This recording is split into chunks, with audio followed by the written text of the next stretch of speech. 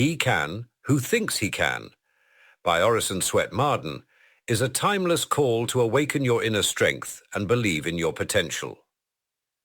First published in 1908, it draws from the principles of positive thinking, self-reliance, and the unshakable truth that our thoughts shape our reality. Marden, a pioneer in the New Thought movement, inspires readers to overcome doubt, cultivate determination, and face life with courage.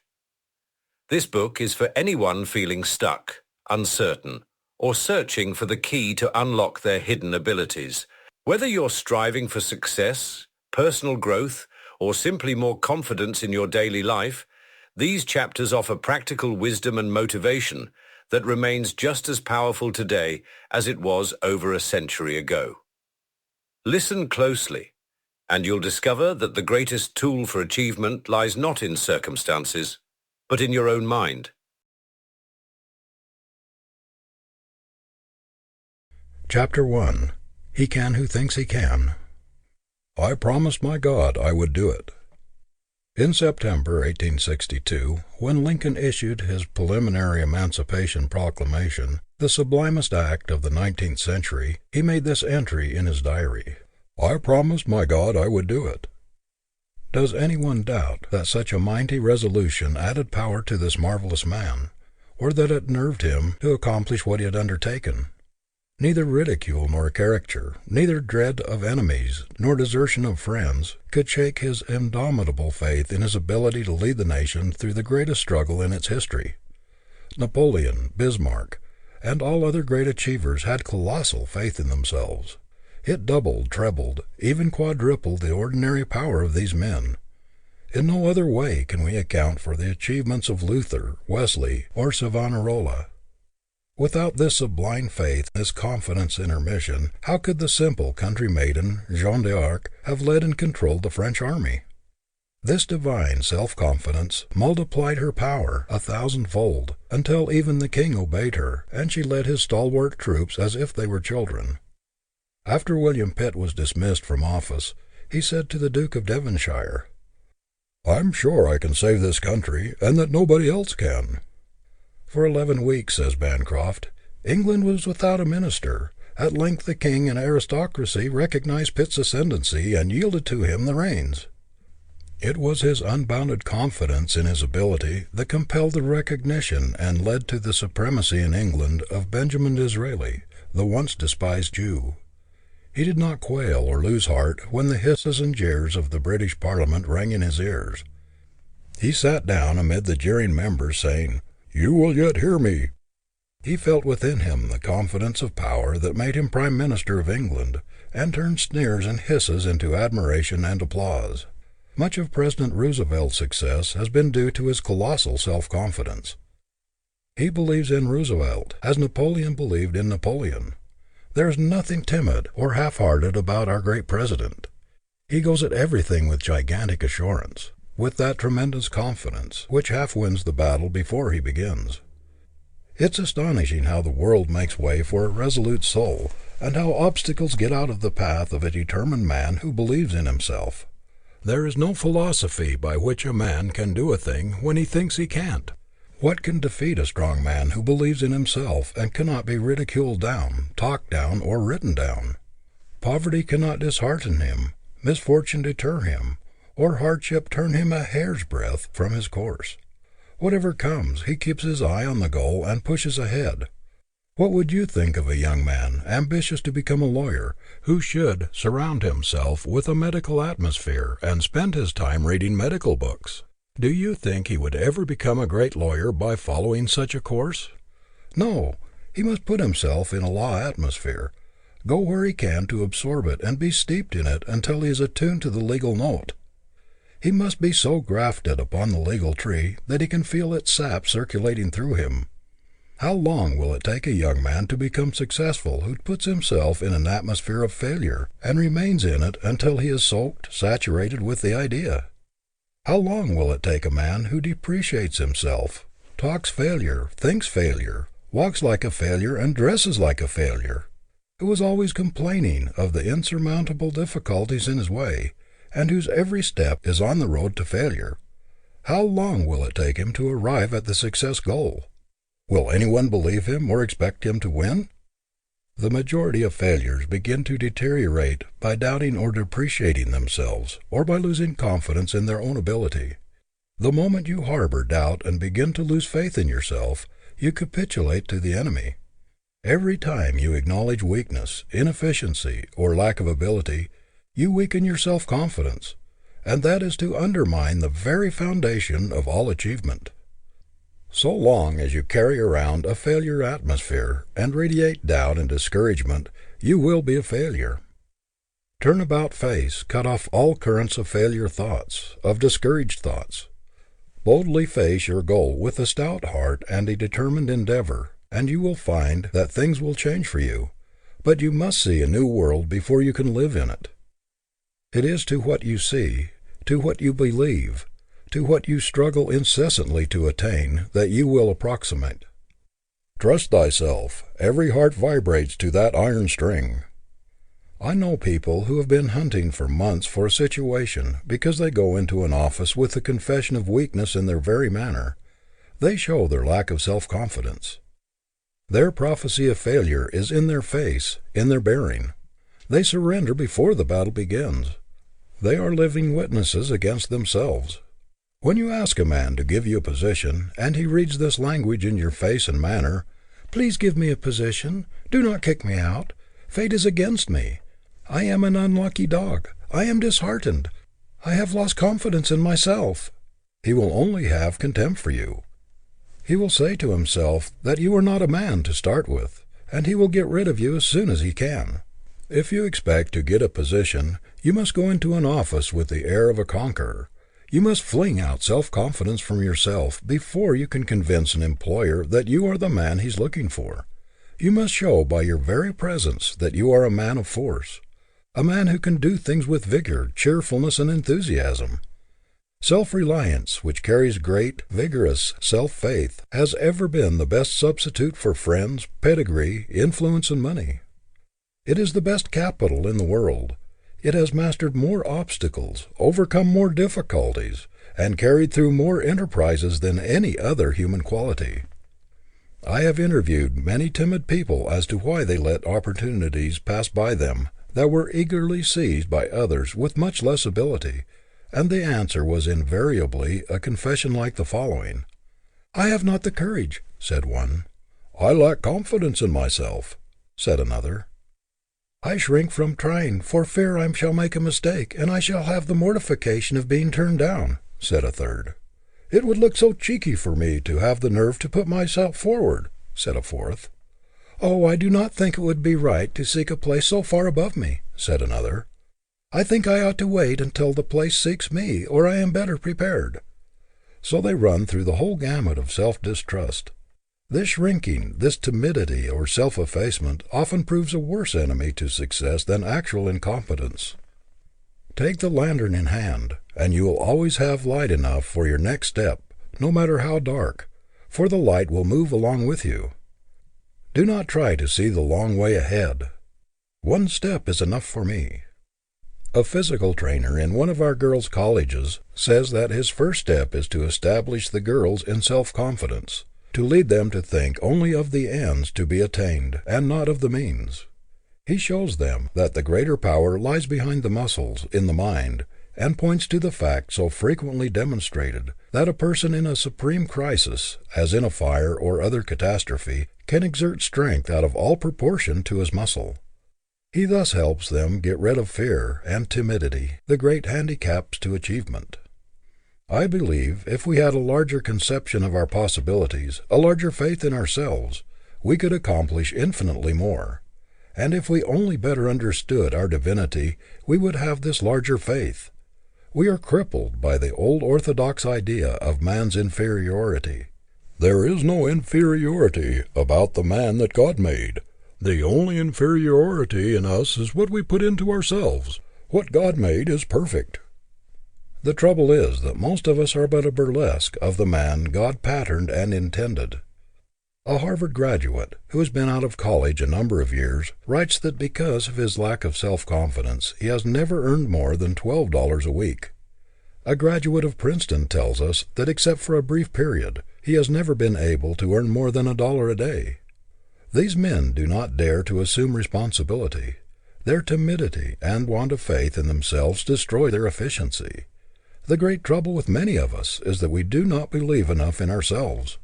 We do not realize our power.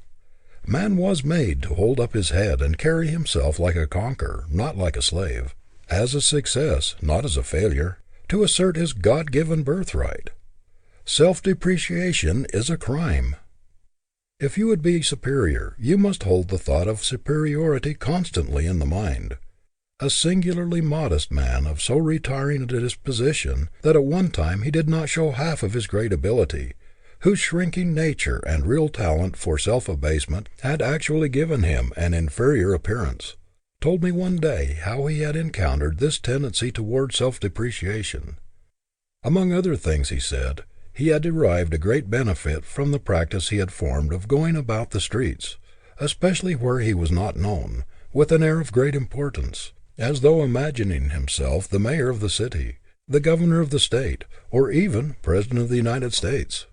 By merely looking as though he expected everybody to recognize that he must be a person of note, he changed not only his appearance, but also his convictions. It raised him immeasurably in his own estimation. It had a marked effect upon his whole character. Where once he walked through the streets shrinking from the gaze of others, and dreading their scrutiny, he now boldly invites, even demands, attention by his evident superiority, for he has the appearance of one whom people would like to know. In other words, he has caught a glimpse of his divinity. He really feels his superiority, and his self-respecting manner reflects it. Be sure that your success will never rise higher than your confidence in yourself. The greatest artist in the world could not paint the face of a Madonna with a model of depravity in his mind. You cannot succeed while doubting yourself or thinking thoughts of failure. Cling to success thoughts. Fill your mind with cheerful, optimistic pictures of achievement. This will scatter the specters of doubt and fear and send a power through you which will transform you into an achiever. No matter how poor or how hemmed in you may be, stoutly deny the power of adversity or poverty to keep you down. Constantly assert your superiority to environment. Believe in yourself. Feel that you are to dominate your surroundings. Resolve that you will be the master and not the slave of circumstances. This very assertion of superiority, this assumption of power, this affirmation of your ability to succeed, the attitude that claims success is an inalienable birthright, will strengthen the whole man and give great added power to the combination of faculties which doubt, fear, and lack of confidence undermine. Self-confidence marshals all one's faculties and twists their united strength into one mighty achievement cable. It carries conviction. It makes other people believe in us. What has not been accomplished through its miraculous power? What triumphs in invention, in art, and in discovery have been wrought through its magic? What does not civilization owe to the invincible self-faith of its inventors, its discoverers, its railroad builders, its mine developers and city builders? It has won 1,000 victories in science and in war which were deemed impossible by faint-hearted doubters. The fact that you believe implicitly that you can do what may seem impossible or very difficult to others shows that there is something within you that has gotten a glimpse of power sufficient to do the thing. Many men who have achieved great things cannot account for their faith. They cannot tell why they had the implicit confidence that they could do what they undertook. But the result was evidence that something within them had gotten a glimpse of latent, resourceful, reserve power and possibilities which would warrant that faith. And they have gone ahead, often when they could not see a ray of light, with implicit confidence that they would come out all right, because this faith told them so. It told them so because it had been in communication with something within them that was divine, that which had passed the bounds of unlimited and entered the domain of the limitless. When we begin to exercise the faculties of self-faith, self-confidence, we are stimulating and increasing the strength of the very faculties which enable us to do the thing we have set our hearts on. The very exercise of faith helps us to do what we undertake. because our greater concentration develops that portion of the brain which enables us to accomplish it.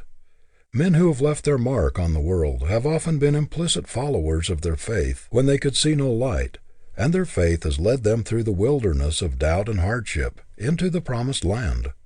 Our faith often tells us that we may proceed safely even in the dark, when we see no light ahead. Faith is a divine leader which never misdirects us. We must only be sure that it is faith and not merely egotism or selfish desire. Our faith puts us in touch with the infinite, opens the way to unbound possibilities, limitless power. It is the truth of our being. It is the one thing that we can be sure will not mislead us. An unwavering belief in oneself destroys the greatest enemies of achievement, fear, doubt, and vacillation.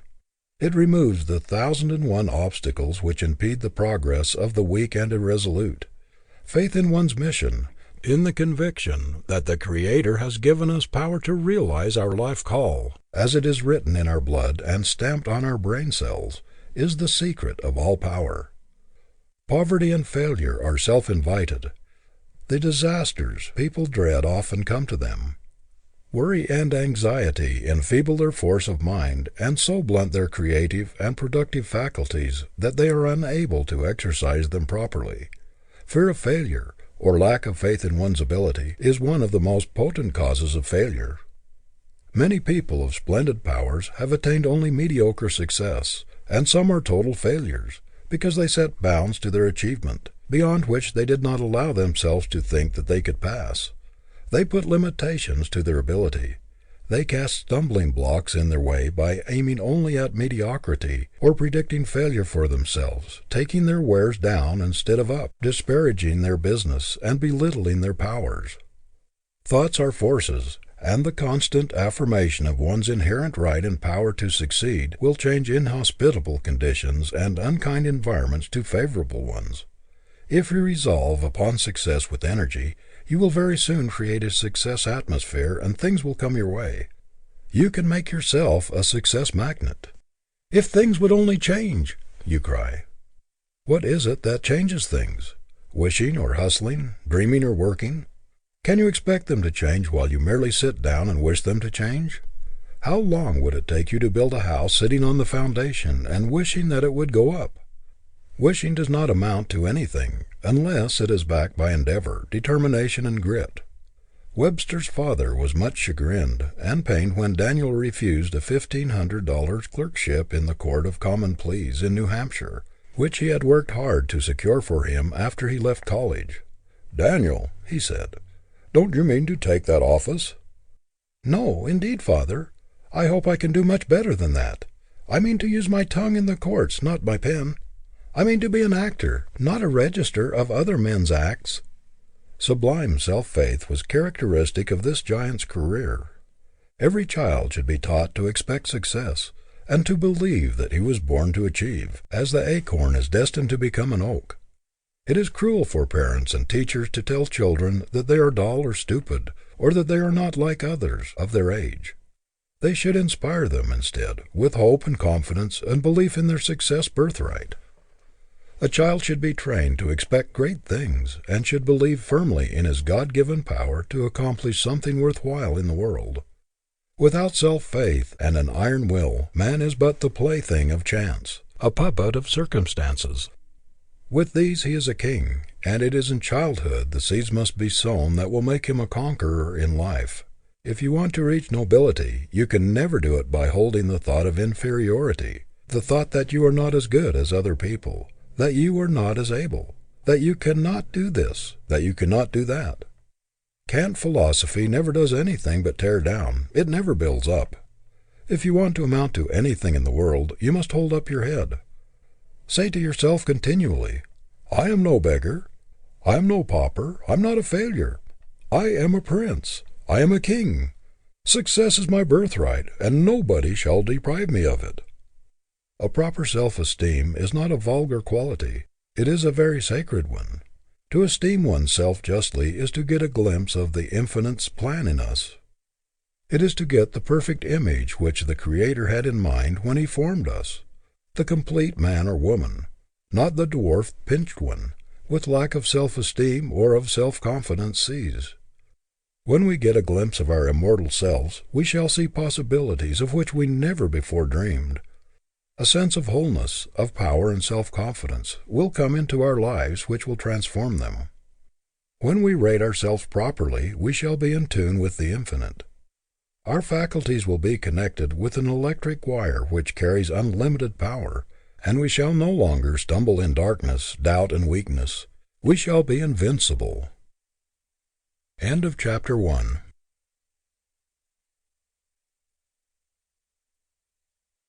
Love this kind of content? Subscribe to hear more powerful audiobooks every week. Chapter 2 of He Can Who Thinks He Can by Orison Swett Marden. Getting Aroused. "How's the boy getting on, Davis?" asked Farmer John Field as he watched his son, Marshall, waiting upon a customer. "Well, John, you and I are old friends," replied Deacon Davis as he took an apple from a barrel and handed it to Marshall's father as a peace offering. "We're old friends, and I don't want to hurt your feelings. But I'm a blunt man, and air going to tell you the truth. Marshall is a good, steady boy, all right, but he wouldn't make a merchant, if he stayed in my store 1,000 years. He weren't cut out for a merchant. Take him back to the farm, John, and teach him how to milk cows." If Marshall Field had remained as clerk in Deacon Davis's store in Pittsfield, Massachusetts, where he got his first position, he could never have become one of the world's merchant princes. But when he went to Chicago and saw the marvelous examples around him of poor boys who had won success, it aroused his ambition and fired him with the determination to be a great merchant himself. "If others can do such wonderful things," he asked himself, "why cannot I?" Of course, there was the making of a great merchant in Mr. Field from the start, but circumstances and ambition-arousing environment had a great deal to do with stimulating his latent energy and bringing out his reserve force. It is doubtful if he would have climbed so rapidly in any other place than Chicago. In 1856, when young Field went there, this marvelous city was just starting on its unparalleled career. It had then only about 85,000 inhabitants. A few years before, it had been a mere Indian trading village. But the city grew by leaps and bounds, and always beat the predictions of its most sanguine inhabitants. Success was in the air.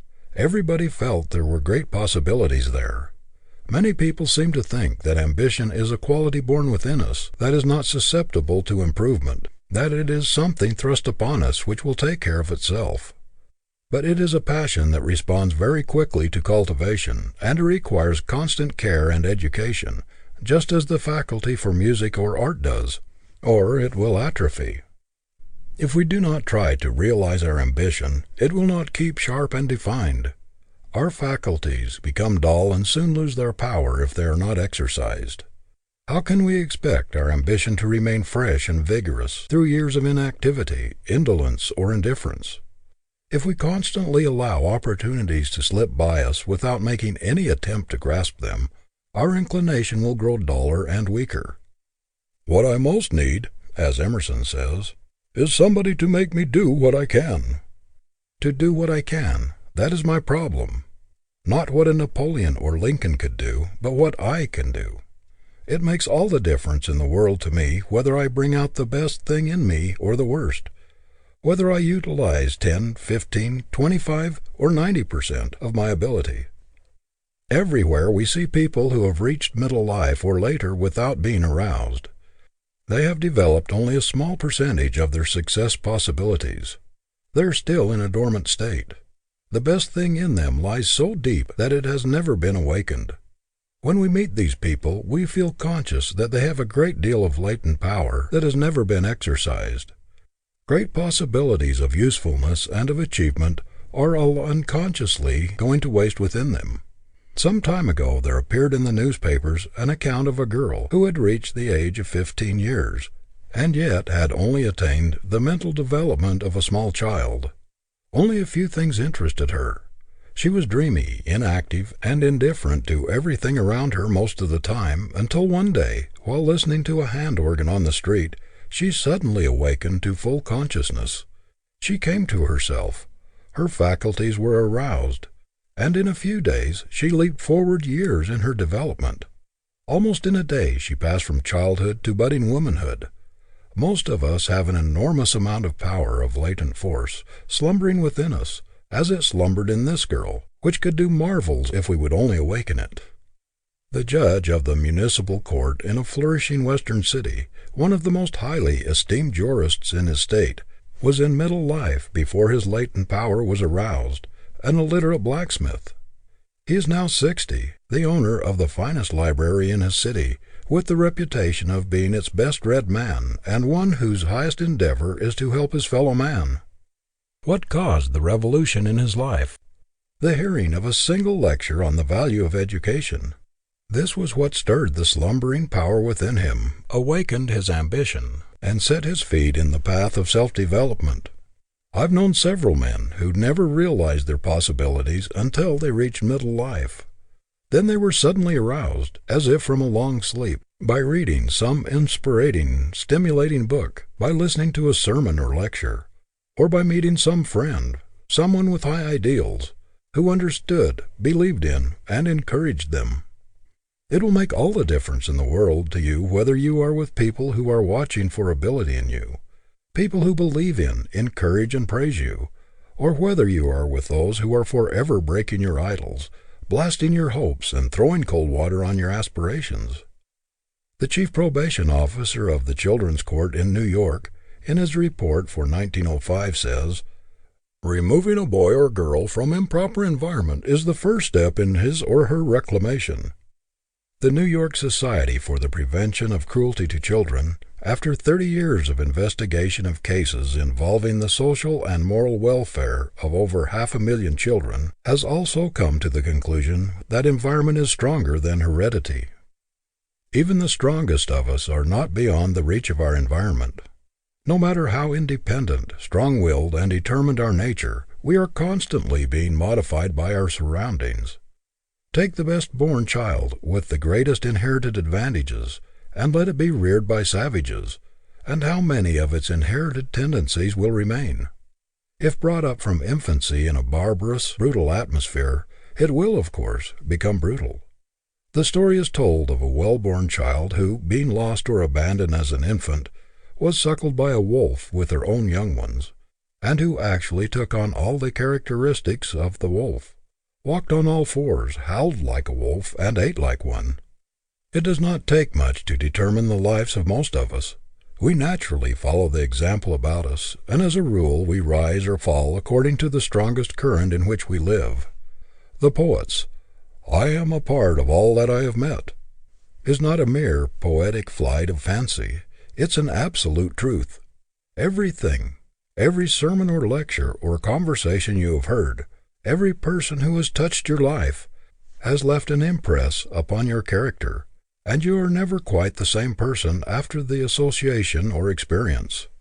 You are a little different, modified somewhat from what you were before, just as Beecher was never the same man after reading Ruskin. Some years ago, a party of Russian workers were sent to this country by a Russian firm of shipbuilders in order they might acquire American methods and catch the American spirit. Within 6 months, the Russians had become almost the equals of American artisans among whom they worked. They had developed ambition, individuality, personal initiative, and a marked degree of excellence in their work. A year after their return to their own country, the deadening, non-progressive atmosphere about them had done its work. The men had lost the desire to improve. They were again plodders, with no goal beyond the day's work. The ambition aroused by stimulating environment had sunk to sleep again. Our Indian schools sometimes publish, side by side, photographs of the Indian youths as they come from the reservations and as they look when they are graduated. Well-dressed, intelligent, with the fire of ambition in their eyes. We predict great things for them, but the majority of those who go back to their tribes, after struggling a while to keep up their new standards, gradually drop back to their old manner of living. There are, of course, many notable exceptions, but these are strong characters, able to resist the downward dragging tendencies about them. If you interview the great army of failures, you will find that multitudes have failed because they never got into a stimulating, encouraging environment, because their ambition was never aroused, or because they were not strong enough to rally under depressing, discouraging, or vicious surroundings. Most of the people we find in prisons and poorhouses are pitiable examples of the influence of an environment which appealed to the worst instead of to the best in them. Whatever you do in life, make any sacrifice necessary to keep an ambition-arousing atmosphere, an environment that will stimulate you to self-development. Keep close to people who understand you, who believe in you, who will help you to discover yourself and encourage you to make the most of yourself. This may make all the difference to you between a grand success and a mediocre existence. Stick to those who are trying to do something and to be somebody in the world. People of high aims, lofty ambition. Keep close to those who are dead in earnest. Ambition is contagious. You will catch the spirit that dominates your environment. The success of those about you who are trying to climb upward will encourage and stimulate you to struggle harder if you have not done quite so well yourself. There is a great power in a battery of individuals who are struggling for the achievement of high aims, a great magnetic force which will help you to attract the object of your ambition. It is very stimulating to be with people whose aspirations run parallel with your own. If you lack energy, if you are naturally lazy, indolent, or inclined to take it easy, you will be urged forward by the constant prodding of the more ambitious. End of chapter 2.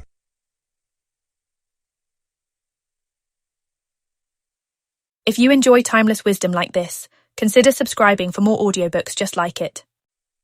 Chapter 3 of He Can Who Thinks He Can by Orison Swett Marden. Education by Absorption. John Wanamaker was once asked to invest in an expedition to recover from the Spanish Main doubloons which for half a century had lain at the bottom of the sea in sunken frigates. "Young men," he replied, "I know of a better expedition than this, right here. Near your own feet lie treasures untold. You can have them all by faithful study. Let us not be content to mine the most coal, to make the largest locomotives, to weave the largest quantities of carpets, but amid the sounds of the pick, the blows of the hammer, the rattle of the looms, and the roar of the machinery, take care that the immortal mechanism of God's own hand, the mind, is still full trained for the highest and noblest service." The uneducated man is always placed at a great disadvantage. No matter how much natural ability one may have, if he is ignorant, he is discounted. It is not enough to possess ability. It must be made available by mental discipline. We ought to be ashamed to remain in ignorance in a land where the blind, the deaf and dumb, and even cripples and invalids manage to obtain a good education. Many youths throw away little opportunities for self-culture because they cannot see great ones. They let the years slip by without any special effort at self-improvement, until they are shocked in middle life or later by waking up to the fact that they are still ignorant of what they ought to know. Everywhere we go we see men and women, especially from 25 to 40 years of age, who are cramped and seriously handicapped by the lack of early training. I often get letters from such people asking if it's possible for them to educate themselves so late in life. Of course it is. There are so many good correspondence schools today, and institutions like Chautauqua, so many evening schools, lectures, books, libraries, and periodicals, that men and women who are determined to improve themselves have abundant opportunities to do so. While you lament the lack of early education and think it's too late to begin, you may be sure that there are other young men and women not very far from you who are making great strides in self-improvement, though they may not have half as good an opportunity for it as you have.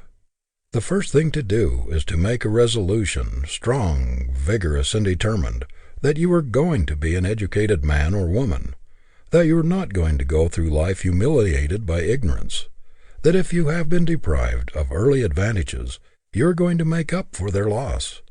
Resolve that you will no longer be handicapped and placed at a disadvantage for that which you can remedy. You will find the whole world will change to you when you change your attitude toward it. You'll be surprised to see how quickly you can very materially improve your mind after you have made a vigorous resolve to do so. Go about it with the same determination that you would to make money or to learn a trade. There is a divine hunger in every normal being for self-expansion, a yearning for growth or enlargement. Beware of stifling this craving of nature for self-unfoldment. Man was made for growth. It is the object, the explanation of his being. To have an ambition to grow larger and broader every day, to push the horizon of ignorance a little farther away, to become a little richer in knowledge, a little wiser and more of a man. That is an ambition worthwhile. It is not absolutely necessary that an education should be crowded into a few years of school life. The best educated people are those who are always learning, always absorbing knowledge from every possible source and at every opportunity. I know young people who have acquired a better education, a finer culture, through a habit of observation, or of carrying a book in the pocket to read at odd moments, or by taking courses in correspondence schools, than many who have gone through college. Youths who are quick to catch at new ideas, and who are in frequent contact with superior minds, not only often acquire a personal charm, but even, to a remarkable degree, develop mental power. The world is a great university. From the cradle to the grave we are always in God's great kindergarten, where everything is trying to teach us its lesson, to give us its great secret. Some people are always at school, always storing up precious bits of knowledge. Everything has a lesson for them. It all depends upon the eye that can see, the mind that can appropriate. Very few people ever learn how to use their eyes. They go through the world with a superficial glance at things. Their eye pictures are so faint and so dim that details are lost, and no strong impression is made on the mind. Yet the eye was intended for a great educator. The brain is a prisoner, never getting out to the outside world. It depends upon its 5 or 6 servants, the senses, to bring it material, and the larger part of it comes through the eye. The man who has learned the art of seeing things looks with his brain. I know a father who is training his boy to develop his powers of observation. He will send him out upon a street with which he is not familiar for a certain length of time, and then question him on his return to see how many things he has observed.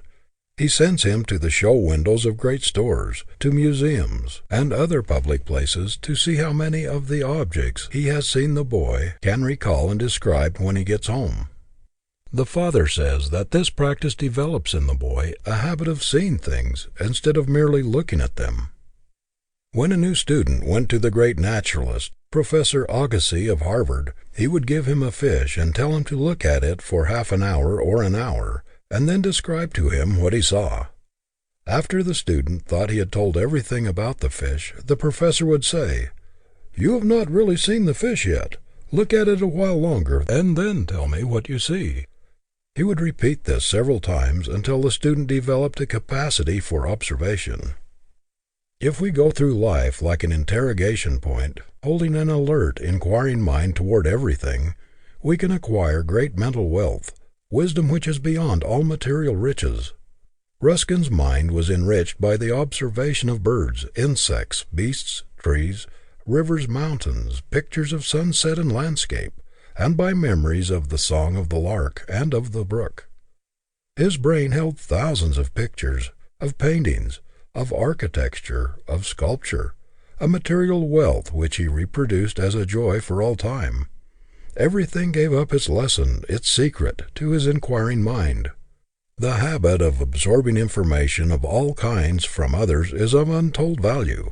A man is weak and ineffective in proportion as he secludes himself from his kind. There is a constant stream of power, a current of forces running to and fro between individuals who have come in contact with one another, if they have inquiring minds.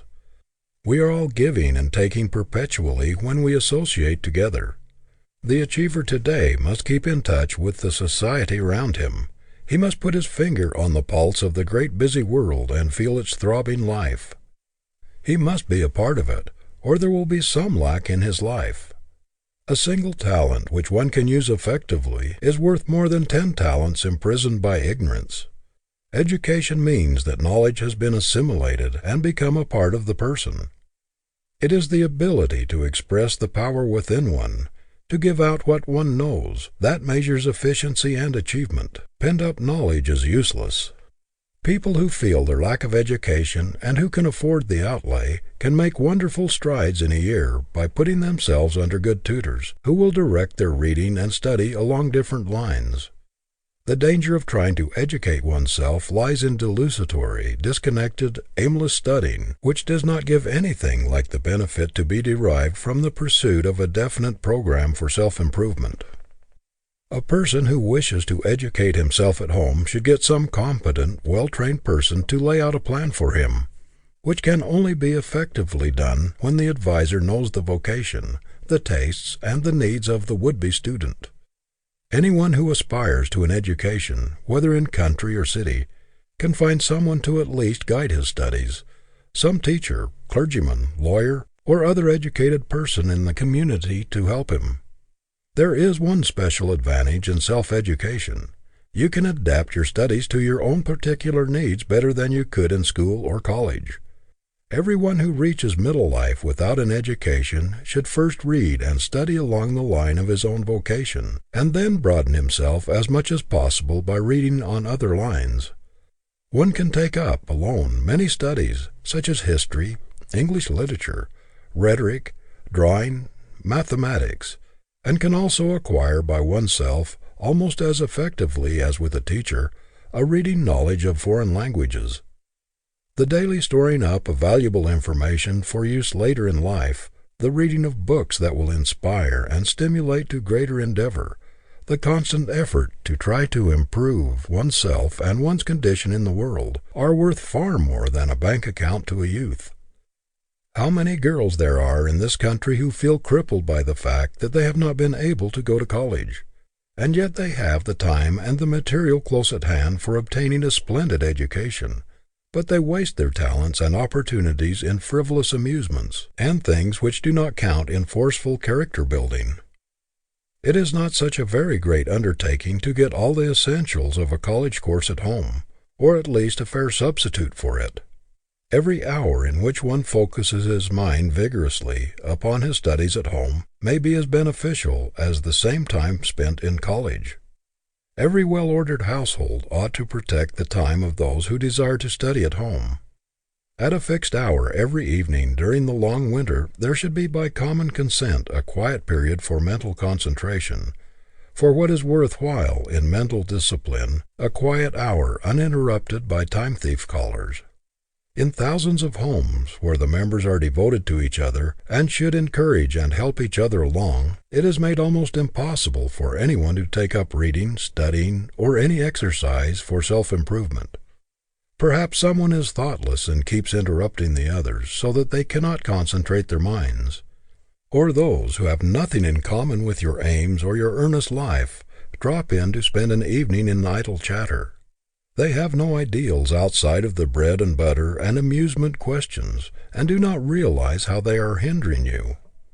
There is constant temptation to waste one's evenings, and it takes a stout ambition and a firm resolution to separate oneself from a jolly, fun-living, and congenial family circle, or happy-hearted youthful callers, in order to try to rise above the common herd of unambitious persons who are content to slide along, totally ignorant of everything but the requirements of their particular vocations. A habit of forcing yourself to fix your mind steadfastly and systematically upon certain studies, even if only for periods of a few minutes at a time, is of itself of the greatest value. This habit helps one to utilize the odds and ends of time which are unavailable to most people because they have never been trained to concentrate the mind at regular intervals. A good understanding of the possibilities that live in spare moments is a great success asset. The very reputation of always trying to improve yourself, of seizing every opportunity to fit yourself for something better, the reputation of being dead in earnest, determined to be somebody and to do something in the world, would be of untold assistance to you. People like to help those who are trying to help themselves. They will throw opportunities in their way. Such a reputation is the best kind of capital to start with. One trouble with people who are smarting under the consciousness of deficient education is that they do not realize the immense value of utilizing spare minutes. Like many boys who will not save their pennies and small change because they cannot see how a fortune could ever grow by the saving. They cannot see how a little study here and there each day will ever amount to a good substitute for a college education. I know a young man who never attended a high school, and yet educated himself so superbly that he has been offered a professorship in a college. Most of his knowledge was gained during his odds and ends of time, while working hard at his vocation. Spare time meant something to him. The correspondence schools deserve very great credit for inducing hundreds of thousands of people, including clerks, mill operatives, and employees of all kinds, to take their courses, and thus save for study the odds and ends of time which otherwise would probably be thrown away. We have heard of some most remarkable instances of rapid advancement which these correspondence school students have made by reason of the improvement in their education. Many students have reaped 1,000% on their educational investment. It has saved them years of drudgery and has shortened wonderfully the road to their goal. Wisdom will not open her doors to those who are not willing to pay the price in self-sacrifice in hard work. Her jewels are too precious to scatter before the idle, the ambitionless. The very resolution to redeem yourself from ignorance at any cost is the first great step toward gaining an education. Charles Wagner once wrote to an American regarding his little boy, "May he know the price of the hours. God bless the rising boy who will do his best, for never losing a bit of the precious and God-given time. There is untold wealth locked up in the long winter evenings and odd moments ahead of you. A great opportunity confronts you. What will you do with it?" End of chapter 3.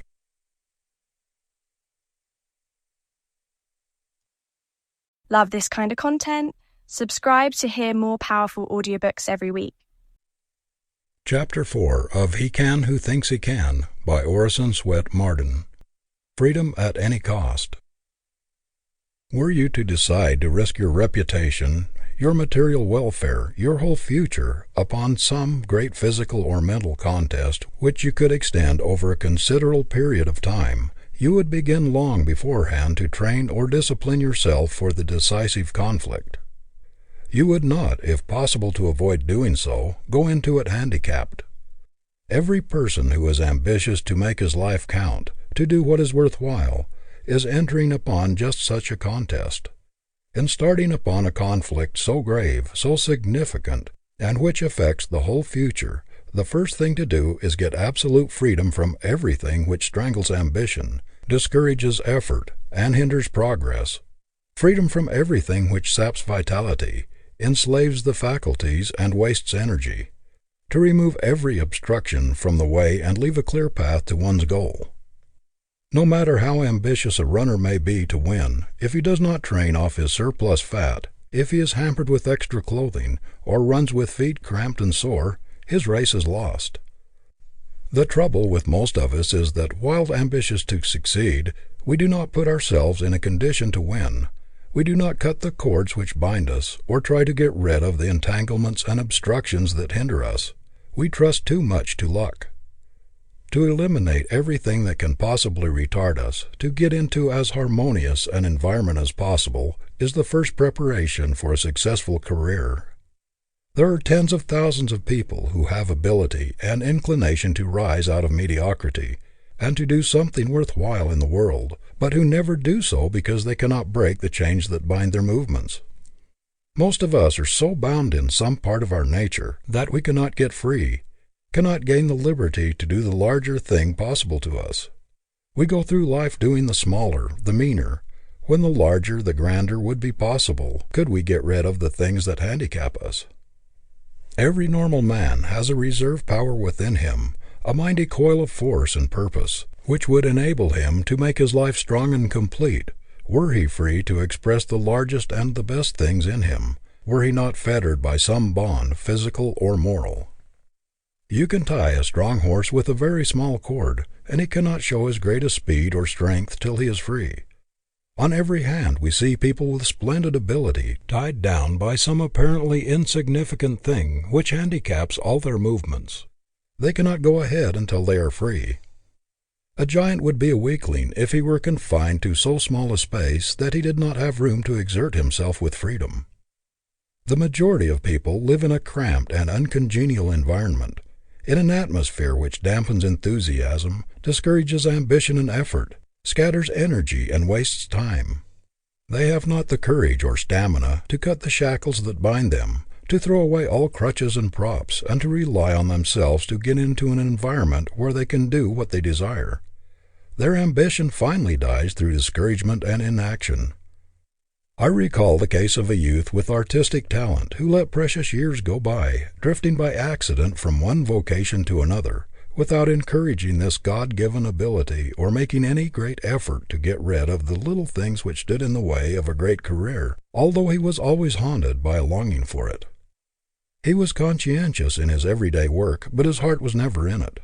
His artistic nature yearned for expression, to get away from the work against which every faculty protested, and to go abroad and study. But he was poor, and although his work was drudgery, and his whole soul loathed it, he was afraid of the hardships and the obstacles he would have to encounter if he answered the call that ran in his blood. He kept resolving to break away and to follow the promptings of his ambition, but he also kept waiting and waiting for a more favorable opportunity, until, after a number of years, he found other things crowding into his life. His longing for art became fainter and fainter. The call was less and less imperative. Now he rarely speaks of his early aspirations, for his ambition is practically dead. Those who know him feel that something grand and sacred has gone out of him, and that, although he has been industrious and honest, he has never expressed the real meaning in his life, the highest thing in him. I know a woman who in her youth and early womanhood had marked musical ability, a voice rich, powerful, sympathetic. She had also a beautiful face and a magnetic personality. Nature had been very generous to her, and she longed to express her remarkable powers, but she was in a most discouraging environment. Her family did not understand or sympathize with her ambition, and she finally became accustomed to her shackles and, like a prisoner, ceased to struggle for freedom. A songstress of international fame who heard her voice said that she had it in her to make one of the world's greatest singers, but she yielded to the wishes of her parents and the fascinations of society until the ambition gradually died out of her life. She says that the dying of this great passion was indescribably painful. She settled down to the duties of a wife, but has never been really happy, and has always carried in her face an absent, far-away look of disappointment. Her unused talent was a great loss to the world, and a loss indescribable to herself. She drags out a dissatisfied existence, always regretting the past, and vainly wishing that instead of letting her ambition die, she had struggled to realize it. Timidity also hinders freedom. Thousands of able young men and women in this country are ambitious to make the most of themselves, but are completely fettered or held back by an abnormal timidity, a lack of self-faith. They feel great unused powers within, struggling for expression, but dread that they may fail. The fear of being thought forward or egotistical seals their lips, palsies their hands, and drives their ambition back upon itself to die of inaction. They do not dare to give up a certainty for an uncertainty. They are afraid to push ahead. They wait and wait, hoping that some mysterious power may liberate them and give them confidence and hope. Many people are imprisoned by ignorance. They never reach the freedom which education gives. Their mental powers are never unlocked. They have not the grit to struggle for emancipation, the stamina to make up for the lack of early training. They think they are too old to begin. The price of freedom seems too high to pay at their time of life, and so they plod upon a low plane when they could have gained the heights where superiority dwells. Others are so bound by the fetters of prejudice and superstition that their lives are narrow and mean. These are the most hopeless of all. They are so blinded that they do not even know they are not free, but they think other people are in prison. If you would attain that largeness of life, that fullness of self-expression which expands all the faculties, You must get freedom at any cost. Nothing will compensate you for stifling the best thing in you. Bring it out at any sacrifice. It often takes a great deal of friction, of suffering, of struggling with obstacles and misfortunes, before the true strength of one's character is brought out. The diamond could never reveal its depths of brilliancy and beauty but for the friction of the stone which grinds its facets, polishes it, and lets in the light which discloses its hidden wealth. This is the price of its liberation from darkness. Ask the majority of men and women who have done great things in the world to what they owe their strength, their breadth of mind, and the diversity of experience which has enriched their lives. They will tell you that these are the fruits of struggle, that they acquired their finest discipline, their best character drill, in the effort to escape from uncongenial environment, to break the bonds which enslaved them, to obtain an education, to get away from poverty, to carry out some cherished plan, to reach their ideal, whatever it was. The efforts we are obliged to make to free ourselves from the bonds of poverty or heredity, of passion or prejudice, whatever it is that holds us back from our heart's desire, call to our aid spiritual and physical resources which would have remained forever unused, perhaps undiscovered, but for the necessity thrust upon us. Unsatisfied longings and stifled ambitions eat away at the very heart of desire. They sap strength of character, destroy hope, and blot out ideals. They play havoc with the lives of men and women. They make them mere shells, empty promises of what they might have been. I do not believe that anybody in any circumstances can be happy until he expresses that which God has made to dominate in his life, until he has given vent to that grand passion which speaks loudest in his nature, until he has made the best use of that gift which was intended to take precedence of all his other powers. No man can live a half-life when he has genuinely learned that it is a half-life, said Philip Brooks. After we have gained a glimpse of a life higher and better than we have been living, we must either break the bonds that bind us and struggle towards the attainment of that which we see, or development will cease and deterioration set in. Even the longing to reach an ideal will soon die out if no effort is made to satisfy it. No one should follow a vocation except by inevitable compulsion, which does not tend to unlock his prison house and let out the man. No one should voluntarily remain in an environment which prevents his development. Civilization owes its greatest triumphs to the struggles of men and women to free themselves from the bonds of circumstance. No man can live a full life while he is bound in any part of his nature. He must have freedom of thought as well as freedom of action to grow to his full height. There must be no shackles on his conscience, no stifling of his best powers. Be yourself. Do not lean or apologize. Few people belong to themselves. They are slaves to their creditors or to some entangling alliance. They do not do what they want to. They do what they're compelled to do, giving up their best energy to make a living, so that there is practically nothing left to make a life. There are plenty of men today working for others who really have more ability than their employers, but who have been so enslaved, so entangled and faculty-bound by debt or unfortunate alliances that they have not been able to get the freedom to express their ability. Can anything compensate a promising young man for the loss of his freedom of action, his liberty of speech and conviction? Can any money pay him for cringing and crawling, sneaking and apologizing throughout his life, when it is within his power to hold up his head and without wincing look at the world squarely in the face? Never put yourself in a position, no matter what the inducement, whether a big salary or other financial reward, or the promise of position or influence, where you cannot act the part of a man. Let no consideration tie your tongue or purchase your opinion. Regard your independence as your inalienable right, with which you will never part for any consideration. One talent with freedom is infinitely better than genius tied up and entangled so that it must do everything at a disadvantage. Of what use is a giant intellect so restrained and hampered that it can only do a pygmy's work? To make the most of ourselves, we must cut off whatever drains vitality, physical or moral, and stop all the waste of life. We must cut off everything which causes friction, which tends to weaken effort, lower the ideals, and drag down the life standards. Everything which tends to kill the ambition and to make us satisfied with mediocrity. Multitudes of people enslaved by bad physical habits are unable to get their best selves into their work. They are kept back by a leakage of energy and vital force resulting from bad habits and dissipation. Some are hindered by peculiarities of disposition, by stubbornness, slovenliness, meanness, revengefulness, jealousy, or envy. These are all handicaps. Others go through life galled by their chains, but without making any serious, continuous effort to emancipate themselves. Like the elephants or other wild animals changed in the menageries, at first they rebel at their loss of freedom and try hard to break away, but gradually they become accustomed to slavery and take it for granted that it is a necessary part of their existence. Then again, there are entanglements which retard the progress and nullify the efforts of many businessmen, such as debt, bad partners, or unfortunate social alliances.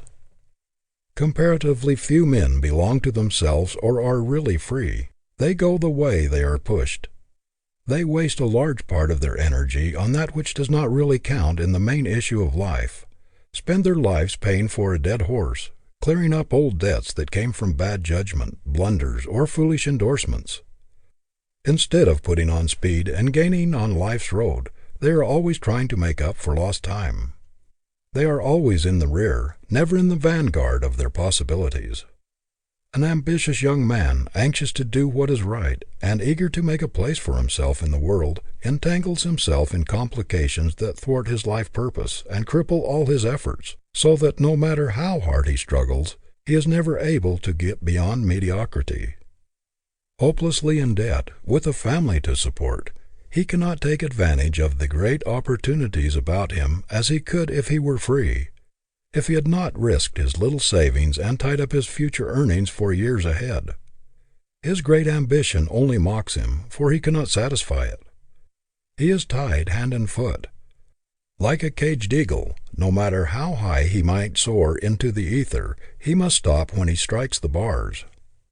The man who trusts everybody is constantly crippling himself by entangling alliances. He endorses notes, loans money, helps everybody out, and usually gets left. He ties up his productive ability and hampers his work by his poor judgment or lack of business sense. A most estimable man of my acquaintance was ruined financially by endorsements and loans which would have been foolish even for a boy of 15. For many years it took every dollar he could spare from the absolute necessities of his family to pay these obligations. Our judgment was intended to preside over our mental faculties and to help us discriminate between the wise and the foolish. That man wins who keeps a level head and uses sound judgment in every transaction. Whatever you do, do not get involved. Make it a life rule to keep yourself clean and clear, with everything safeguarded. Before you go into anything of importance, think it through to the end. Make reasonably sure that you know where you are coming out. Do not risk a competence, or your home and your little savings in the hope of getting something for nothing. Do not be carried away by the reports of those who in some venture have made a great deal on a little money. Where one makes, 100 lose. There is no greater delusion in the world than thinking that by putting out a little flyer here and there, you can make a few hundreds or a few thousands. If you cannot make money in the vocation which you have chosen for your life work and in which you have become expert, if you cannot get rich in the business whose every detail you understand, how can you expect that somebody else will take your money and give you a tremendous return for it, when it will not get your personal supervision? I know a lawyer in New York, now a millionaire, who had worked most of his way through college, and came to the metropolis an utter stranger, taking a little desk room in a broker's office near Wall Street, who at the outset made a cast iron rule he would always keep himself free from debt and entangling alliances. By this inflexible rule, it is true, he often lost opportunities which would have brought him excellent returns, but he has never tied himself up in any transaction. The result is that he has not worried himself to death, but he has reserved his strength. Nearly every enterprise he has gone into has been very successful, because he has not touched anything unless he could see through to the end and knew how he would come out. even taking into consideration possible shrinkage, accident, and loss. In this way, although he has never made any very brilliant strides or lucky hits, he has not gone up by leaps and bounds, he has never had to undo what he has done, and has always kept in a secure position. He has gained the confidence not only of men in his profession, but also of capitalists and men of wealth, who have entrusted large sums to him because he has always kept his head level and himself free from entanglements. People know that their business and their capital will be safe in his hands. Through steady growth and persistent pushing of practical certainties, he has not only become a millionaire, but a broad, progressive, comprehensive man of affairs.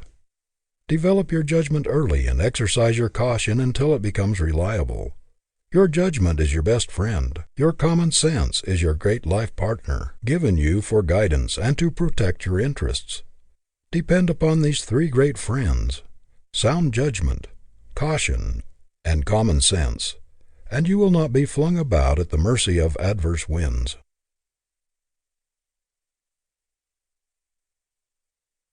If you enjoy timeless wisdom like this, consider subscribing for more audiobooks just like it. Chapter 5 of He Can Who Thinks He Can. What the World Owes to Dreamers. Once when Emerson was in the company of men of affairs, who had been discussing railroad, stocks, and other business matters for some time, he said, "Gentlemen, now let us discuss real things for a while."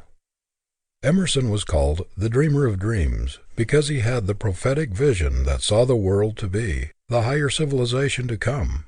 Tens of thousands of men and women stand today where he then stood almost alone.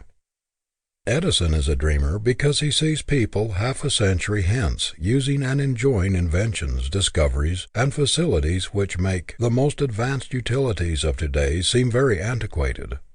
His mind's eye sees as curiosities in museums, 50 years hence, those mechanisms and devices which now seem so marvelous to us. Dreamers in this sense are true prophets. They see the civilization that will be long before it arrives. As it was the dreamers of '49 who built the old San Francisco and made it the greatest port on the western coast, so after the recent great earthquake and fire, when the city lay in ashes and 300,000 people were homeless, it was the dreamers of today who saw the new city in the ashes where others saw only desolation, and who, with indomitable grit, the unconquerable American will that characterized the pioneers of a half-century before, began to plan a restored city greater and grander than the old.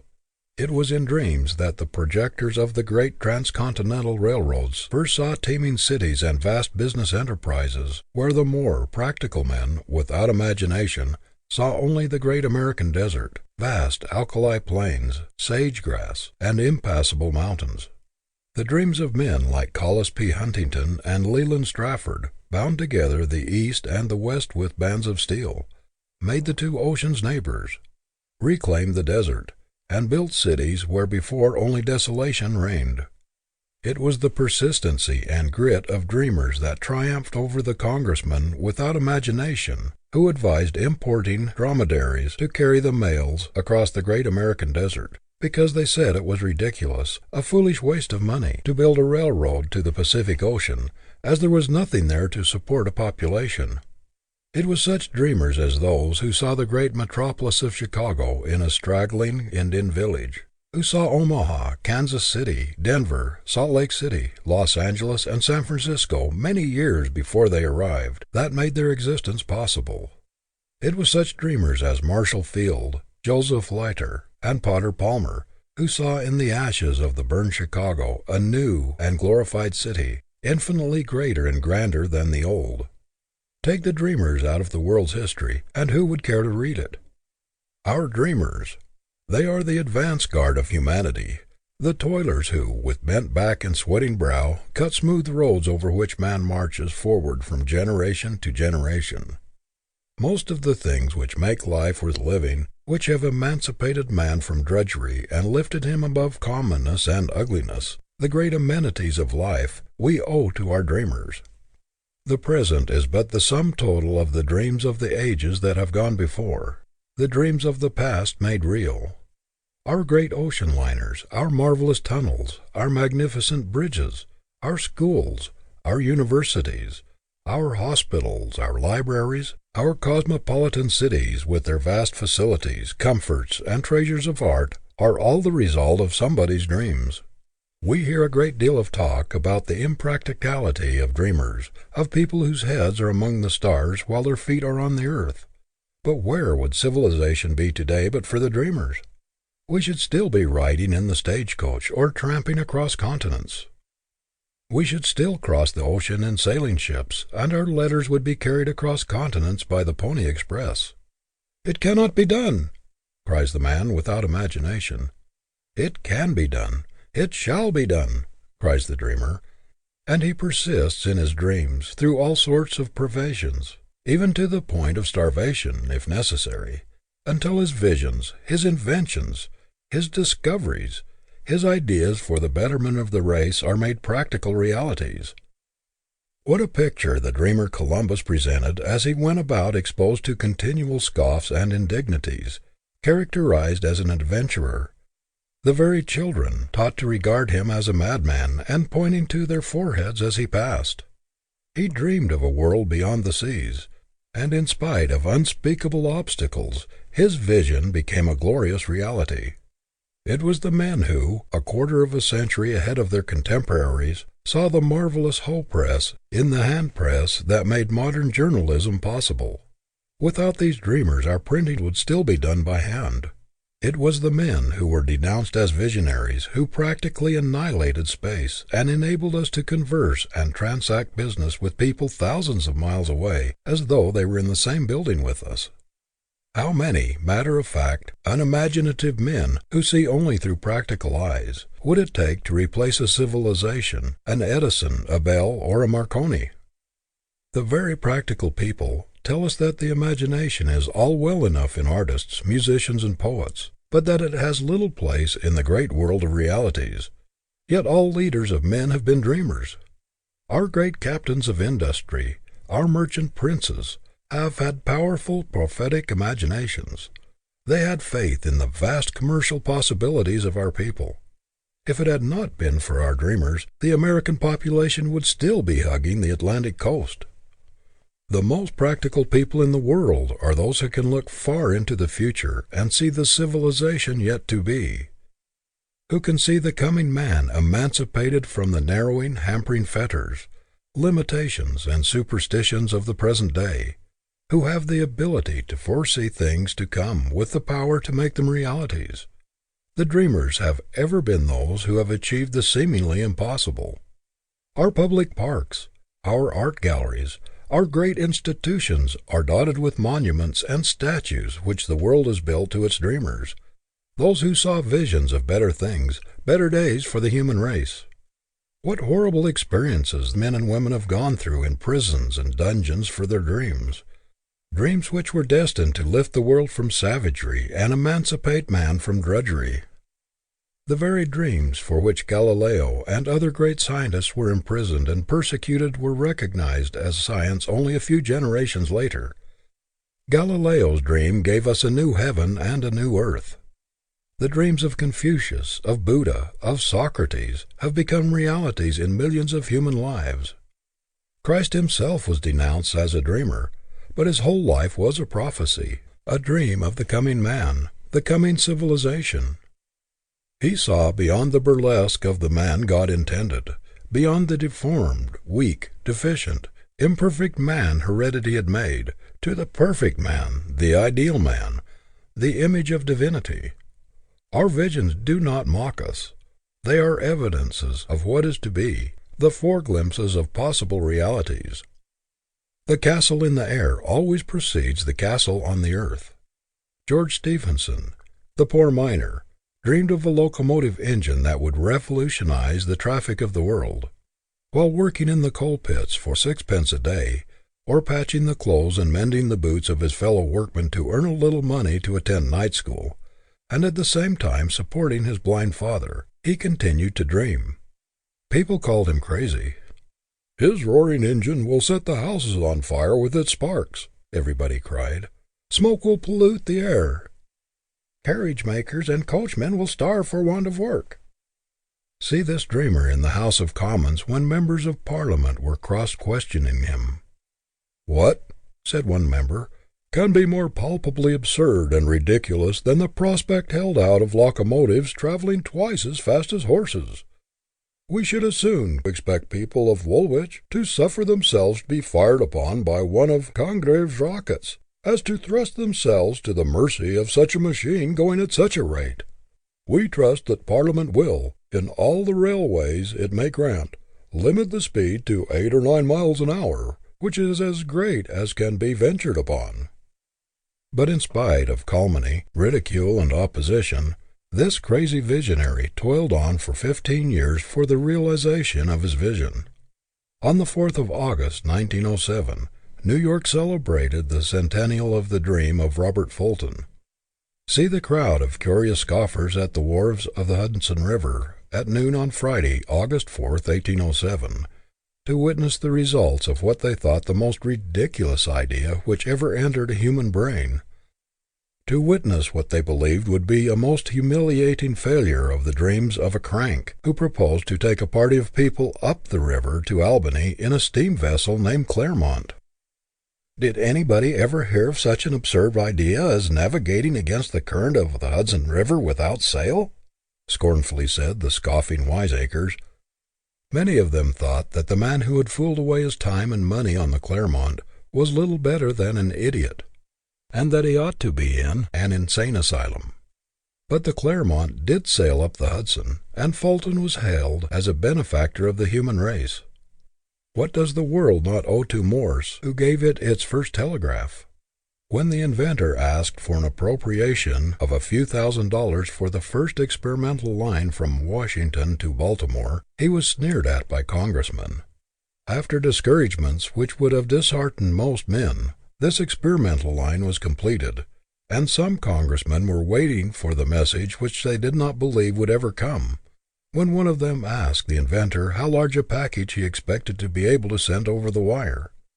But very quickly the message did come, and derision was changed to praise. The dream of Cyrus W. Field, which tied 2 continents together by the ocean cable, was denounced as worse than folly.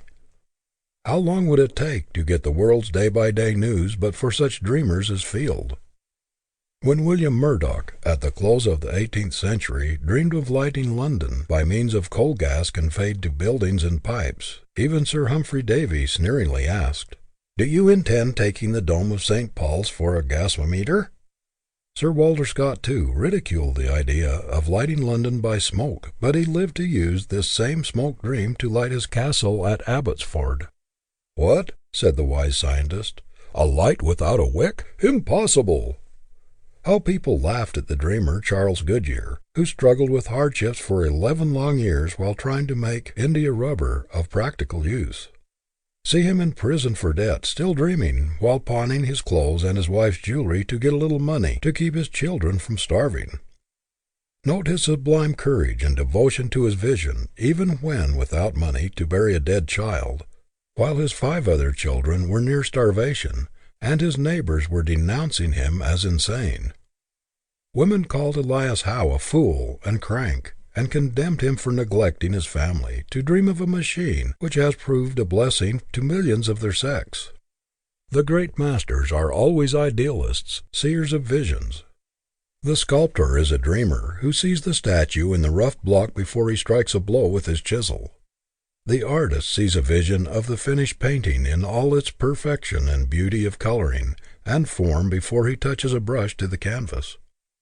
Every palace, every beautiful structure, is first the dream of the architect. It had no previous existence in reality. The building came out of his ideal before it was made real. Sir Christopher Wren saw St. Paul's Cathedral in all its magnificent beauty before the foundations were laid. It was his dream which revolutionized the architecture of London. It was the dreaming Baron Haussmann who made Paris the most beautiful city in the world. Think what we owe the beauty dreamers for making our homes and our parks so attractive. Yet there are thousands of practical men in New York today who, if they could have their way, would cut Central Park up into lots and cover it with business blocks. The achievements of every successful man are but the realized visions of his youth, his dreams of bettering his condition, of enlarging his power. Our homes are the dreams that begin with lovers and their efforts to better their condition, the dreams of those who once lived in huts and in log cabins. The modern luxurious railway train is the dream of those who rode in the old stagecoach. Not more than a dozen years ago, the horseless carriage, the manufacture of which now promises to make one of the largest businesses in the world, was considered by most people in the same light as is the airship today. But there has recently been an exhibition of these dreams in Madison Square Garden, New York, on a scale so vast in the suggestiveness of its possibilities as to stagger credulity. Half a dozen years since, this invention was looked upon as a mere toy, a fad for a few millionaires. 12 years ago, there was not a single factory in America making cars for the market. 14 years ago, there were only 5 horseless vehicles in this country, and they had to be imported at extravagant prices. Today, there are over 100,000 in actual use.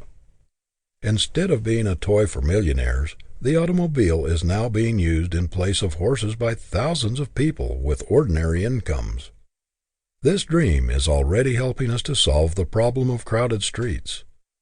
It is providing a great educator as well as a health giver by tempting people into the country. The average man will ultimately, through its full realization, practically travel in his own private car.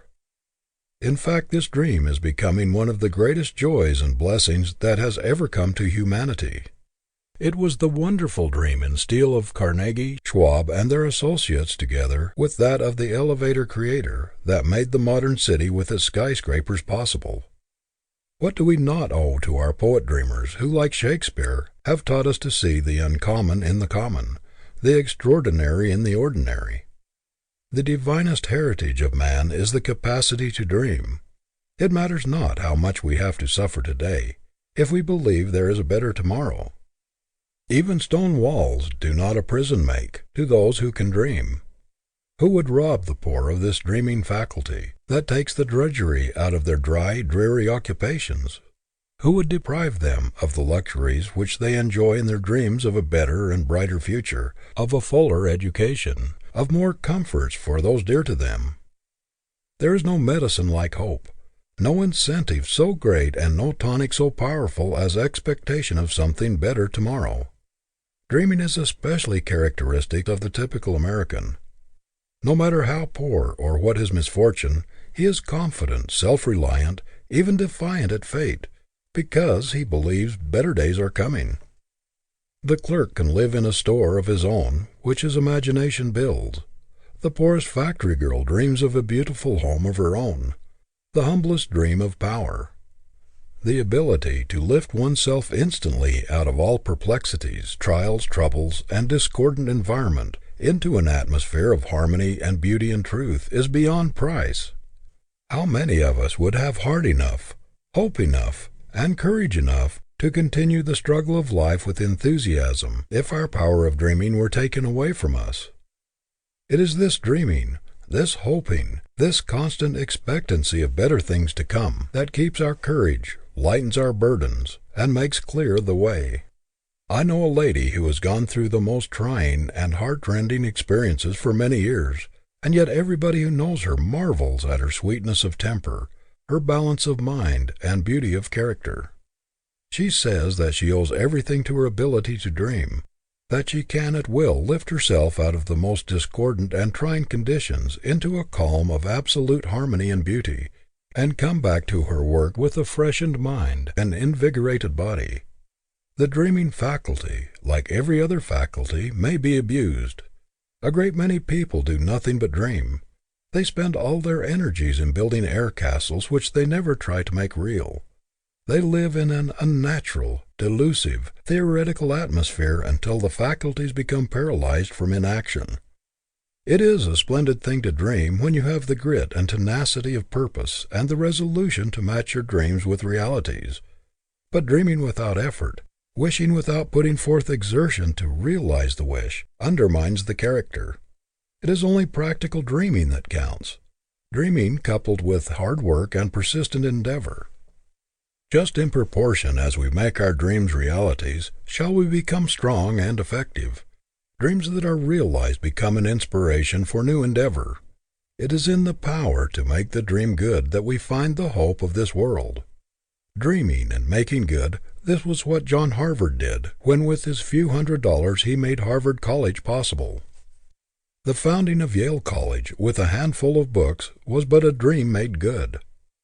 President Roosevelt owes everything to his dream of better conditions for humanity, of higher ideals, his dream of a larger, finer type of manhood, of better government, of finer citizenship, of a larger and cleaner manhood and womanhood. The child lives in dreamland. It creates a world of its own, and plays with the castles it builds. It traces pictures which are very real to it.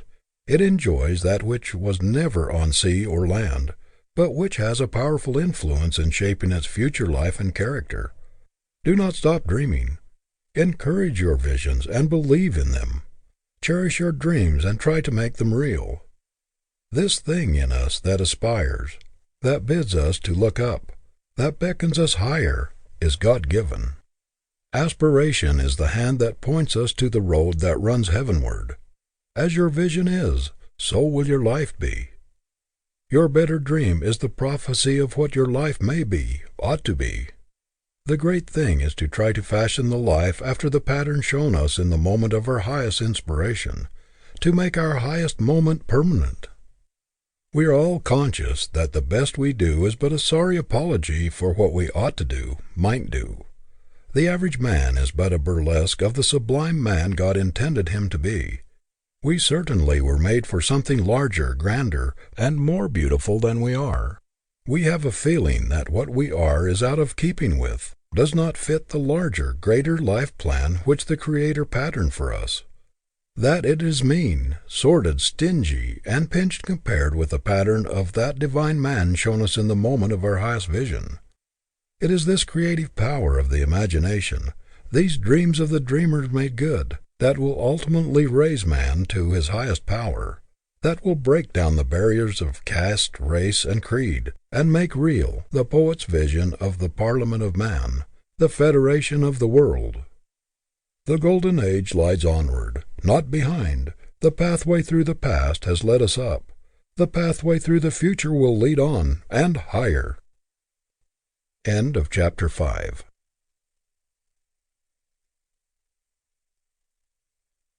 Love this kind of content? Subscribe to hear more powerful audiobooks every week. Chapter 6 of He Can Who Thinks He Can by Orison Swett Marden. The Spirit in Which You Work. It ought not be necessary to ask a man if he likes his work. The radiance of his face should tell that. His very buoyancy and pride in his task, his spirit of unbounded enthusiasm and zest ought to show it. He ought to be so in love with his work that he finds his greatest delight in it, and this inward joy should light up his whole being. A test of the quality of the individual is the spirit in which he does his work. If he goes to it grudgingly, like a slave under the lash, if he feels the drudgery in it, if his enthusiasm and love for it do not lift it out of commonness and make it a delight instead of a bore, he will never make a very great place for himself in the world. The man who feels his life yoke galling him, who does not understand why the bread and butter question could not have been solved by one great creative act instead of every man's being obliged to wrench everything he gets from nature through hard work. The man who does not see a beneficent design and a superb necessity in the principle that everyone should earn his own living has gotten a wrong view of life, and will never get the splendid results out of his vocation that were intended for him. Multitudes of people do not half respect their work. They look upon it as a disagreeable necessity for providing bread and butter, clothing and shelter, as unavoidable drudgery, instead of as a great man-builder, a great life university for the development of manhood and womanhood. They do not see the divinity in the spur of necessity which compels man to develop the best thing in him, to unfold his possibilities by his struggle to attain his ambition, to conquer the enemies of his prosperity and his happiness. They cannot see the curse in the unearned dollar, which takes the spur out of the motive. Work to them is sheer drudgery, an unmitigated evil. They cannot understand why the Creator did not put bread ready-made on trees. They do not see the stamina, the grit, the nobility, and the manhood in being forced to conquer what they get. No one can make a real success of his life when he is all the time grumbling or apologizing for what he is doing. It is a confession of weakness. What a pitiable sight to see one of God's noblemen, made to hold up his head and be a king, to be cheerful and happy and to radiate power, going about whining and complaining of his work, even deploring the fact that he should have to work at all. It is demoralizing to allow yourself to do a thing in a half-hearted, grudging manner. There is a great adaptive power in human nature. The mind is wonderfully adjustive to different conditions, but you will not get the best results until your mind is settled, until you are resolved not only to like your work, but also to do it in the spirit of a master and not in that of a slave. Resolve that, whatever you do, you will bring the whole man to it, that you will fling the whole weight of your being into it, that you will do it in the spirit of a conqueror, and so get the lesson and power out of it, which come only to the conqueror. Put the right spirit into your work. Treat your calling as divine, as a call from principle. If the thing itself be not important, the spirit in which you take hold of it makes all the difference in the world to you. It can make or mar the man. You cannot afford grumbling service or botched work in your life's record. You cannot afford to form a habit of half-doing things, or of doing them in the spirit of a drudge, for this will drag its slimy trail through all your subsequent career, always humiliating you at the most unexpected times. Let other people do the poor jobs, the botched work, if they will. Keep your standards up, your ideals high. The attitude with which a man approaches his task has everything to do with the quality and efficiency of his work, and with its influence upon his character. What a man does is a part of himself. It is the expression of what he stands for. Our life work is an outpicturing of our ambition, our ideals, our real selves. If you see a man's work, you see the man. No one can respect himself or have that sublime faith in himself which is essential to all high achievement, when he puts mean, half-hearted, slipshod service into what he does. He cannot get his highest self-approval until he does his level best. No man can do his best or call out the highest thing in him while he regards his occupation as drudgery or a bore. Under no circumstances allow yourself to do anything as a drudge. Nothing is more demoralizing. No matter if circumstances force you to do something which is distasteful, compel yourself to find something interesting and instructive in it. Everything that is necessary to be done is full of interest. It is all a question of the attitude of mind in which we go to our task. If your occupation is distasteful, every rebellious thought, every feeling of disgust, only surrounds you with a failure atmosphere which is sure to attract more failure. The magnet that brings success and happiness must be charged with a positive, optimistic, enthusiastic force. The man who has not learned the secret of taking the drudgery out of his task by flinging his whole soul into it, has not learned the first principles of success or happiness. It is perfectly possible to so exalt the most ordinary business, by bringing to it the spirit of a master, as to make of it a dignified vocation. The trouble with us is that we drop into a humdrum existence and do our work mechanically, with no heart, no vim, and no purpose. We do not learn the fine art of living for growth, for mind and soul expansion. We just exist. It was not intended that any necessary employment should be merely commonplace. There is a great, deep meaning in it all, a glory in it. Our possibilities, our destiny are in it, and the good of the world. Why is it that most people think that the glory of life does not belong to the ordinary vocations, that this belongs to the artist, to the musician, to the writer, or to someone of the more gentle and what they call dignified professions? There is as much dignity and grandeur and glory in agriculture as in statesmanship or authorship. Some people never see any beauty anywhere. They have no soul for the beautiful. Others see it everywhere. Farming to one man is a humdrum existence, an unbearable vocation, a monotonous routine, while another sees the glory and the dignity in it, and takes infinite pleasure in mixing brains with the soil and in working with the Creator to produce grander results. I knew a cobbler in a little village who took infinitely more pride in his vocation than did the lawyer, or even the clergyman of that town. I know a farmer who takes more pride in his crops than any other person in his community takes in his calling. He walks over his farm as proudly as a monarch might travel through his kingdom. This true master farmer will introduce his visitor to his horses and cows and other animals as though they were important personages. That is the kind of enthusiasm that takes the drudgery out of the farm and makes a joy out of life, which to many is so dull and commonplace. I have known a stenographer, on small pay, who put a higher quality of effort into her work than the proprietor of the great establishment she worked for, and she got more out of life than he did. I knew a school teacher, in a little district 25 miles from a railroad, in a schoolhouse right in the forest, who took more pride in her work and in the progress of her pupils than some presidents of colleges whom I've known appeared to take in their duties. A girl who declared that she never would do housework, that she never would cook, no matter what misfortunes might come to her, married a man who lost his money, and she was forced to part with her servants and to do the cooking herself for the family.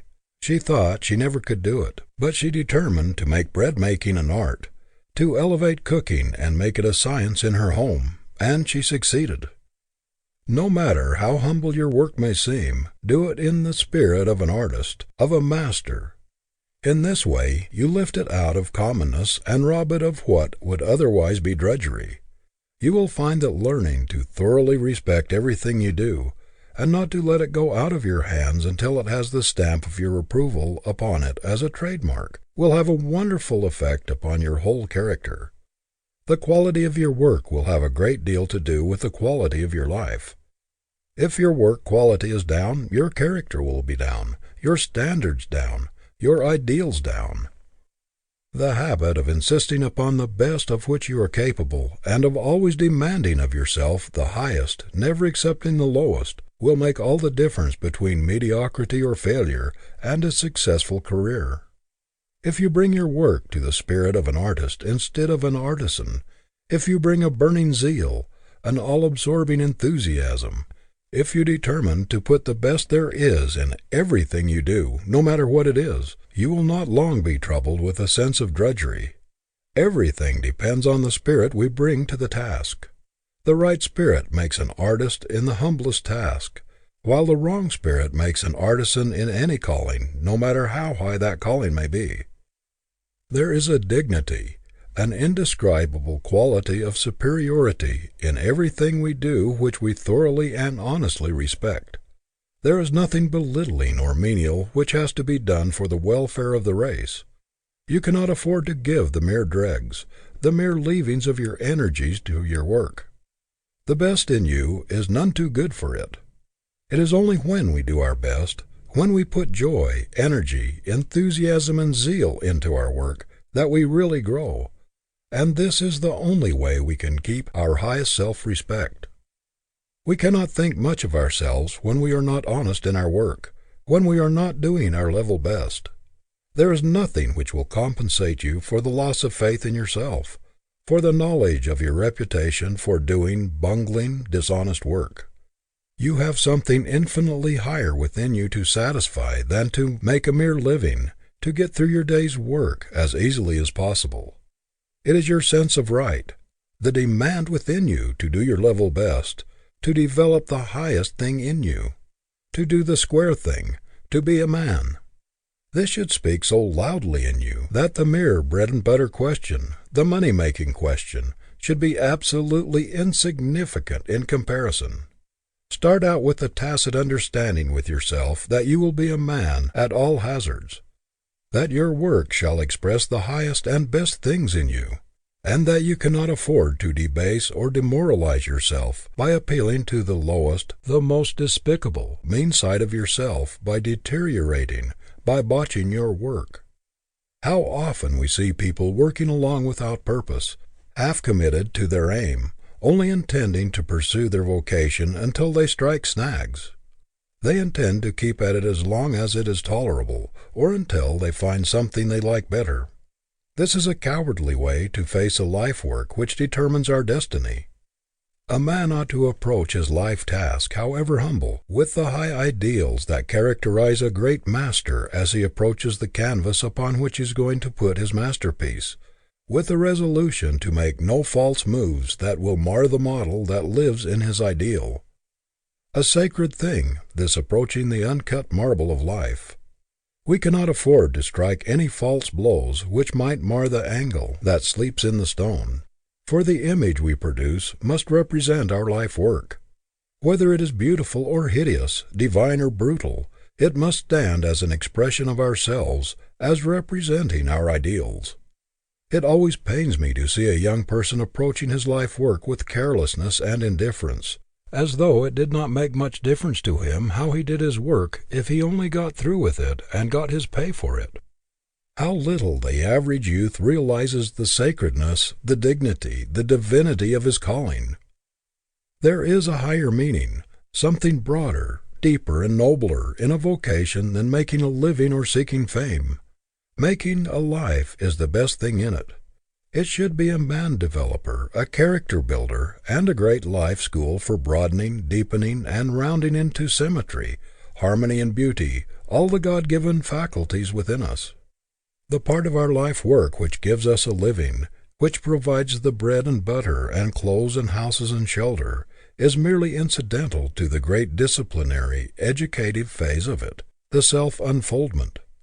It is a question of how large and how grand a man or woman you can bring out of your vocation, not how much money there is in it. Your life work is your statue. You cannot get away from it. It is beautiful or hideous, lovely or ugly, inspiring or debasing, as you make it. It will elevate or degrade. You can no more get away from it than you can, of your own volition, rise from the earth. Every errand you do, every letter you write, every piece of merchandise you sell, every conversation, every thought of yours, everything you do or think is a blow of the chisel which mars or beautifies the statue.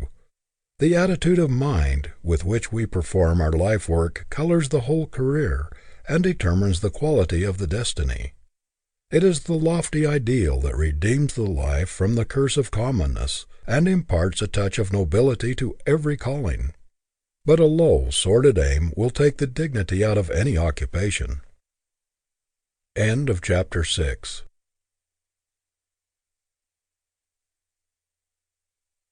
If you enjoy timeless wisdom like this, consider subscribing for more audiobooks just like it. Chapter 7 of He Can Who Thinks He Can by Orison Swett Marden. Responsibility develops power. There is enough latent force in a Maximite torpedo shell to tear a warship to pieces. But the amount of force or explosive power in one of these terrific engines of destruction could never be ascertained by any ordinary concussion. Children could play with it for years, pound it, roll it about, and do all sorts of things with it. The shell might be shot through the walls of an ordinary building without arousing its terrible dynamic energy. It must be fired from a cannon with terrific force, through a foot or so of steel plate armor, before it meets with resistance great enough to evoke its mighty explosive power. Every man is a stranger to his greatest strength, his mightiest power, until the test of a great responsibility, a critical emergency, or a supreme crisis in his life calls it out. Work on a farm, hauling wood, working in a tannery, storekeeping, West Point, the Mexican War, doing odd jobs about town, were not enough to arouse the sleeping giant in General Grant. There is no probability that he would ever have been heard of from outside his own little community but for the emergency of the Civil War. There was a tremendous dynamic force in the man, but it required the concussion of the great Civil War to ignite it. No ordinary occasion touched his slumbering power, No ordinary experience could ignite the powder in this giant. Under common circumstances he would have gone through life a stranger to his own ability, just as most of the great dynamite shells now in existence will probably never be exploded because of the lack of a war emergency great enough to explode them. Farming, wood chopping, rail splitting, surveying, storekeeping, the state legislature, the practice of law, not even the United States Congress furnished occasions great enough, resistance strong enough to ignite the spark of power, to explode the dynamic force in Abraham Lincoln. Only the responsibility of a nation in imminent peril furnished sufficient concussion to ignite the giant powder in perhaps the greatest man that ever trod the American continent. There is no probability that Lincoln would have gone down in history as a very great man but for the crisis of the Civil War. The nation's peril was the responsibility thrust upon him which brought out the last ounce of his reserves, his latent power of achievement, the resources which he never would have dreamed he possessed but for this emergency. Some of the greatest men in history never discovered themselves until they lost everything but their pluck and grit, or until some great misfortune overtook them and they were driven to desperation to invent a way out of their dilemma. Giants are made in the stern school of necessity. The strong, vigorous, forceful, stalwart men who have pushed civilization upward are the products of self-help. They have not been pushed or boosted, but they have fought every inch of the way up to their own loaf. They are giants because they have been great conquerors of difficulties, supreme masters of difficult situations. They have acquired the strength of the obstacles which they have overcome. Many of our giant businessmen never got a glimpse of their real power until some great panic or misfortune swept their property away and knocked the crutches out from under them. Many men and women never discovered their ability until everything they thought would help them to success had been taken away from them, until they had been stripped of everything that they held dear in life. Our greatest power, our highest possibility, lies so deep in our natures that it often takes a tremendous emergency, a powerful crisis to call it out. It is only when we feel that all bridges behind us are burned, all retreat cut off, and that we have no outside aid to lean upon, that we discover our full inherent power. As long as we get outside help, we never know our own resources. How many young men and young women owe their success to some great misfortune, which cut off a competence, death of a relative, the loss of business or home, or some other great calamity, which threw them on their own resources and compelled them to fight for themselves. Responsibility is a great power developer. Where there is responsibility, there is growth. People who are never thrust into responsible positions never develop their real strength. This is one reason why it is so rare to find very strong men and women among those who have spent their lives in subordinate positions, in the service of others. They go through life comparative weaklings because their powers have never been tested or developed by having great responsibility thrust upon them. Their thinking has been done for them. They have simply carried out somebody else's program. They have never learned to stand alone, to think for themselves, to act independently. Because they have never been obliged to plan for themselves, they have never developed the best things in them. Their power of originality, inventiveness, initiative, independence, self-reliance, their possible grit and stamina. The power to create, to make combinations, to meet emergencies.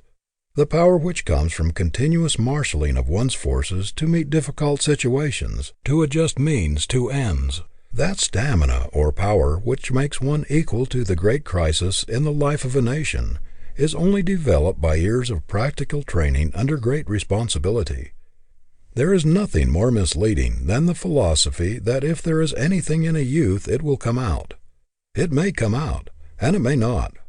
It depends largely upon circumstances, upon the presence or absence of an ambition-arousing, a grit-awakening environment. The greatest ability is not always accompanied by the greatest confidence or the greatest ambition. There is at this moment enough power latent in the clerks or ordinary employees in almost any of our business houses to manage them as well as, or better than they are being managed today, if the opportunity and necessary emergency to call out this dynamic force should arise. But how can clerks who remain behind counters, measuring cloth, selling shoes or hosiery, year in and year out, ever know what latent power for organization, what executive ability or initiative they possess? It is true that some of the more ambitious and courageous get out and start for themselves, but it does not follow that they are always abler than those who remain behind. Sometimes the greatest ability is accompanied by great modesty and even timidity. Then again, employees conscious of great ability are often deferred from taking the risk of launching out for themselves because of possible disaster to those depending upon them for daily bread. But thrust great responsibility upon a man, drive him to desperation, and the demand will bring out what there is in him. It will call out his initiative, his ingenuity, his resourcefulness, his self-reliance, his power to adjust means to ends. If there are any elements of leadership in him, responsibility will call them out. It will test his power to do things. I have in mind a young man who developed such amazing ability within 6 months from the date of a very important promotion that he surprised everybody who knew him. Even his best friends did not believe that it was in him. But the great responsibilities, the desperate situation thrust upon him brought out his reserve power, and he very quickly showed of what stuff he was made. This promotion, and a little stock in the concern, which had been given him, aroused his ambition and called out a mighty power which before he did not dream he possessed. Tens of thousands of young men and young women today are only waiting for a chance to show themselves, waiting for an opportunity to try their wings. And when the opportunity, the responsibility comes, they will be equal to anything that confronts them. Proprietors of large concerns are often very much exercised by the death of a superintendent or lieutenant who was managed with exceptional ability.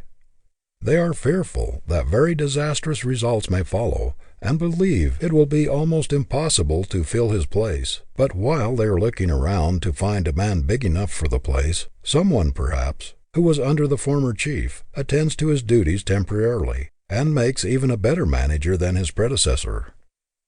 Young men and young women are rising out of the ranks constantly, everywhere, who fill these positions oftentimes much better than those who drop out and whose places it was thought almost impossible to fill. Do not be afraid to pile responsibility upon your employees. You will be amazed to see how quickly they will get out from under their load, and what unexpected ability they will develop. Many employers are always looking for people outside of their own establishment to fill important vacancies, simply because they cannot see or appreciate a man's ability until he has actually demonstrated it. But how can he demonstrate it until he has the chance? There are probably today scores of young men in every one of our great business houses who are as capable as the present heads.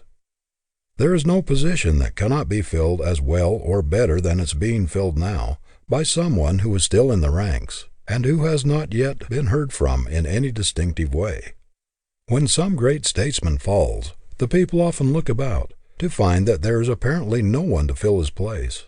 But from an unexpected source, perhaps from a little out-of-the-way town, from the common ranks, there comes a man who is equal to the emergency. The way to bring out the reserve in a man is to pile responsibility upon him. If there is anything in him, this will reveal it. Some of us never quite come to ourselves in fullness and power until driven to desperation. It is when we are shipwrecked, like Robinson Crusoe upon an island, with nothing but our own brain and hands, nothing but resources locked up deep in ourselves, that we really come to complete self-discovery. A captain never knows what is in his men until they have been tested by a gale at sea which threatens shipwreck.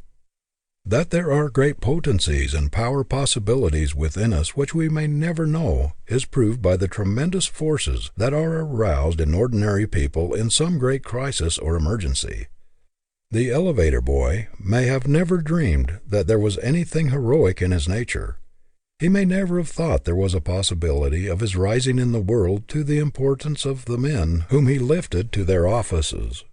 But the building takes fire, and this boy, who was seldom noticed by anyone, who did not show any special signs of ability, in a few minutes develops the most heroic qualities. He runs his elevator up through the burning floors when choked with smoke, the hot cable blistering his hands, and rescues 100 people who but for him might have lost their lives. A ship is wrecked at sea, and a poor immigrant becomes the hero of the hour, commanding a lifeboat and giving orders with calmness, authority, and force, when others have lost their heads. A hospital takes fire, and the delicate, timid girl invalid develops into a heroine almost instantly and does a giant's work. In fires and wrecks, in great disasters or emergencies of all kinds, are enacted deeds of daring and of sublime heroism which, before the great test came, would have been thought impossible by those who did them. No one ever knows just how much dynamic force there is in him until tested by a great emergency or a supreme crisis. Oftentimes men reach middle life and even later before they discover themselves. Until some great emergency, loss, or sorrow has tested their timber, they cannot tell how much strain they can stand. No emergency great enough to call out their latent power ever before confronted them, and they did not themselves realize what they would be equal to until the great crisis confronted them. I have known several instances where daughters reared in luxury were suddenly thrown upon their own resources by the death of their parents and the loss of their inherited fortunes. They had not been brought up to work, did not know how to do anything useful, had no trade and no idea how to earn a livelihood, and yet all at once they developed marvelous ability for doing things. The power was there, latent, but responsibility had not hitherto been thrust upon them. Young men suddenly forced into positions of tremendous responsibility by accident or death are often not the same men in 6 months. They have developed strong, manly qualities which no one ever dreamed they possessed. Responsibility has made men of them, and it makes women of inexperienced and untried girls who are suddenly thrust into an emergency where they are obliged to conduct a business or support a family. Many people distrust their initiative because they have not had an opportunity to exercise it. The monotonous routine of doing the same work year in and year out does not tend to develop new faculties. All the mental powers must be exercised, strengthened, before we can measure their possibilities. I know young men who believe in everybody but themselves. They seem to have no doubt about other people accomplishing what they undertake, but are always shaky about themselves. "Oh, do not put me at the head of this or that. Somebody else can do it better than I." They shrink from responsibility because they lack self-faith. The only way to develop power is to resolve early in life never to let an opportunity for doing so go by. Never shrink from anything which will give you more discipline, better training, and enlarged experience. No matter how distasteful, force yourself into it. There is nothing like responsibility for developing ability. Never mind if the position is hard. Take it and make up your mind that you are going to fill it better than it was ever before filled.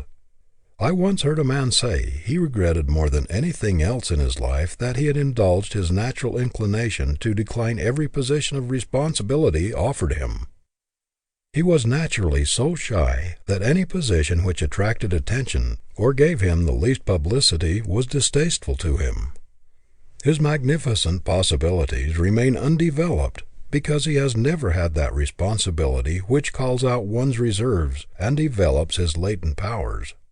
Many a time he thought he would change his course, and made up his mind never to let another opportunity for self-development go by him unimproved. But the habit of delaying until he should be better prepared got such a hold of him that he could not change. The result is that, although he is a man of recognized power, with a superb mind, his life has been an extremely quiet one, very tame and unimportant compared with what it would have been had he made it a rule to thrust himself into every position of responsibility which would have called out the best in him. Many people never discover themselves or know their possibilities because they always shrink from responsibility. They lease themselves to somebody else and die with their greatest possibilities unreleased, undeveloped. Personally, I believe it is the duty of every young person to have an ambition to be independent, to be his own master, and to resolve that he will not be at somebody else's call all his life, come and go at the sounding of a gong or the touch of a bell, that he will at least belong to himself, that he will be an entire wheel and not a cog, that he will be a whole machine, although it may be a small one, rather than part of someone else's machine. The very stretching of the mind toward high ideals, the looking forward to the time when we shall be our own masters, working along the lines of a resolution, a fixed, irrevocable determination, has a strengthening, unifying influence upon all the faculties. And you will be a stronger man or woman, whatever your future, if you keep steadily, persistently in your mind your own individual declaration of independence. It means freedom. It means delivery from restraint, from a certain feeling of slavery which attaches to every subordinate position. I do not believe that it is possible for anyone to reach the same magnitude of manhood or womanhood, to grow to the same stature, after giving up the struggle for absolute independence, or the hope of going into business or profession, or something else all of one's own. It is true that not every person has the executive ability or strength of mind, the qualities of leadership, the moral stamina, or the push to conduct a business successfully for himself and stand his ground. There are also many instances of young men who have others dependent upon them, and who are not in a position to take the risks of going into business for themselves. A great many, however, work for others merely because they do not dare to take the risk of starting on their own responsibility. They lack the courage to branch out. The fear of possible failure deters them. Moreover, a great many start as boys in certain occupations, work up to a fairly good salary, and though they may be ambitious to be independent, are yet held back by the distrust of their own powers and the advice of others to let well enough alone, until the habit of doing the same thing year in and year out becomes so fixed that it is very difficult to wrench themselves out of their environment. Again, a great many people prefer a small certainty to a big uncertainty. There is no disposition to hazard, no desire to take risks, in their make-up. They do not want to assume large responsibilities. They prefer steady employment, and the certainty that every Saturday night they will find fixed sums in their pay envelopes, to the great risks, responsibilities, and uncertainties of a business of their own. You may not have the ambition, the desire, or the inclination to take responsibility.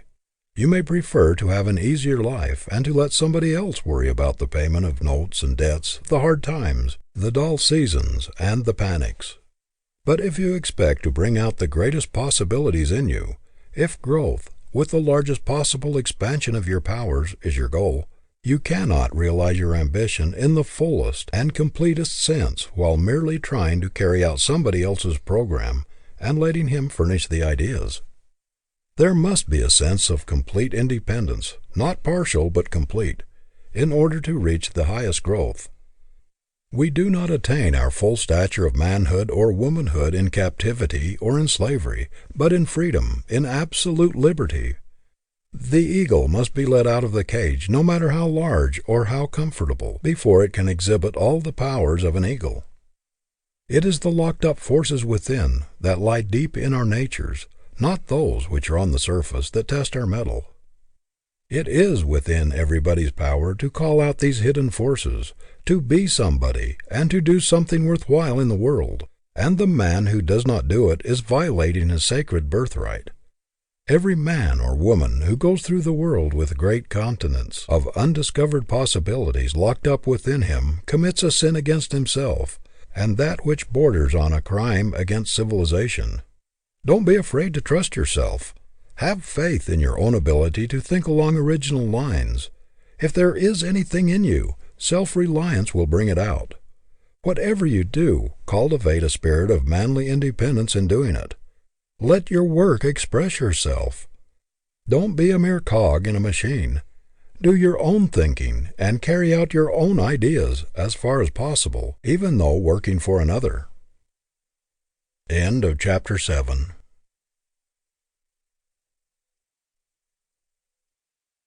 Love this kind of content? Subscribe to hear more powerful audiobooks every week. Chapter 8 of He Can Who Thinks He Can by Orison Swett Marden. An Overmastering Purpose. Before water generates steam, it must register 212 degrees of heat. 200 degrees will not do it. 210 will not do it. The water must boil before it will generate enough steam to move an engine, to run a train. Lukewarm water will not run anything. A great many people are trying to move their life trains with lukewarm water, or water that's almost boiling, and they are wondering why they are stalled, why they cannot get ahead. They are trying to run a boiler with 200 or 210 degrees of heat, and they cannot understand why they do not get anywhere. Lukewarmness in his work stands in the same relation to a man's achievement as lukewarm water does to the locomotive boiler. No man can hope to accomplish anything great in this world until he throws his whole soul, flings the force of his whole life into it. In Philip Brooks's talks to young people, he used to urge them to be something with all their might. It is not enough simply to have a desire to be something. There is but one way to accomplish it, and that is to strive to be somebody with all the concentrated energy we can muster. Any kind of human being can wish for a thing, can desire it, but only strong, vigorous minds with great purposes can do things. There is an infinite distance between the wishers and the doers. A mere desire is lukewarm water, which never will take a train to its destination. The purpose must boil, must be made into live steam to do the work. Who would ever have heard of Theodore Roosevelt outside his immediate community if he had only half committed himself to what he had undertaken, if he had brought only a part of himself to his task? The great secret of his career has been that he has flung his whole life, not a part of it, with all the determination and energy and power he could muster, into everything he has undertaken. No dilly-dallying, no faint-hearted efforts, no lukewarm purpose for him. Every life of power must have a great master purpose which takes precedence of all other motives, a supreme principle which is so commanding and so imperative in its demands for recognition and exercise that there can be no mistaking its call. Without this the water of energy will never reach the boiling point. The life train will not get anywhere. The man with a vigorous purpose is a positive, constructive, creative force. No one can be resourceful, inventive, original, or creative without powerful concentration, and the undivided focusing of the mind is only possible along the line of ambition, the life purpose. We cannot focus the mind upon a thing we are not interested in and enthusiastic about. A man ought to look upon his career as a great artist looks upon his masterpiece, as an outpicturing of his best self, upon which he dwells with infinite pride and a satisfaction which nothing else can give. Yet many people are so loosely connected with their vocation that they are easily separated from it. I know young men who seem anxious to get on in their careers, but in a single evening they could be induced to give up their calling for something else. They are always wondering whether they are in the right place or where their ability will count most.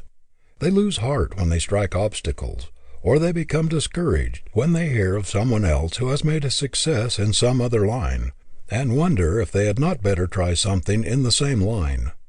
If one is so loosely attached to his occupation that he can be easily induced to give it up, you may be sure that he is not in the right place. If nature has called you to a position, if the call runs in your blood, it is a part of your life and you cannot get away from it. It is not a separate thing from yourself.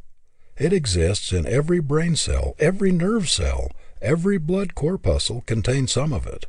You can no more get away from it than a leopard can get away from his spots. So when a young man asks me if I do not think he had better make a change, I feel very certain that he is not in the place God called him to, for the thing he was made for is as much a part of his real being as his temperament. It is nearer to him than his heartbeat, closer than his breath. There is a photograph of the thing he was made for in every cell in his body. He cannot get away from it.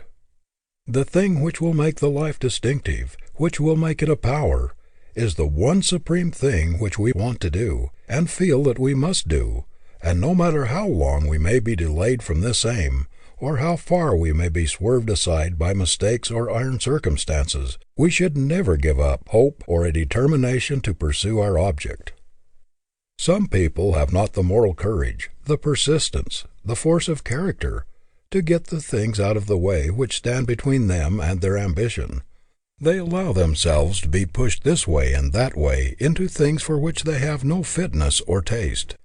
Their willpower is not strong enough to enable them to fight their way to their goal. They are pushed aside by the pressure about them, and do the things for which they have little or no liking or adaptation. If there's anything in the world a person should fight for, it is freedom to pursue his ideal, because in that is his great opportunity for self-expression, for the unfoldment of the greatest thing possible to him. It is his great chance to make his life tell in the largest, completest way, to do the most original, distinctive thing possible to him. If he does not pursue his ideal, does not carry out his supreme aim, his life will be more or less a failure, no matter how much he may be actuated by a sense of duty, or how much he may exert his willpower to overcome his handicap.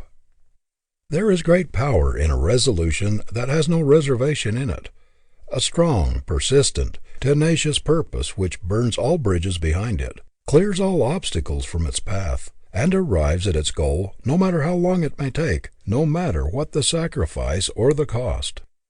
The inspiration of a great, positive aim transforms the life, and revolutionizes a shiftless, ambitionless, dissipated, good-for-nothing man, as if some divine energy had worked in him, even as love sometimes transforms a slovenly, purposeless, coarse man into a clean, methodical, diviner being. When the awakening power of a new purpose, a resolute aim, is born in a man, he is a new creature.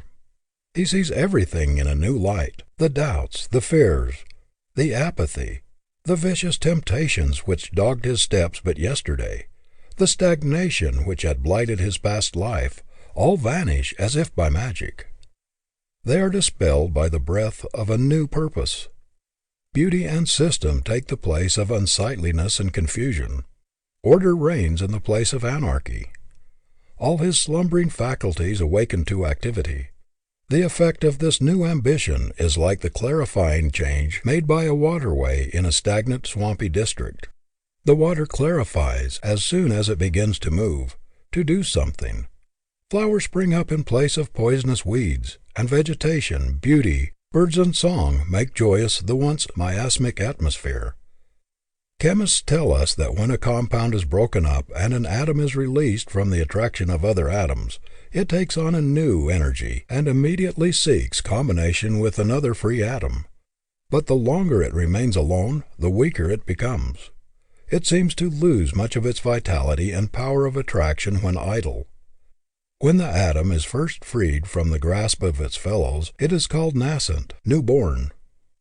It is then that it has its maximum of gripping power, and if it finds a free atom immediately after it is released, it will unite with it with greater vigor than ever. The power seems to go out of it if it delays its union with another atom. Mythology tells us that Minerva, the goddess of wisdom, sprang complete, full-orbed, full-grown from Jupiter's brain.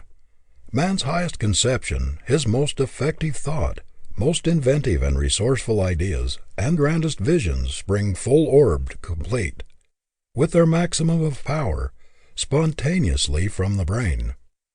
Men who postpone their visions, who delay the execution of their ideas, who bottle up their thoughts to be used at a more convenient time, are always weaklings. The forceful, vigorous, effective men are those who execute their ideas while they are full of enthusiasm of inspiration.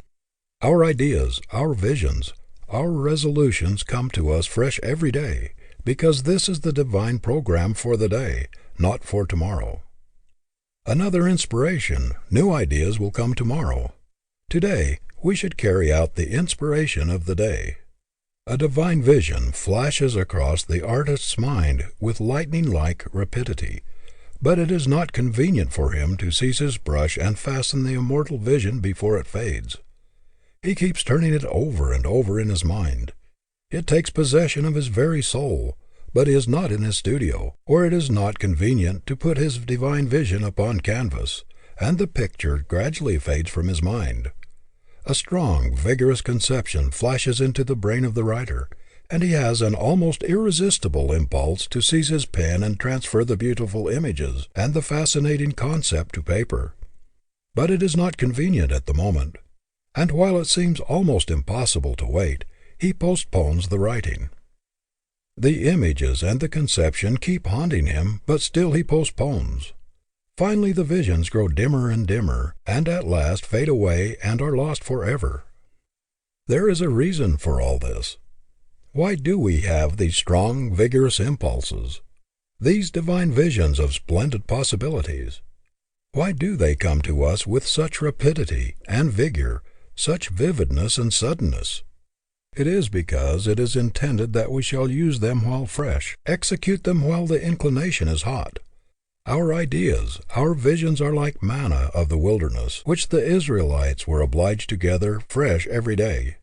If they undertook to hoard it, it became stale, the nourishment evaporated, the life went out of it. They could not use old manna. There is something about allowing a strong resolution to evaporate without executing it that has a deteriorating influence upon the character. It is the execution of a plan that makes stamina. Almost anybody can resolve to do a great thing. It is only the strong, determined character that puts the resolve into execution. If we could only make our highest moments permanent, what splendid things we should do in life, and what magnificent beings we should become. But let our resolutions cool, our visions fade, until it's more convenient to execute them, and they're gone. There is no easier way in which one can hypnotize or deceive himself than by thinking that because he is always making great resolutions, he is doing something worthwhile or carrying them out.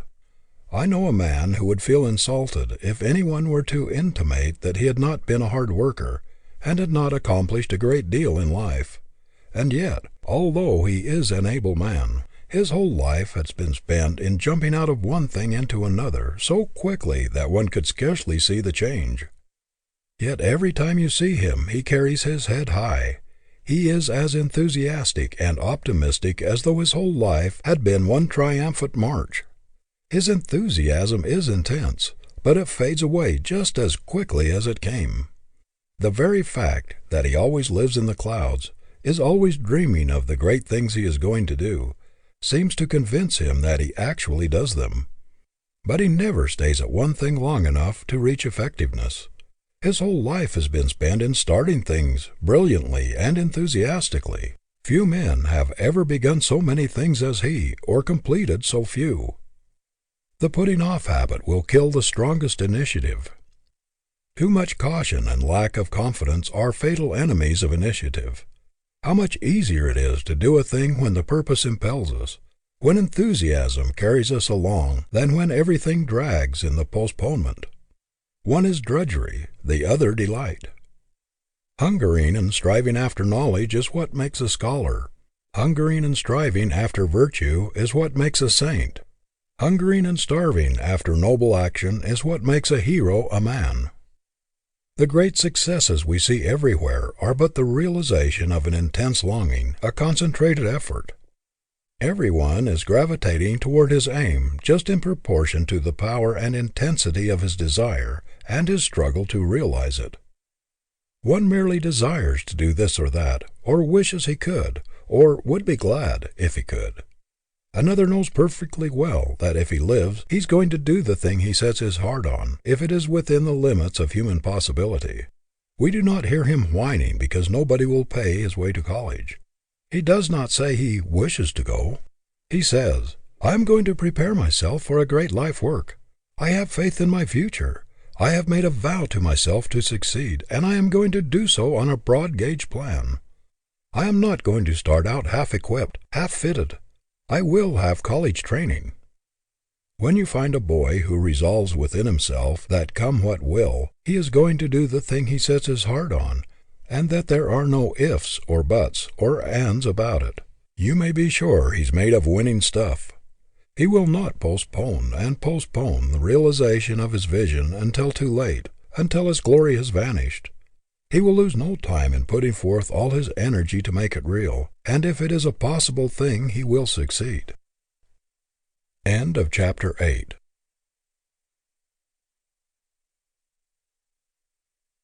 If you enjoy timeless wisdom like this, consider subscribing for more audiobooks just like it.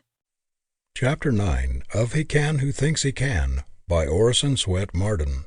Has your vocation your unqualified approval? I quote from the following sentence from a letter just received. In your February editorial, the following paragraph has impressed me mightily.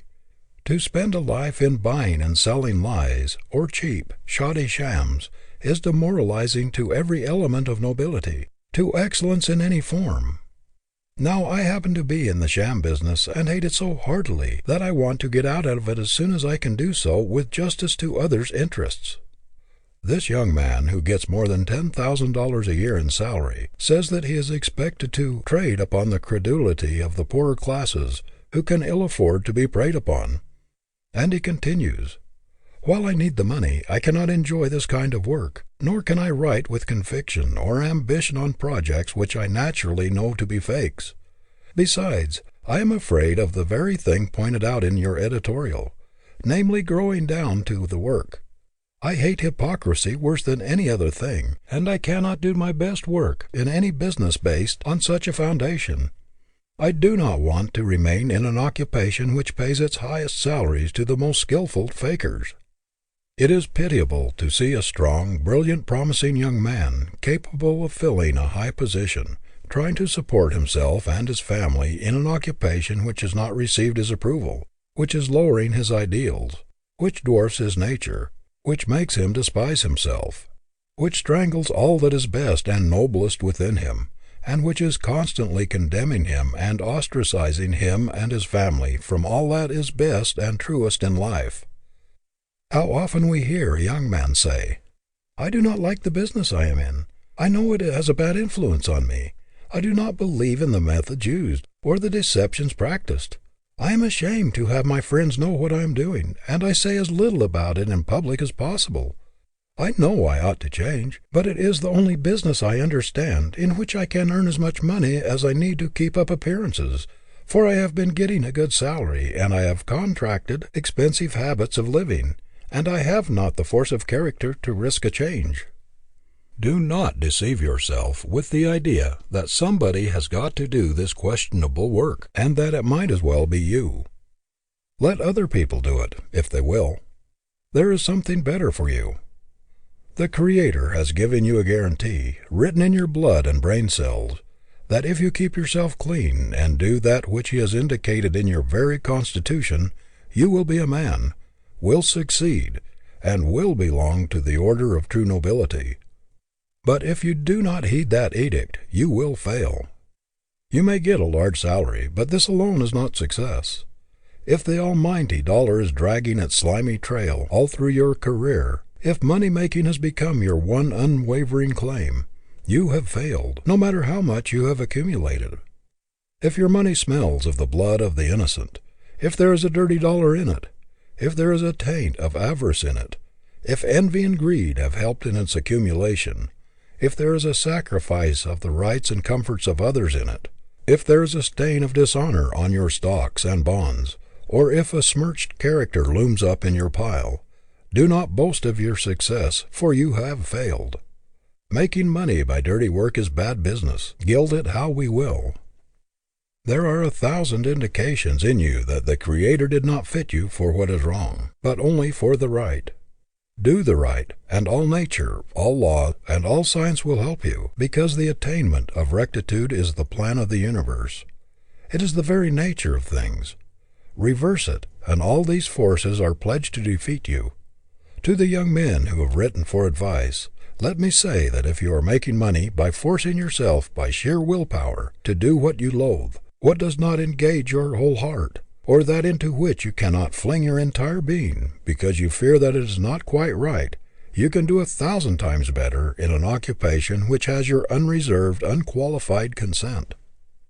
If you refuse to smirch your ability, no matter what the reward, you will thereby increase your success power 1,000-fold. The very fact that you can come out of a questionable situation boldly and take a stand for the right, regardless of consequences, will help you immeasurably. the greater self-respect, increased self-confidence, and the tonic influence which will come from the sense of victory will give you the air of a conqueror instead of that of one conquered. Nobody ever loses anything by standing for the right with decision, with firmness, and with vigor. You have a compass within you, the needle of which points more surely to the right and to the true than the needle of the mariner points to the pole star. If you do not follow it, you are in perpetual danger of going to pieces on the rocks. Your conscience is your compass, given you when you were launched upon life's high seas. It is the only guide that is sure to take you safely into the harbor of true success. What if a mariner should refuse to steer by the pointing of his compass, declaring it to be all nonsense, that the needle should always point north, and should pull it around so that it would point in some other direction, fasten it there, and then sail by it? He would never reach the port in safety. It takes only a little influence, just a little force, to pull the needle away from its natural pointing. Your conscious compass must not be influenced by greed or expediency. You must not trammel it. You must leave it free. The man who tampers with the needle of his conscience, who pulls it away from its natural love, and who tries to convince himself that there are other standards of right, other stars as reliable as the pole star of his character, and proposes to follow them in some questionable business, is a deluded fool who invites disaster. Every little while I meet young men who dislike to tell me what their vocation is. They seem ashamed of what they're doing. One young man I met some time ago very reluctantly told me that he was a bartender in a large saloon. I asked him how long he had been there, and he said about 6 years. He said he hated the business. It was degrading. But that he was making pretty good money, and just as soon as he could get enough laid up so that he could afford it, he was going to quit and go into something else. Now this young man had been deceiving himself for years by thinking he was doing pretty well, and that he would soon leave the business. There is something very demoralizing to the whole nature in doing that against which the better self protests. An effort to reconcile the ideal with that which we cannot respect is fatal to all growth. This is the reason why men shrivel and shrink instead of expanding when they are out of place. A man does not grow when a large part of him is entering its protest against his work. A volunteer makes a better soldier than a drafted man. A great many young men try to justify themselves and check inward protests by the perpetual self-suggestion that it is better to keep on for the present, in questionable occupations, because the great financial reward will put them in a position to do better later. This is a sort of sedative to the conscience, to keep it quiet until they can afford to listen to it. Do not deceive yourself by the expectation of making clean money in a dirty occupation. Do not deceive yourself either by thinking you can elevate a bad business or make it respectable. Many a man has thus been dragged down to his ruin. Some occupations are so demoralizing, brutalizing, and hardening that even a Lincoln could not make them respectable. If what you are doing is wrong, stop it. You have nothing to do with it. If you are in doubt, or if you suspect that you are warping your conscience, give yourself the benefit of the doubt. Take no chances with it. Leave it before it's too late. Long familiarity with a bad business will make it seem right to you. If it is very profitable, it will at last hush your doubts and blunt your moral faculties. It will make you feel that there is compensation in pursuing it, at least until capital is accumulated for something else. Besides, the philosophy of habit that is every repetition of an act makes it more certain that it will be repeated again and again, quickly making the doer a slave. In spite of the protests of your weakened will, the trained nerve centers continue to repeat the acts even when you abhor them. What you at first choose, at last compels you.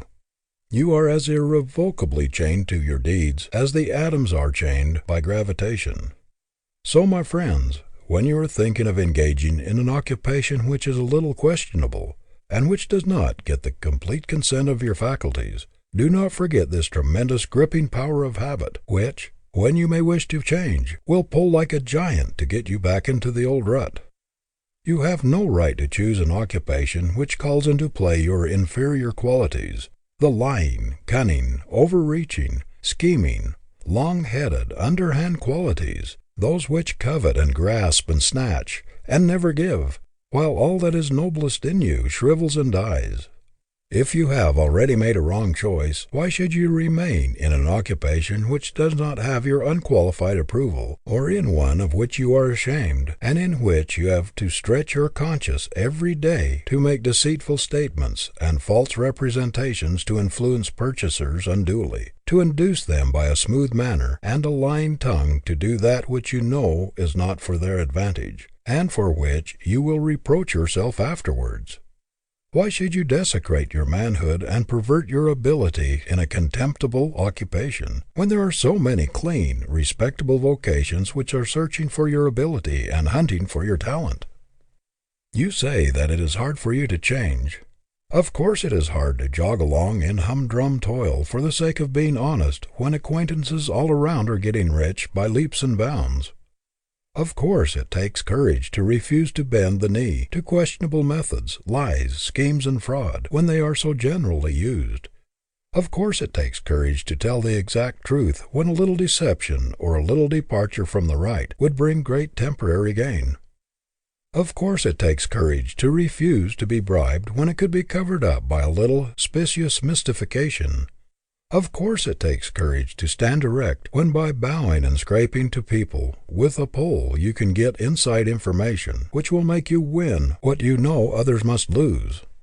Of course it takes courage to determine never to put into your pocket a dirty dollar, a lying, deceitful dollar, a dollar that drips with human sorrow, or a dollar that has made some poor gullible wretch poorer, or has defeated another's cherished plans, or robbed him of ambition or education. But this is what character is for. This is what manhood means. This is what backbone and stamina were given us for, to stand for the right and oppose the wrong, no matter what the results. Wear threadbare clothes if necessary. Live on one meal a day in a house with bare floors and bare walls if you must, but under no circumstances ever consent to prostitute your manhood or to turn your ability to do an unclean thing. Dig trenches, carry hod, work as a section hand on a railroad, shovel coal, anything rather than sacrifice your self-respect, blunt your sense of right and wrong, and shut yourself off forever from the true joy of living and the approbation which comes only from the consciousness of doing your level best to reach the highest that is possible to you. Do not choose that occupation which has the most money in it, the greatest promise of material reward, notoriety, or fame even, but choose that which will call out the man in you, and which will develop your greatest strength and symmetry of manhood, personal nobility. Manhood is greater than wealth, and grander than fame. Personal nobility is greater than any calling, or any reward that it can bring. End of chapter 9.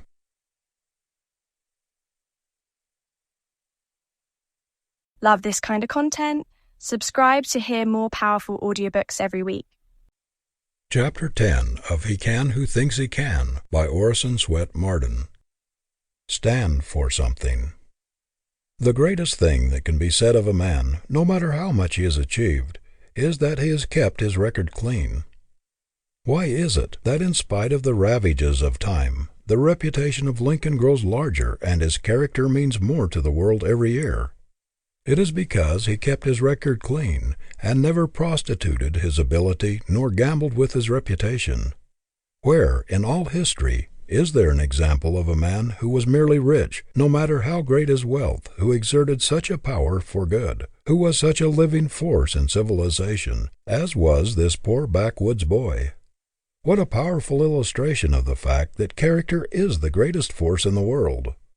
A man assumes importance and becomes a power in the world just as soon as it is found that he stands for something, that he is not for sale, that he will not lease his manhood for any salary, for any amount of money, or for any influence or position, that he will not lend his name to anything which he cannot endorse. The trouble with so many men today is that they do not stand for anything outside their vocation. They may be well educated, well up on their specialities, may have a lot of expert knowledge, but they cannot be depended upon. There is some flaw in them which takes the edge off their virtue. They may be fairly honest, but you cannot bank on them.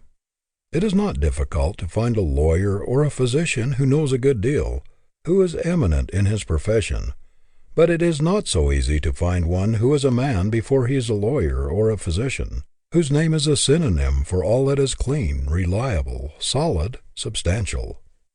It is not difficult to find a good preacher, but it is not so easy to find a real man, sterling manhood, back of the sermon. It is easy to find successful merchants, but not so easy to find men who put character above merchandise.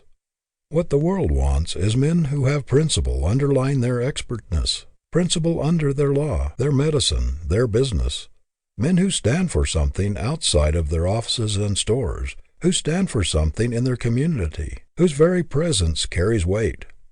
Everywhere we see smart, clever, long-headed, shrewd men, but how comparatively rare it is to find one whose record is as clean as a hound's tooth, who will not swerve from the right, who would rather fail than be a party to a questionable transaction. Everywhere we see businessmen putting the stumbling blocks of deception and dishonest methods right across their own pathway, tripping themselves up while trying to deceive others. We see men worth millions of dollars filled with terror, trembling lest investigations may uncover things which will damn them in the public estimation. We see them cowed before the law like whipped spaniels, catching at any straw that will save them from public disgrace. What a terrible thing to live in the limelight of popular favor, to be envied as rich and powerful, to be esteemed as honorable and straightforward, and yet to be conscious all the time of not being what the world thinks we are. To live in constant terror of discovery, in fear that something may happen to unmask us and show us up in our true light.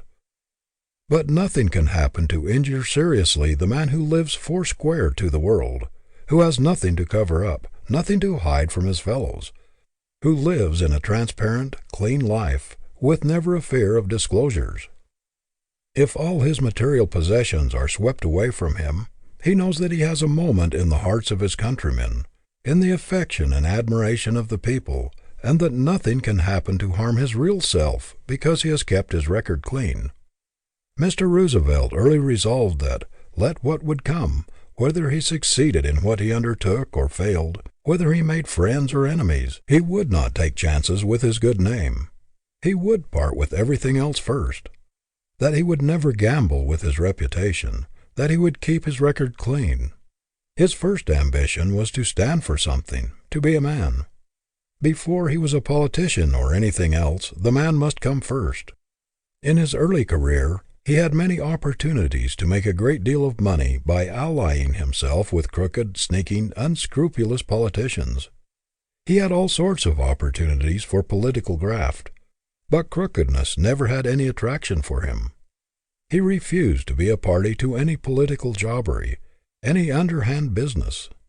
He preferred to lose any position he was seeking, to let somebody else have it, if he must get smirched in the getting it.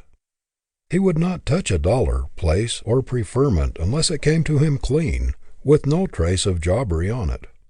Politicians who had an axe to grind knew it was no use to try to bribe him, or to influence him with promises of patronage, money, position, or power.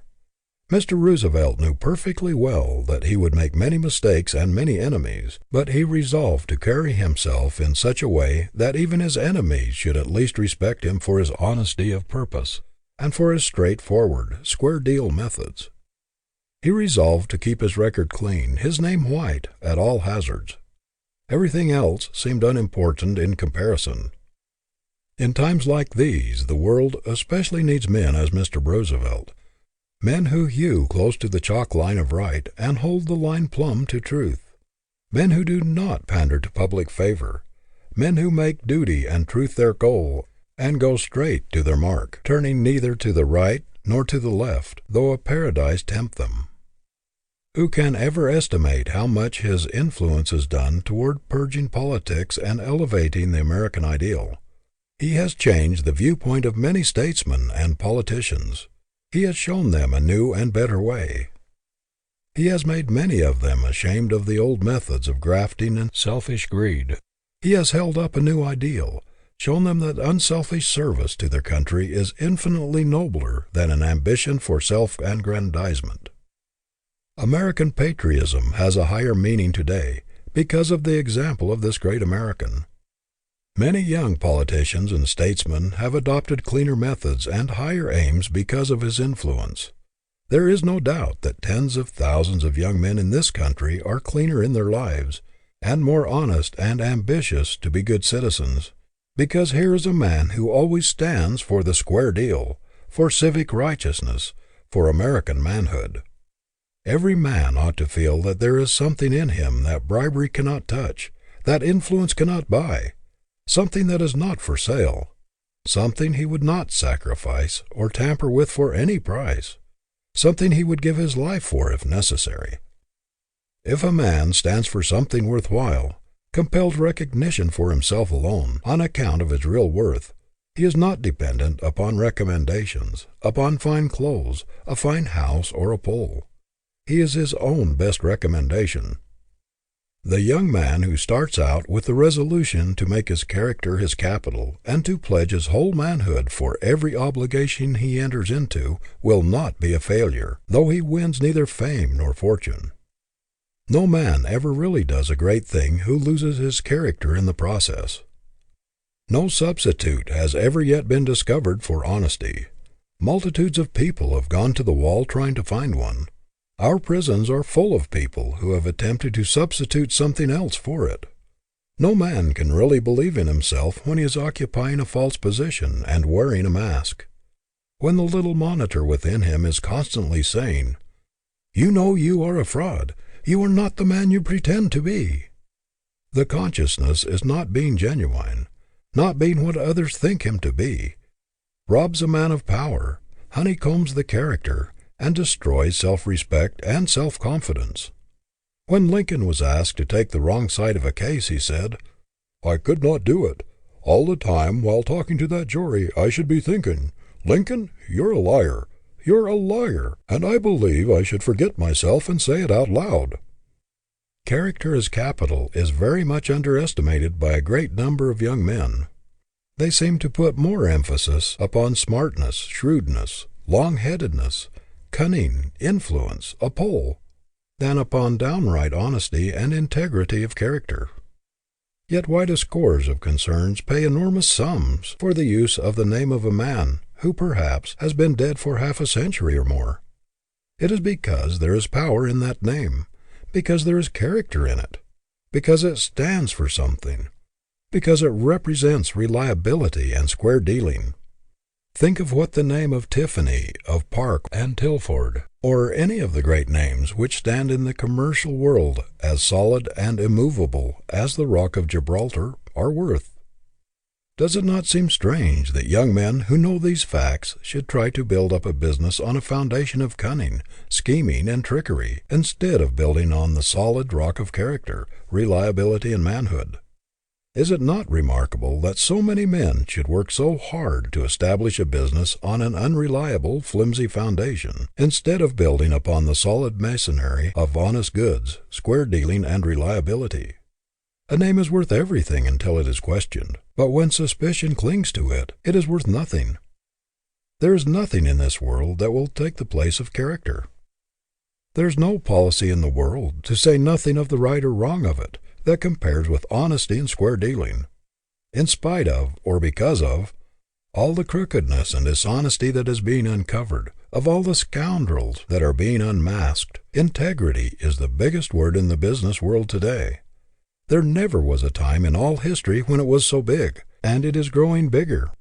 There never was a time when character meant so much in business, when it stood for so much everywhere as it does today. There was a time when the man who was the shrewdest and sharpest and cunningest in taking advantage of others got the biggest salary. But today the man at the other end of the bargain is looming up as never before. Nathan Strauss, when asked the secret of the great success of his firm, said it was their treatment of the man at the other end of the bargain. He said they could not afford to make enemies. They could not afford to displease or take advantage of customers, or to give them reason to think that they had been unfairly dealt with. that in the long run the man who gave the squarest deal to the man at the other end of the bargain would get ahead fastest.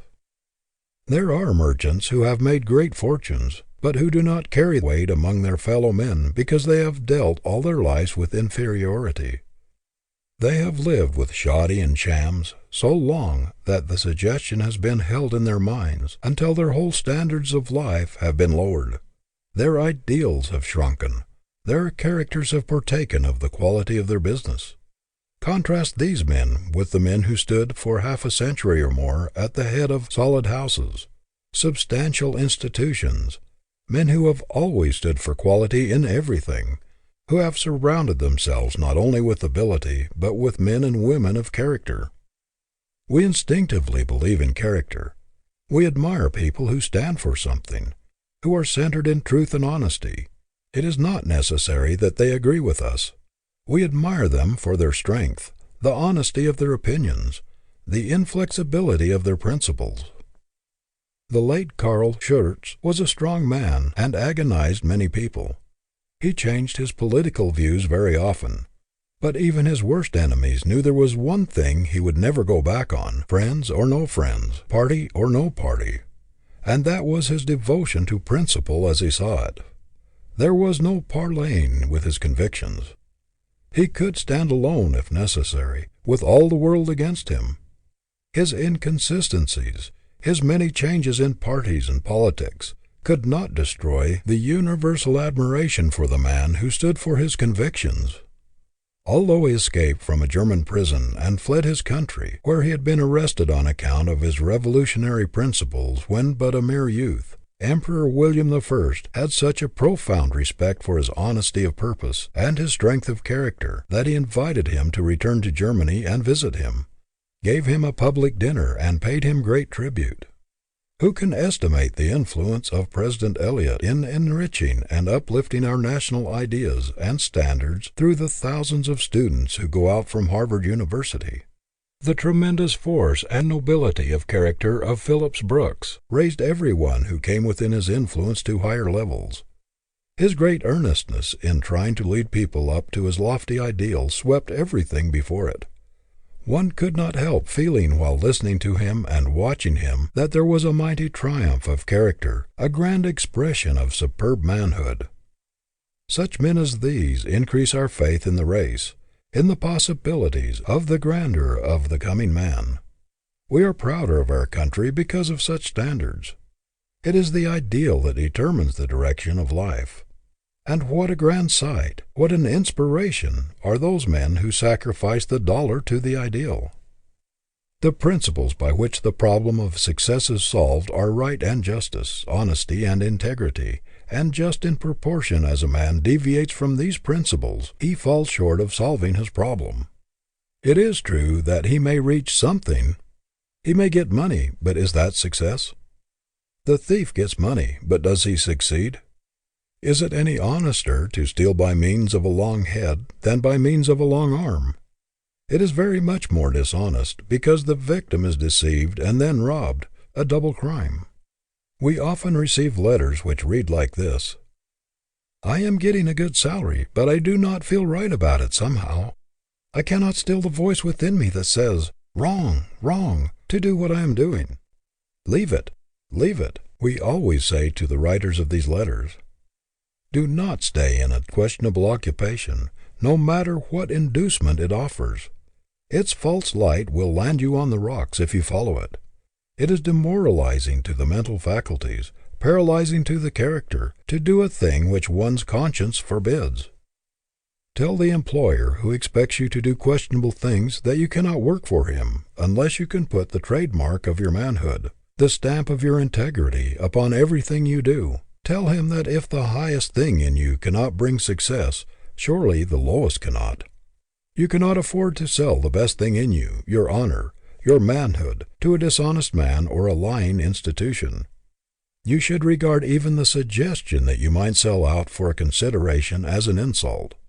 Resolve that you will not be paid for being something less than a man, that you will not lease your ability, your education, your inventiveness, your self-respect for a salary, to do a man's lying for him, either in writing advertisements, selling goods, or in any other capacity. Resolve that, whatever your vocation, you are going to stand for something, that you are not going to be merely a lawyer, a physician, a merchant, a clerk, a farmer, a congressman, or a man who carries a big money bag, but that you are going to be a man first, last, and all the time. End of chapter 10.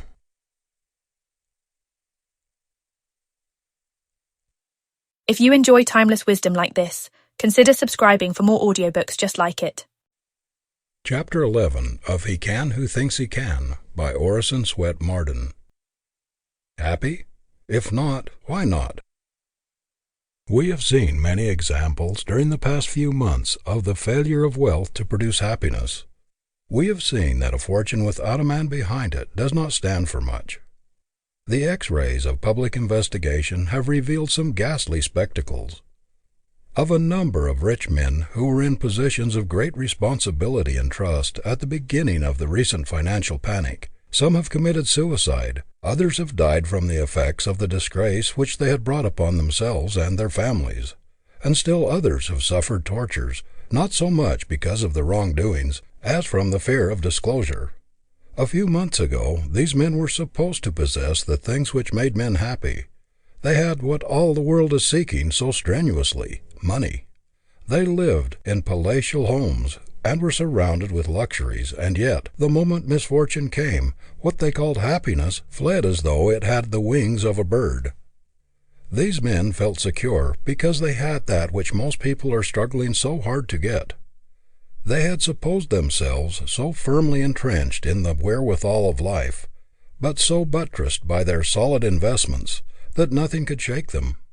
But almost in the twinkling of an eye, their foundations slipped from under them, their reputations vanished, and instead of being the big men they thought they were, they not only found out that they were nobodies, but also that their happiness had flown with their reputations. Happiness is not such a transit visitor as that. If these men had had the genuine article, no panic could have shaken it, no fire burned it out, no ocean swallowed it up. Real happiness is not a fluttering, fly-away unreality. It is not superficial. It does not live in things. It does not depend upon money. It inheres in character, in personality. It consists in facing life the right way, and no one who faces it the wrong way, no matter how much money he may have, can ever be happy. The trouble with many of the men who went down in the panic was that they put the emphasis upon the wrong thing. Man is built upon the plan of honesty, of rectitude, the divine plan. When he perverts his nature by trying to express dishonesty, chicanery, and cunning, of course he cannot be happy. The very essence of happiness is honesty, sincerity, truthfulness.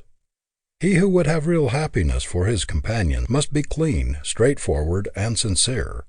The moment he departs from the right, she will take wings and fly away. What a pitiable thing it is to see the human race chasing the dollar, material things, trying to extract happiness, to squeeze joy out of money alone. How little people realize that the very thing they are hunting lives in themselves or nowhere, that if they do not take happiness with them, they may hunt the earth over without finding it. Happiness is a condition of mind. It is a fundamental principle, and he who does not understand the principle cannot possibly be happy. All the misery and the crime of the world rest upon this failure of human beings to understand the principle that no man can really be happy until he harmonizes with the best thing in him, with the divine, and not with the brute. No one can be happy who tries to harmonize his life with his animal instincts. The God, the good, in him is the only possible thing that can make him happy. Real happiness cannot be bribed by anything sordid or low. Nothing mean or unworthy appeals to it. There is no affinity between them. Founded upon principle, it is as scientific as the laws of mathematics, and he who works his problem correctly will get the happiness answer. There is only one way to secure the correct answer to a mathematical problem, and that is to work in harmony with mathematical laws. It would not matter if half the world believed there was some other way to get the answer, it would never come until the law was followed with the utmost exactitude. It does not matter that the great majority of the human race believe there is some other way of reaching the happiness goal. The fact that they are discontented, restless, and unhappy shows that they are not working their problem scientifically. We are all conscious that there is another man inside of us, that there accompanies us through life a divine, silent messenger, that other, higher, better self which speaks from the depths of our nature and which gives its consent, its amen, to every right action and condemns every wrong one. Men and women in all times have tried to bribe this constant monitor, to purchase its approval, to silence it in nervous excitement, to drown it in vicious pleasure with drink and with drugs, but all in vain. Men in every age have disregarded its warning, have tried in every possible way to get away from its tormenting reproofs when they have done wrong, but no amount of dissipation or excitement has ever been able to silence its voice. It always continues to give its unbiased, unbribed approval or disapproval to whatever we do. There is nothing in which people deceive themselves so much as in the pursuit of happiness. There is only one way to find it. That is, by obeying the laws upon which we are built. We are constructed along the lines of truth and justice, and we cannot reach felicity by disobeying these, the very laws of our nature.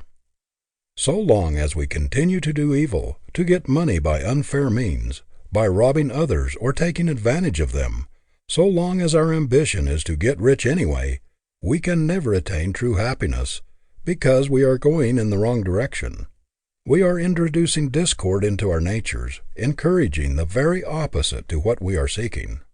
It is just as impossible for a person to reach the normal state of harmony while he is practicing selfish, grasping methods, as it is to produce harmony in an orchestra with instruments that are all jangled and out of tune. To be happy, we must be in tune with the infinite in us, in harmony with our better selves. There is no way to get around it. The idea that we can practice wrong in our vocations, in our dealings with men, or in our pleasures, and then periodically seek forgiveness in our prayers or through our churches, the idea that a man can do wrong and be forgiven without remedying the wrong, or without forsaking the sin, has done more harm than almost any other thing in civilization. A clear conscience, a clean life, the elimination of selfishness, jealousy, envy, and hatred are necessary to all high enjoyment. One trouble with many of us is that we try to make happiness too complicated an affair. But happiness really flees from complication, ceremony, and pretense. Nature has fixed her everlasting edict against complicated living. You can never force pleasure. It must be natural. It must come from sane living. Real happiness is so simple that most people do not recognize it. They think it comes from doing something on a big scale, from a big fortune, or from some great achievement, when in fact it is derived from the simplest, the quietest, the most unpretentious things in the world. Our great problem is to fill each day so full of sunshine, of plain living and high thinking, that there can be no commonness or unhappiness in our lives. Little kindnesses, pleasant words, and helps by the way, trifling courtesies and encouragements, duties faithfully done, unselfish service, work that we enjoy, friendships, love, and affection, all these are simple things, yet they are what constitute happiness. The great sanitariums, the noted springs of the world, are crowded with rich people, sent there by their physicians to get rid of the effects of complicated living. They tried to force their pleasures and came to grief. Not long ago I dined in the home of a very rich man, and it took 2 hours and a half to serve the dinner. There were 13 courses, made up of the richest kinds of food, and many of them absolutely incompatible with one another. In addition to this, there were 7 kinds of wine. Think of anyone being healthy or happy living upon such a diet. What are the enjoyments of the average rich? Is there anything more vapid, insipid, unsatisfying than the chasing after that infinite, mysterious something which they call happiness, that will-o'-the-wisp which is always beckoning them on, but ever eluding their grasp, that rainbow which recedes as they approach? They may enjoy the titillation of the nerves for a moment, the temporary excitement and exhilaration which comes from even vicious pleasures. But what of it all? It is only animal enjoyment. Nothing but regret, disappointment, and disgust follow. There is within every normal person a strong desire to do something and to be something in the world, and every idler knows that he is violating the fundamental demand of his nature, that he is really cheating himself out of a very sacred prize, the getting of which would mean more to him than everything else in the world.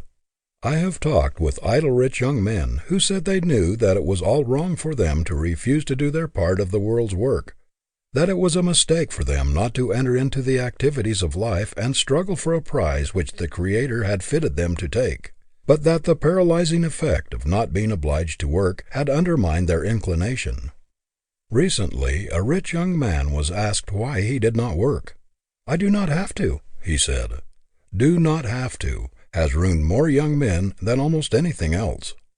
The fact is, nature never made any provision for the idle man. Vigorous activity is the law of life. It is the saving grace, the only thing that can keep a human being from retrograding. Activity along the line of one's highest ambition is the normal state of man, and he who tries to evade it pays the penalty in deterioration of faculty, in paralysis of efficiency. Do not flatter yourself that you can be really happy unless you are useful. Happiness and usefulness were born twins. To separate them is fatal. It is impossible for a human being to be happy who is habitually idle as it is for a fine chronometer to be normal when not running. The highest happiness is the feeling of well-being which comes from one who is actively employed in doing what he was made to do, carrying out the great life purpose patterned in his individual bent. The practical fulfilling of the life purpose is to man what the actual running and keeping of time are to the watch. Without action both are meaningless. There is no tonic like that which comes from doing things worthwhile. There is no happiness like that which comes from doing our level best every day, everywhere. No satisfaction like that which comes from stamping our superiority, putting our royal trademark upon everything which goes through our hands. Man was made to do things. Nothing else can take the place of achievement in his life. Real happiness without achievement of some worthy aim is unthinkable. One of the greatest satisfaction in this world is the feeling of enlargement, of growth, of stretching upward and onward. No pleasure can surpass that which comes from the consciousness of feeling one's horizons of ignorance being pushed farther and farther away, of making headway in the world, of not only getting on, but also of getting up. Happiness is incompatible with stagnation. A man must feel his expanding power lifting, tugging away at a lofty purpose, or he will miss the joy of living. The discords, the bickerings and divorces, the breaking up of rich homes and the resorting to all sorts of silly devices by many rich people in their pursuit of happiness, prove that it does not dwell within them, that happiness does not abide with low ideals, with selfishness, idleness, and discord. It is a friend of harmony, of truth and beauty, of affection and simplicity. Multitudes of men have made fortunes, but have murdered their capacity for enjoyment in the process. How often we hear the remark, "He has the money, but cannot enjoy it."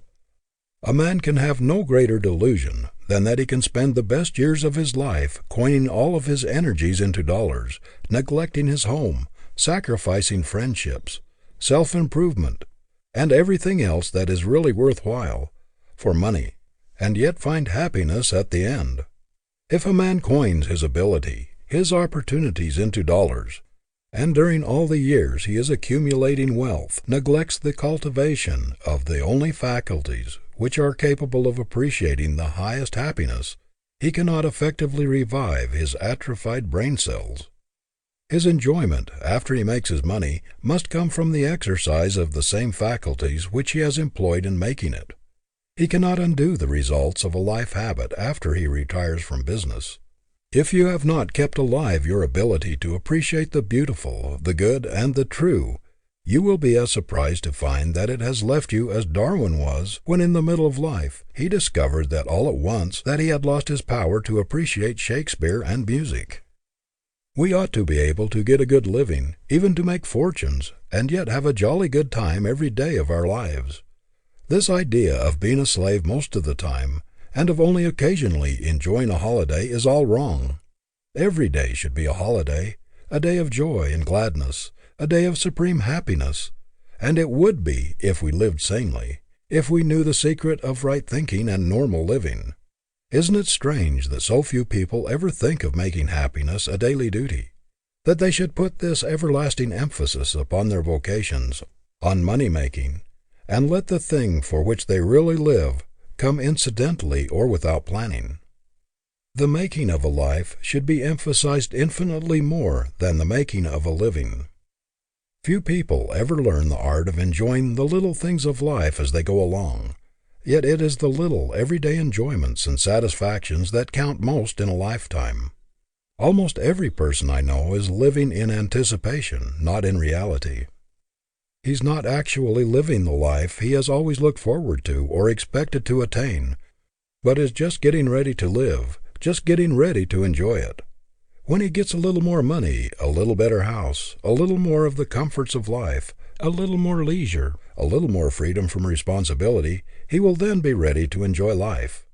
It is a rare thing to find a person who can truthfully say, "I'm really living. This is the life I've been striving for, the life that I have looked forward to as being as near my ideal as I'm likely to find in this world." It is a great thing so to cultivate the art of happiness that we can get pleasure out of the common experiences of every day. The happiness habit is just as necessary to our best welfare as the work habit, or the honesty, or square dealing habit. No one can do his best, his highest work, who is not perfectly normal, and happiness is a fundamental necessity of our being. It is an indication of health, of sanity, of harmony. The opposite is a symptom of disease, of abnormality. There are plenty of evidences in the human economy that were intended for happiness, that it is our normal condition, that suffering, unhappiness, discontent are absolutely foreign and abnormal to our natures. There is no doubt that our life was intended to be one grand, sweet song. We are built upon the plan of harmony, and every form of discord is abnormal. There is something wrong when any human being in this world, tuned to infinite harmonies and beauties that are unspeakable, is unhappy and discontented. One of the most inexplicable mysteries that has ever puzzled the selfish rich is their failure to find happiness where they had expected to find it. The bitterest disappointment that comes to people who have made fortunes is that the wealth did not bring the happiness which it promised, or anything like it. They find that the affections do not feed on material things, that the heart would starve in the midst of the greatest luxuries alone. They find that while money can do many things, it has little power to satisfy the heart yearnings, the heart hunger. How many women are there in palatial homes in this country who are starving for happiness and who would gladly exchange all their luxuries for the love of a good man, even if he had not $1 in the world? No selfish life can ever be happy. I am acquainted with a self-made man who has made a fortune, who tells me that the greatest enigma and disappointment of his life lie in the fact that although he has made millions, he is not happy. He says that somehow he has never been able to make many friends, that people avoid him, that he has never been able to get the confidence of others to any very great extent, and that he is not popular even among his own neighbors. He cannot understand why he is not happy, for he tells me he has tried very hard to find happiness. The trouble with him is that he has always done everything with reference to himself.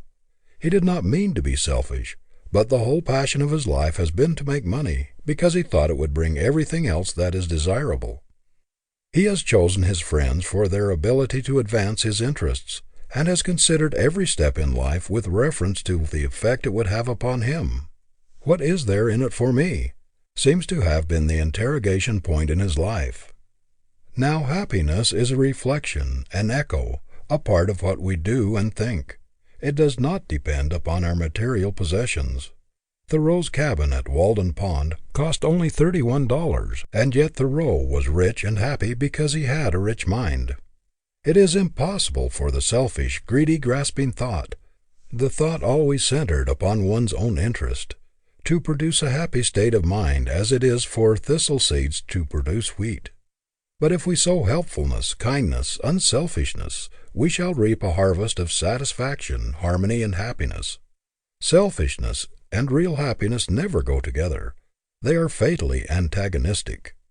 An inordinate ambition, a desire to get ahead of others, a mania to keep up appearances at all hazards, whether we can afford it or not, all these things feed selfishness, that corrosive acid which eats away our possible enjoyment and destroys the very sources of happiness. The devouring ambition to get ahead of others in money-making, to outshine others socially, develops a sordid, grasping disposition which is the bane of happiness. No man with greed developed big within him can be happy.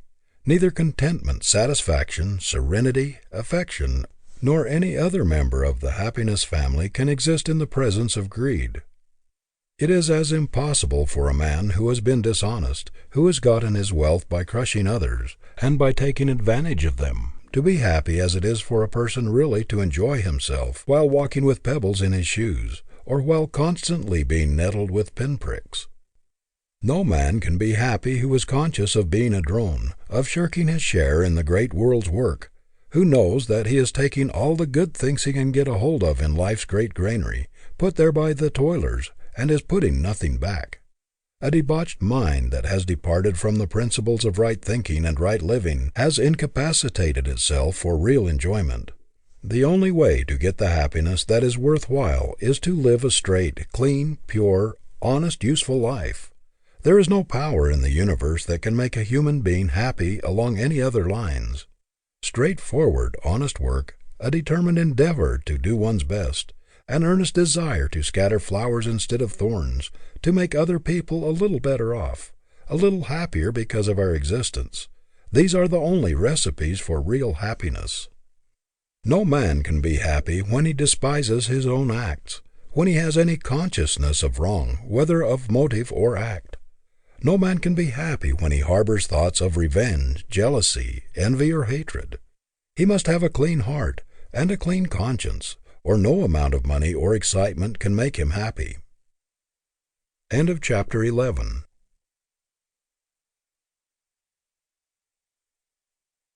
Love this kind of content? Subscribe to hear more powerful audiobooks every week. Chapter 12 of He Can Who Thinks He Can by Orison Swett Marden. Originality. No human being ever yet made a success trying to be somebody else, even if that person was a success. Success cannot be copied, cannot be successfully imitated. It is an original force, an individual creation. Every man will be a failure just in proportion as he gets away from himself and tries to be somebody else, and to express somebody else instead of himself. Power comes from within or from nowhere. Be yourself. Listen to the voice within. There is room for improvement in every profession, in every trade, and in every business. The world wants men who can do things in new and better ways. Don't think because your plan or idea has no precedent, or because you are young and inexperienced, that you will not get a hearing. The man who has anything new and valuable to give to the world will be listened to and will be followed. The man of strong individuality, who dares to think his own thoughts and originate his own method, who is not afraid to be himself and is not a copy of someone else, quickly gets recognition. Nothing else will attract the attention of an employer or the rest of the world so quickly as originality and unique ways of doing things, especially if they are effective. Blaze your own way, make your own path, or you will never make any impression on the world. It is striking originality that attracts attention. The world admires the man who has the courage to lift his head above the crowd, who dares to step to the front and declare himself. Never before was originality so much at a premium. The world makes way for the man with an idea. It is the thinker, the man with original ideas and the new up-to-date methods, who is the real productive force in a community. He is wanted everywhere. But there is very little demand for human machines. The world is full of followers, learners, and taggers, who are willing to walk in old trails, and to have their thinking done for them.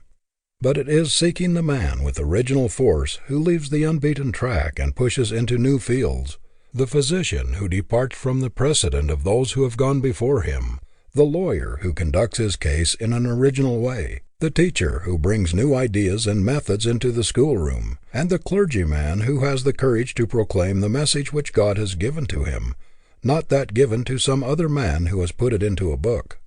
The world wants preachers who get their sermons out of life, not out of a library. There are 1,000 people who will do faithfully what they are told, to one who can lay out a program or execute it. 1,000 who can only follow, to one who can lead. It is a rare thing to find a young man who has the power of initiative and the ability to put a thing through with the force of originality. Whatever your work in life, do not follow others. Do not imitate. Do not do things just as everybody else has done them before, but in new, ingenious ways. Show the people in your specialty that precedents do not cut much of a figure with you, and that you will make your own program. Resolve that, whether you accomplish much or little in the world, it shall be original, your own. Do not be afraid to assert yourself in a bold, individual way. Originality is power, life. Imitation is death. Do not be afraid to let yourself out. You grow by being original, never by copying, by leading, never by following. Resolve that you will be a man of ideas, always on the lookout for improvement. Think to some purpose. There is always a place for an original man. There is nothing else which will kill the creative faculty and paralyze growth more quickly than following precedents in everything and doing everything in the same old way. I have known progressive young men to stop growing, become hopelessly rutty, and lose all their progressiveness by going into their father's stores, factories, or places of business, where everything was done in the same old-fashioned way, and the precedents were followed in everything. They lost all expansiveness. There was no motive for reaching out for the new and the original, because their fathers would not change. I have seen splendid fellows who might have become great and grand men, shrivel to pygmies in their fathers' ruts. How many of our business houses are weighted down with machinery, old, antiquated methods, ponderous bookkeeping, and out-of-date appliances, when new devices or new methods with short-cut ways of doing things would enable them to economize greatly on room and to get along with much less help, but they cling to the old with a fatal tenacity.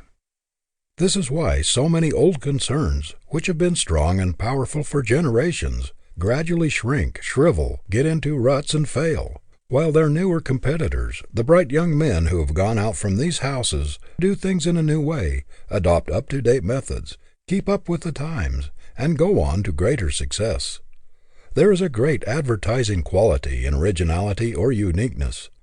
The man who does business like the great majority of men, although he may have superior ability, does not attract much attention. But if he makes his own path, adopts original and progressive methods, puts his specialty in a class by itself, and attracts attention, everybody who patronizes him is a traveling advertisement for him. There is a specialty store in Boston whose progressive proprietors make a study of original ways of doing everything. For example, all change is given in brand new money, direct from the United States Treasury or Mint. This does not cost much and causes but little trouble, yet it is a very shrewd advertisement. It is especially attractive to women and children and has brought a great deal of trade. Aside from the danger of handling old soiled money, which has been no one knows where, it gives a sense of pleasure to handle new, crisp bills and brand new bright coins. This is only one of the many unique methods this concern adopts. People flock to the most up-to-date establishments, for they know that the newest styles, the latest and freshest goods, the greatest variety, the best display of taste, and the most appropriate things are to be found there. It is well known that those up-to-date houses pay the largest salaries and have the best buyers. There is a hotel in New York which needs no advertising. It is one of the institutions which people visit out of interest, and they are always talking about it. Other things being equal, they will patronize it. If they cannot afford to have rooms there, they will go there to dine, to see the fashions and prominent people. The amount of free advertising which this hotel has had, in addition to what, perhaps, other first-class hotels get, would probably have cost, if paid for, half as much as the hotel is worth. The same is true in every line of endeavor. It is the newest and the most up-to-date concern that has the latest devices and the freshest and most original ideas that draws the people. Do not, however, make the mistake of thinking that if you simply do things in new ways, you will necessarily be successful. It is effective originality that counts. There are thousands of men who are always chasing new ideas, new ways of doing things, who never accomplish anything of note, because they are not effective, not practical. I know a man who adopts every new device that comes along, and has thus practically run through a large estate left him, because he did not have the judgment or the sagacity to select really effective devices or methods in the management of his affairs. The shrewdest thing a young man can do, to say nothing of the influence upon his character, is to put the greatest possible originality and the highest possible excellence into everything he does, to make a resolution at the very outset of his career to stamp his individuality upon everything that goes out of his hands, and to determine that everything he does shall have the imprint of his character upon it as a trademark of the highest and best that is in him. If he does this, he will not require a large amount of capital to start a business and to advertise it. His greatest resources will be in himself. Originality is the best substitute for advertising, as well as the best thing to advertise, if quality goes with it. Some men are absolutely afraid to do things in a new way. They must follow somebody else. What was good enough for my father and grandfather is good enough for me, seems to be their motto. They cannot see any reason for changing. They must have a precedent for everything or they reject it. They cannot appreciate a new idea or a new way of doing things. They think there must be something the matter with it if it has not been used before. They have a peculiar love for the old. The antique appeals to them. They think the value of things lies in their age. These people with hide-bound intellects stand in the way of progress. Every town has these precedent men in the same old-sized stores with the same old out-of-date shop windows, the same methods of displaying goods, the same old cumbersome systems in the counting room. They are progress-proof. New ideas frighten them. The precedent man is always nonplussed, embarrassed by anything new, or when confronted with a condition which requires something original. He must get hold of something which has been used before, or he is powerless. Many people think it is unfortunate to be unlike others in their personalities. They are always afraid of being thought peculiar or eccentric. Yet the Creator never made two things alike, nor any two people alike. Nature breaks her mold at every new birth. Great characters always have strong individuality and originality, characteristics which mark them from the crowd. To be eccentric is not to be weak, but more often it is a sign of strength. Lincoln had eccentricities, but they were inseparable from his great character. Eccentricities do not make a person disagreeable or repulsive, are often advantages rather than disadvantages. What is more monotonous than a dead level, insipid character that has no strongly marked features which individualize it? We all love a great nature, a strong, vigorous, rugged personality, which impresses us with power, something colossal which looms above us and inspires us with awe and admiration, such as we feel when standing under some mighty mountain cliff towering above us into the clouds. We do not wish the rugged crags smoothed off. They add to the peak's sublimity. They suggest majesty and power. Why should we want to plane off the eccentricities of a great character, or the individuality which characterizes him and distinguishes him from all others? We believe in the original man or woman who does not remind us of others, who makes a new, strong, vigorous, and lasting impression upon us, who does not imitate or follow, who makes his own program, who acts upon his own judgment, who leans upon nobody, and who does not ask advice, but acts fearlessly, boldly, independently. We know there is force there that can do things, that can achieve, a reserve power that makes its possessor a master. Fearlessness is a quality absolutely necessary to great achievement. Courage always accompanies force. It is a marked quality of the original man. Imitators are timid, weak. Do not be afraid of being original. Be an independent, self-reliant, new man, not just one more individual in the world. Do not try to be a copy of your grandfather, your father, or your neighbor.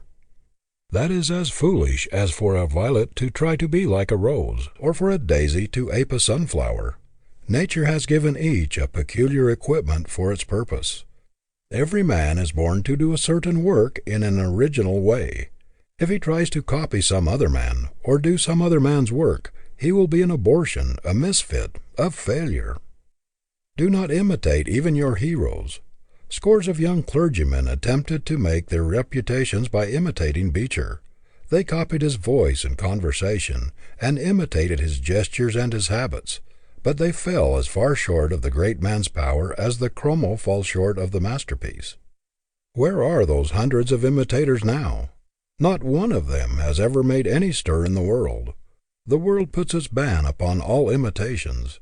It despises a man who tags on to somebody else, leans, or imitates. He is always classed as a weakling, without force, power, or individuality. We hear a great deal about the dangers of the one-man power in our great corporations. People say that they should be managed by large committees, or boards of directors. That too much power should not be put into the hands of one man. But there is one original, dominating character in every committee, on every board of directors, who towers above all others and ultimately rules. It is impossible to get away from the domination of a strong, original, forceful character. Just be yourself. The consciousness that you are not another in the slightest degree, that there is no suggestion of being a copy of somebody else about you, is a great power in itself. It increases your confidence. The very reputation of being original buttresses you in any community.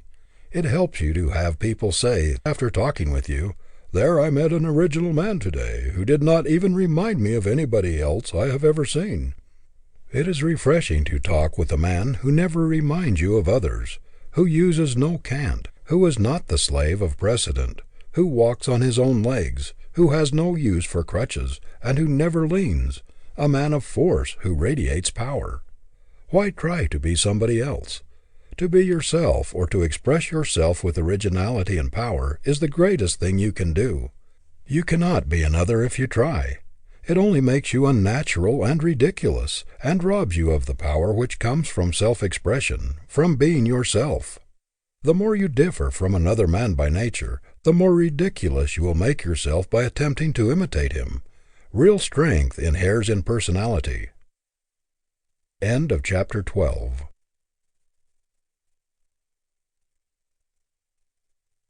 If you enjoy timeless wisdom like this, consider subscribing for more audiobooks just like it. Chapter 13 of He Can Who Thinks He Can, by Orison Swett Marden. Had money but lost it. A prominent New York lawyer of wide experience says that in his opinion, 99 out of 100 of those who make money or inherit it lose it sooner or later. What a spectacle everywhere in this land of plenty, of inexhaustible resources and unlimited opportunity, where every man ought to be a king, to see God's noblemen living like European peasants because they never learned to do business in a business way. How many thousands of good, honest men and women are there in this country who have worked very hard and made all sorts of sacrifices of comfort and luxury in order to lay up something for the future, and yet have reached middle life or later without having anything to show for it? Many of them, indeed, finding themselves without a home or any probability of getting one, without property or a cent of money laid by for sickness, for the inevitable emergency, or for their declining years. It seems incredible that a strong, sturdy, self-made man, who has had to fight his way up from poverty, and who feels the backache in every dollar he has earned, should let his savings slip through his fingers in the most foolish investments, with scarcely any investigation, often sending his money thousands of miles away to people he has never seen, and about whom he knows practically nothing, except through an advertisement which has attracted his attention, or through the wiles of some smooth, unprincipled promoter. Great numbers of vast fortunes in this country have been and are being built up on the very ignorance of the masses in regard to business methods. The schemers bank on it that it is easy to swindle people who do not know how to protect their property. They thrive on the ignorance of their fellows. They know that a shrewd advertisement, a cunningly worded circular, a hypnotic appeal will bring the hard earnings of those unsuspecting people out of hiding places into their own coffers. For the sake of your home, for the protection of your hard earnings, for your peace of mind, your self-respect, your self-confidence, whatever else you do, do not neglect a good solid business training, and get it as early in life as possible. It will save you from many a fall, from 1,000 embarrassments, and perhaps from the humiliation of being compelled to face your wife and children and confess you have been a failure. It may spare you the mortification of having to move from a good home to a poor one, of seeing your property slip out of your hands, and of having to acknowledge your weakness and your lack of foresight and thoughtfulness, or it may prevent your being made the dupe of sharpers. Many men who had once had good stores of their own are working as clerks, floor walkers, or superintendents in departments of other people's stores, just because they risked and lost everything in some venture. As they now have others depending on them, they do not dare to take the risks they took in young manhood to get a new start, and so they struggle along in mediocre positions, still mocked with ambitions which they have no chance to gratify.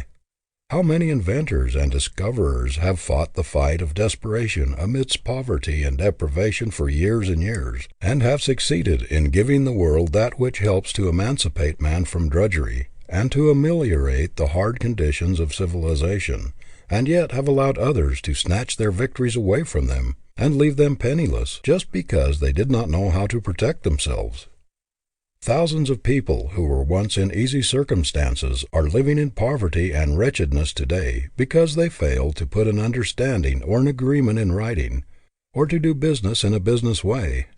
Families have been turned penniless out of house and home because they trusted to a relative or a friend to do what was right by them, without making a hard and fast practical business arrangement with him.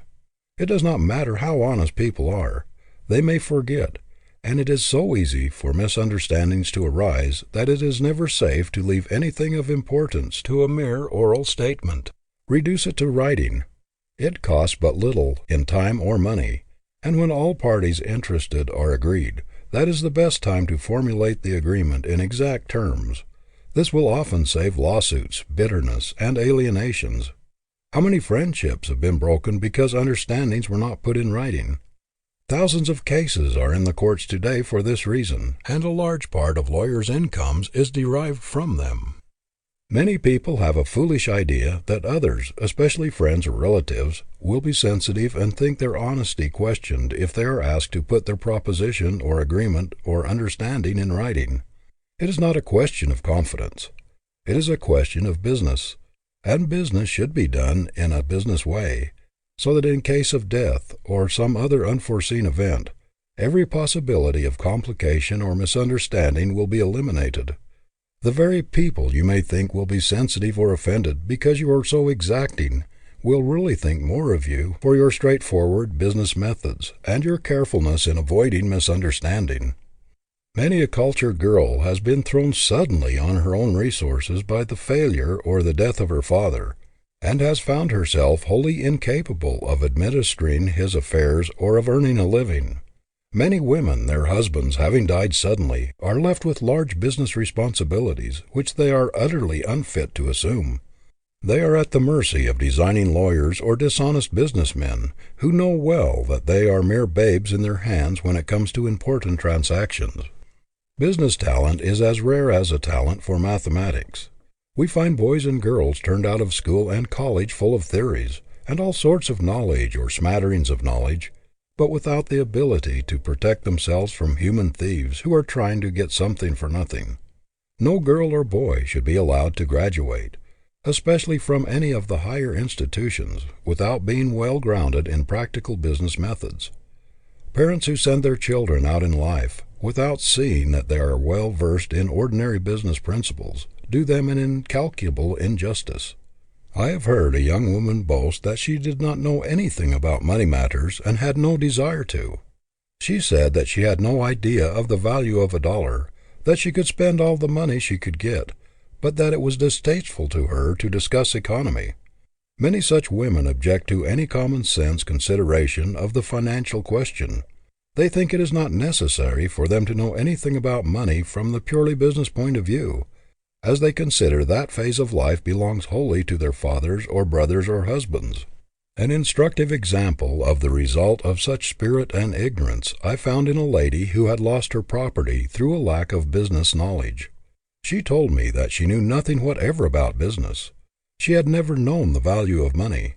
Her husband died and left her with a large property, and it was her custom to sign any paper or document that her lawyer or agents presented to her, usually without reading. The people who had charge of her property knew that she knew nothing about business and took advantage of her ignorance. They got her property away from her, and she did not have enough left even to conduct a legal fight to get it back.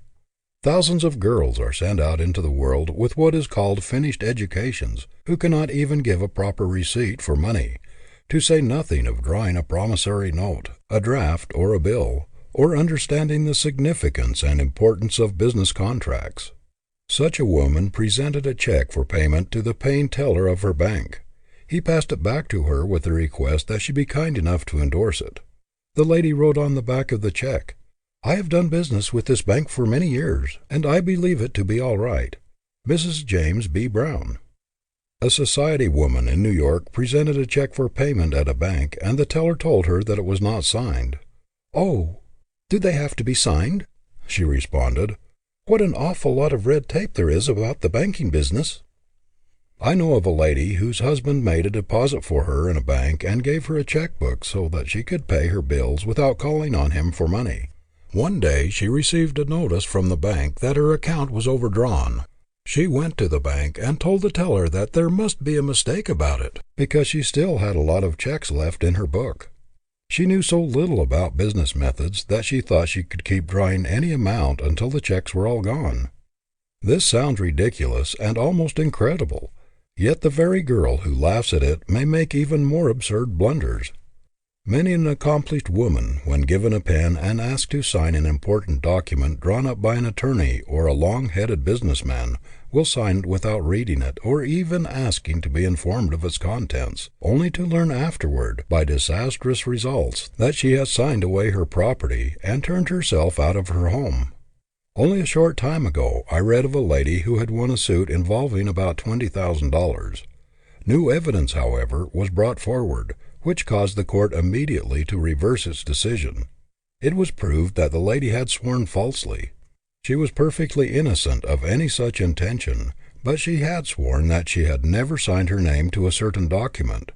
The document was produced, and to her utter astonishment, she saw her signature affixed to it. She acknowledged at once that the signature was hers, although she had just sworn that she had never signed the paper in question.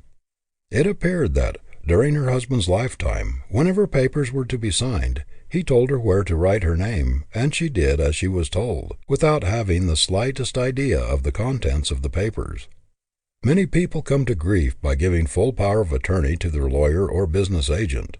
Very few impractical people, especially women, understand the significance of a full power of attorney, which authorizes the person so empowered to deal with your property in all respects as if it were his own, or as if he had for the time being assumed your personality.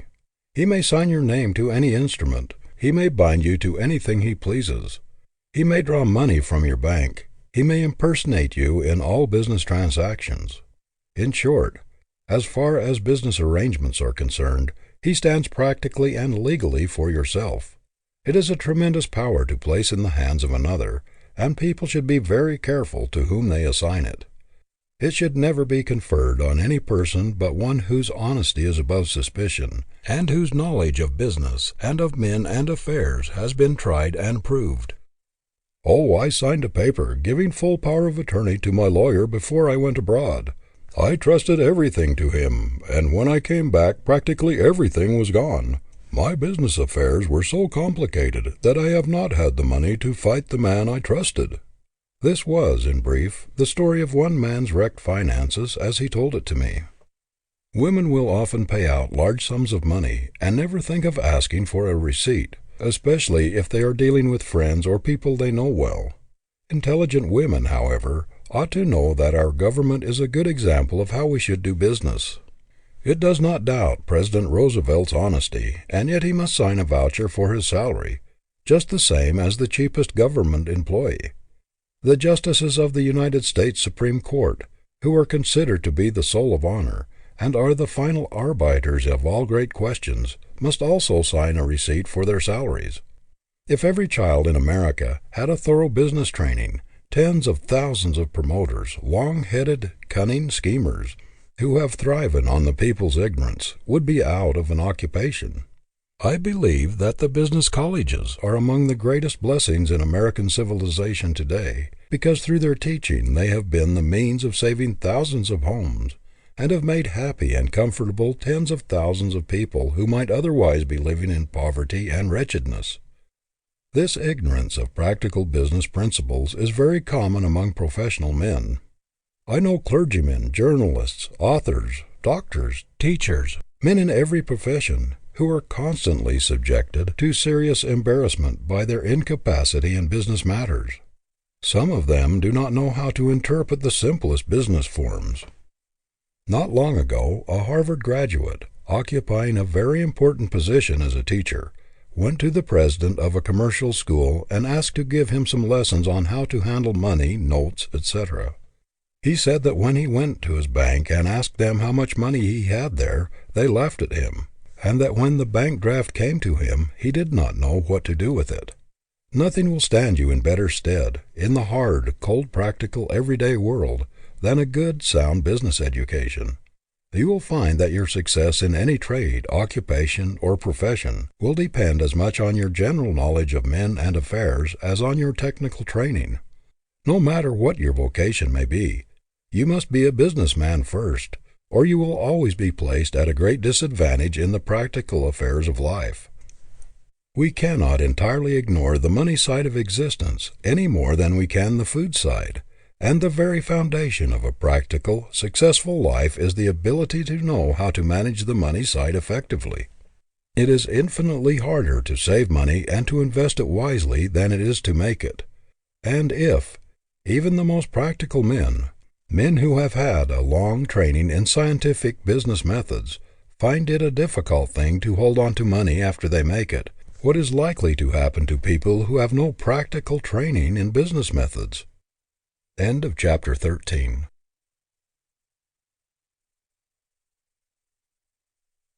Love this kind of content? Subscribe to hear more powerful audiobooks every week.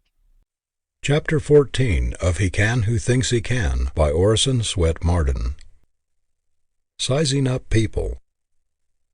After Alexander the Great had conquered the Persians, he became suddenly very ill. One of his generals sent him a letter saying that his attending physician had resolved to poison him. He read the letter without the slightest sign of emotion and put it under his pillow. When the physician came and prepared medicine, Alexander said he would not take it just then, but told him to put it where he could reach it, and at the same time gave him the letter from his general. Alexander raised himself on his elbow and watched the physician's face with the most searching scrutiny, looking into his very soul, but he did not see in it the slightest evidence of fear or guilt. He immediately reached for the medicine bottle and without a word drank its contents. The amazed physician asked him how he could do that after receiving such a letter. Alexander replied, "Because you are an honest man." Alexander was a remarkable student of human nature. He knew men and the motives which actuated them. He could read the human heart as an open book. The art of all arts for the leader is this ability to measure men, to weigh them, to size them up, to estimate their possibilities, to place them so as to call out their strength and eliminate their weakness. This is the epitaph which Andrew Carnegie has chosen for himself. Here lies a man who knew how to get around him men much cleverer than himself. People wonder how a Morgan, a Harriman, a Ryan, a Wanamaker can carry on such prodigious enterprises. The secret lies in their ability to project themselves through a mighty system, and to choose men who will fit the places they are put in, men who can carry out their employer's program to the letter. Marshall Field was always studying his employees and trying to read their futures. Nothing escaped his keen eye. Even when those about him did not know what he was thinking of them, he was taking their measure at every opportunity. His ability to place men, to weigh and measure them, to pierce all pretense, amounted to genius. When he missed a man from a certain counter, he would often ask his manager what had become of him. When told that he was promoted, he would keep track of him until he missed him again, and then would ask where he was. He always wanted to see how near the man came to his estimate of him. He thus kept track of men of promise in his employ and watched their advancement. In this way he became an expert in human nature reading. Mr. Field would sometimes pick out a man for a position the choice of whom his advisers would tell him they thought was a mistake. But he was nearly always right, because he had a greater power of discernment than the others. He did not pay much attention to the claims of the applicant, or to what he said, because he could see through the surface and measure the real man. He had a wonderful power for taking a man's mental caliber. He could see in which direction his strength lay, and he could see his weak points as few men could. A man who had been his general manager for many years once resigned very suddenly to go into business for himself. Without the slightest hesitation or concern, Mr. Field called to his office a man whom he had been watching, unknown to the man, for a long time.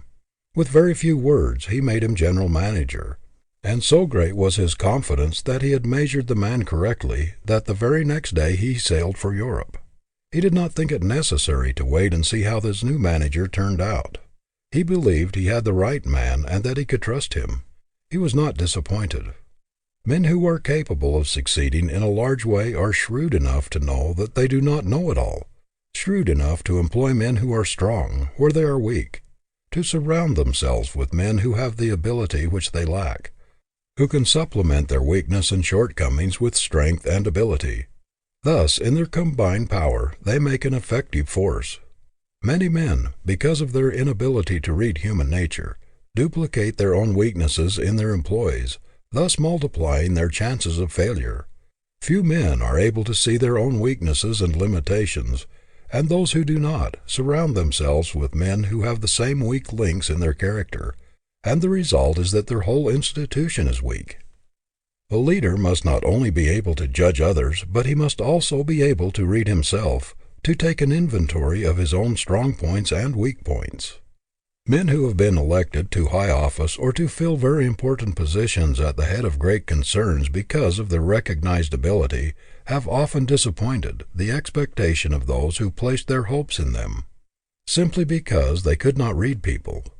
They may have been well educated, well posted, strong intellectually, may have had a great deal of general ability, but they lacked the skill to read men, to measure them, to weigh them, to place them where they belonged. Grant was cut out for a general, a military leader, but when he got into the White House he felt out of place. He was shorn of his great power. He could not use his greatest ability. He was obliged to depend too much upon the advice of friends. The result was that, as president, he did not maintain the high reputation he had made as a general. If he had had the same ability to read politicians, and to estimate men for government positions that he had for judging of military ability, he would have made a great president. But he felt his weakness in the position which he was not fitted by nature to fill, and made the fatal mistake of putting himself into the hands of his friends. The young man starting out for himself ought to make a study of his power of penetration, of his character-reading ability. He ought to make it a business to study men, to estimate their capabilities and the motives which actuate them. He should scrutinize their actions, watch their tendencies in little things, and learn to read them as an open book. The involuntary acts and natural manner of a man indicate more than does his studied conversation. The eye cannot lie. It speaks the truth in all languages. It often contradicts the tongue. While the man is trying to deceive you with words, his eyes are telling you the truth. His actions are indicative of the real man, while the tongue may only represent the diplomat, the man who is acting.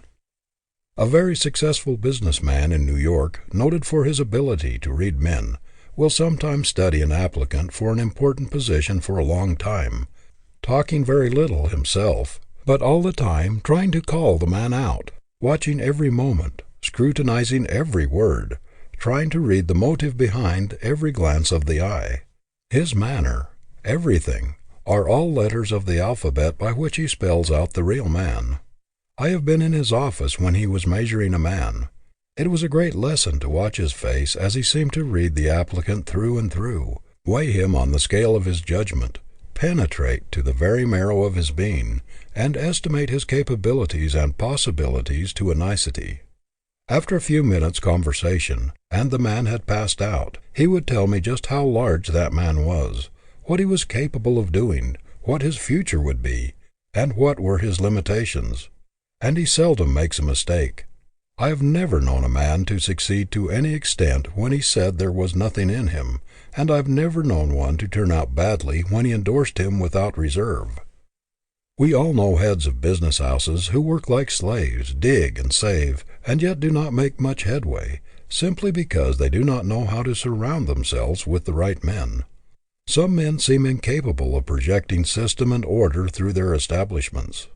They may do their own work well, and then they strike their limitations. They are not good judges of human nature. Their discernment is not sharp.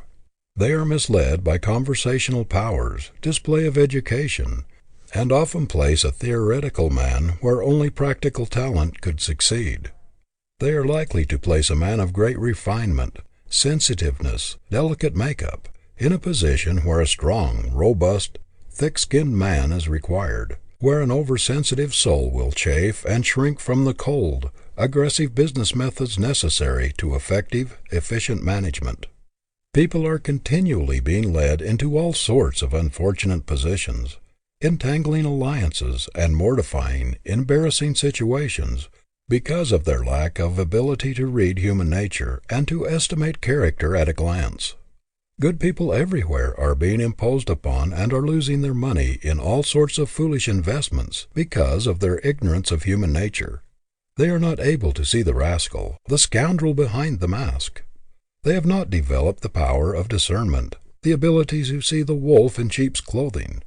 The knowledge of human nature as a protector of money, of character, as a protector against frauds and imposition is inestimable.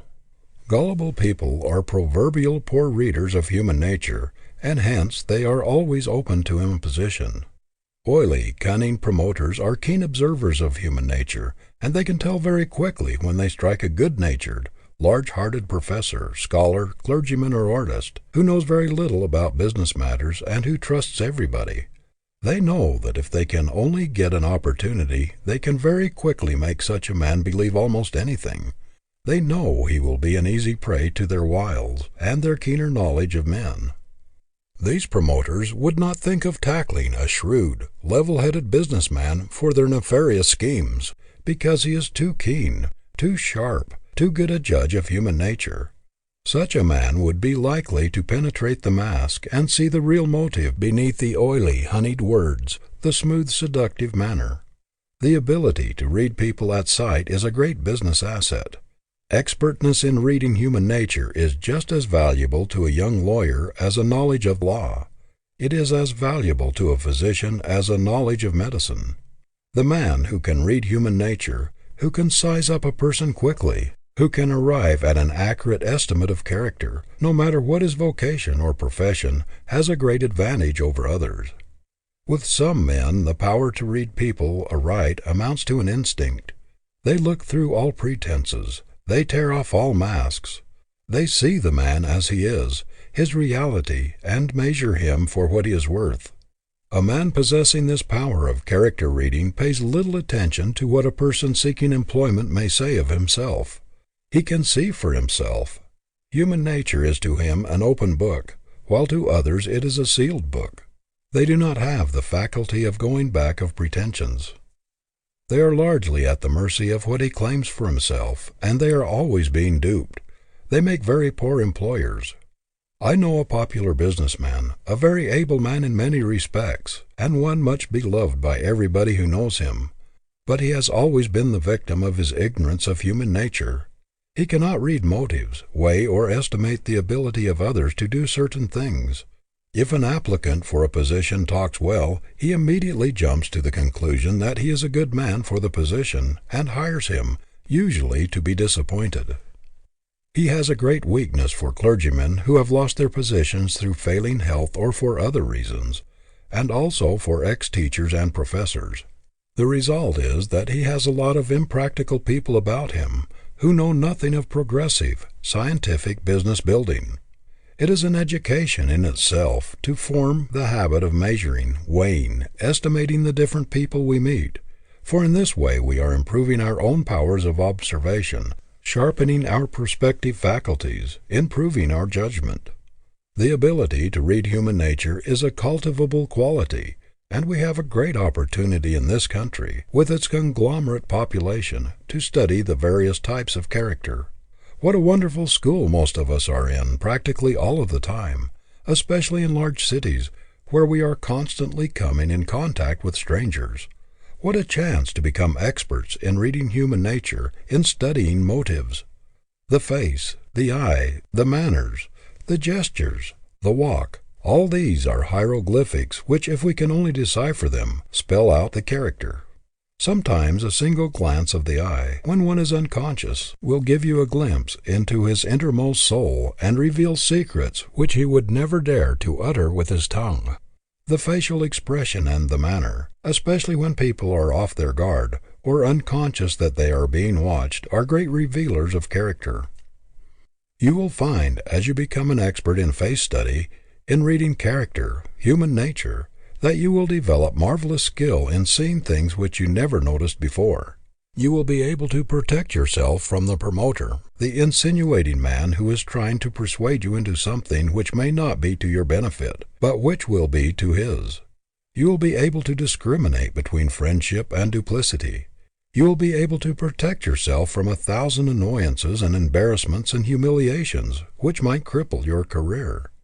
How many people are living in poverty, are wretched, homeless today because they could not read human nature and were robbed of their property and their rights? To discern the difference between the false and the true, to place the right values upon men, to emphasize the right thing in them, to discriminate between the genuine and the pretended, is an accomplishment which may be worth infinitely more to you than a college education without this practical power, and may make all the difference to you between success and failure, happiness and misery. End of chapter 14.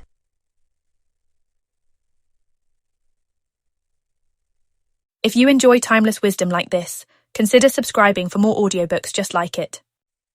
Chapter 15 of He Can Who Thinks He Can by Orison Swett Marden. Does the world owe you a living? A 15-year-old bellboy was arrested in Cleveland for stealing $8. When asked in court why he stole, he said, "Because the world owes me a living." No doubt the youth had heard this many times from older lips. When the armies of Louis XV were devastated in Flanders, the monarch exclaimed, "Has God forgotten all that I have done for him?" A vast number of people seem to think that God and the world are under great obligation to them, and that the world owes them a living without any return service from them. Not long ago I heard a young woman say that she did not consider that she owed the world anything, that she was thrust into it without being consulted, that she proposed to get out of it what she could with as little effort as possible, and that she did not feel under the slightest obligation to the past. Did you ever think, my idle friend, what you really owe the world for the privilege of living in it? Did you ever think that all the civilizations of the globe have been working for you through all the ages up to the present moment, and that you are reaping the harvest of all the hard-working, sacrificing, suffering, drudging sowers that have preceded you? Can you look the workers of the world in the face and tell them that you intend to have all the benefits of their labor, to enjoy all the good things of the world without doing anything to compensate for them? The man who does not feel his heart throb with gratitude every day of his life for being born in the very golden age of the world, and who does not feel that he owes a tremendous debt to the past, to all the people who have struggled and striven and sacrificed before him, is not made of the right kind of stuff. In other words, he is not a man, and he ought to be treated as a drone, a thief of other men's labors. Everything that has gone before you enters into your life and time. You enjoy the sum of all the past every moment of your life. Think of the untold thousands who have laid down their lives to make possible the comforts, the blessings, and the immunities you now enjoy. Think of the rivers of blood that have been spilt, of the thousands who have perished or lived in the misery of prison and dungeon to purchase the liberties of speech and freedom of action which you enjoy today. How many lives have been lived in solitude and misery in order to develop sciences which are today beacon lights of the world? And think what multitudes of people are engaged in producing, manufacturing, and forwarding your clothing, your furniture, your food, the tropical fruits on your table, the foreign textiles, the bric-a-brac, and all the things which come from foreign lands to minister to your comfort and convenience. You buy an orange on the street for 2 or 3 cents, but did you ever think of what it had cost to bring it to you? Did you ever think of the number of people who have aided in its production and its transportation so that you might buy it for a few pennies? You get a yard of cotton for 10 cents, but did you ever think of the toil and hardships of the people in the South, of the operatives in the mill, the packers, shippers, and clerks who have handled and rehandled and shipped it by steamship and railroad that you might buy it for a song? Suppose these people who say that they owe the world nothing were obliged to make all the comforts and luxuries they enjoy. How long would it take them to produce even a lead pencil, a sheet of writing paper, a jackknife, a pair of spectacles, a pair of shoes, or a suit of clothes, representing an untold amount of drudgery and sacrifice? There is toil, struggle, and sacrifice in everything you purchase, everything you enjoy. How many thousands of people have worked like slaves to make it even possible for you to ride on a railroad or on a steamship? And how many lives have been sacrificed in order to reach the perfection and safety attained by modern trains and steamers, and to enable you to enjoy the comforts and luxuries which they provide? Wherever you go, tens of thousands of people have been preparing the way and getting things ready, guarding against danger, saving you trouble and drudgery. And yet you say that you do not consider yourself in debt to the world. If all the workers and all the wealth of the world today had been employed for thousands of years for your special benefit, to prepare for your reception upon the earth, they could not have provided the comforts, the conveniences, the facilities, the immunities, the luxuries which you found waiting for you when you were born, and for which you gave not even a penny or a thought. And yet you say that the world owes you this and the other, and that you owe it nothing. Did you ever think, my idle friend, that there are some things which are not purchasable with money? Do not deceive yourself by thinking that you will get something for nothing. All the laws of the universe are fighting such a theory. You must open an account with the world personally. No one else can pay the debt you owe. Whatever money or advantages your father or anyone else gets by his own efforts, nature has stamped untransferable. The law of the universe recognizes only one legal tender, and that is personal service. Whatever you get of real value you must pay for. The things that are done for you are delusions. You are a personal debtor to the world. When you were born, civilization opened an account with you. On one side of the ledger you find John Smith, debtor to all the past ages for the sum total of the results of the toil of the men and women who have lived and toiled before him, debtor to the privations, the sufferings, and the sacrifices of those who have bought freedom from bondage, immunity from slavery, emancipation from drudgery. You are debtor to all the inventions that have ameliorated the hard conditions of mankind and which have emancipated you from the same hard drudgery and stern conditions, the same narrow, limited life of your prehistoric ancestors. Who are you, Mr. Idler, that you claim a living from the world, when you have not earned the clothing you have on your back or the shelter which covers your head? Why should tens of thousands of people drudge and endure hardships and privations to produce all of the useful things, the beautiful things, the luxuries for you to enjoy without effort? You say the world owes you a living. What if the sheep should refuse to furnish its wool to cover your lazy back? The earth refused to produce crops to fill your lazy stomach. The army of laborers refused to let you take all the good things out of the world's great granary without putting anything back. What would become of you who have never lifted a finger to learn a trade, or to prepare yourself for a career, or to do work of any kind, if an edict were to come from the skies that would force you henceforth to do your share of the world's work or starve? Is he not a thief, an enemy of civilization, who thrusts his arm into the great world storehouse, pulling out all the good things he wishes, and refusing to put anything back in exchange? We hear a great deal about indiscriminate giving making paupers, but what shall we say about the giving of fortunes to youth who have never been taught that they should give anything in return for all they receive?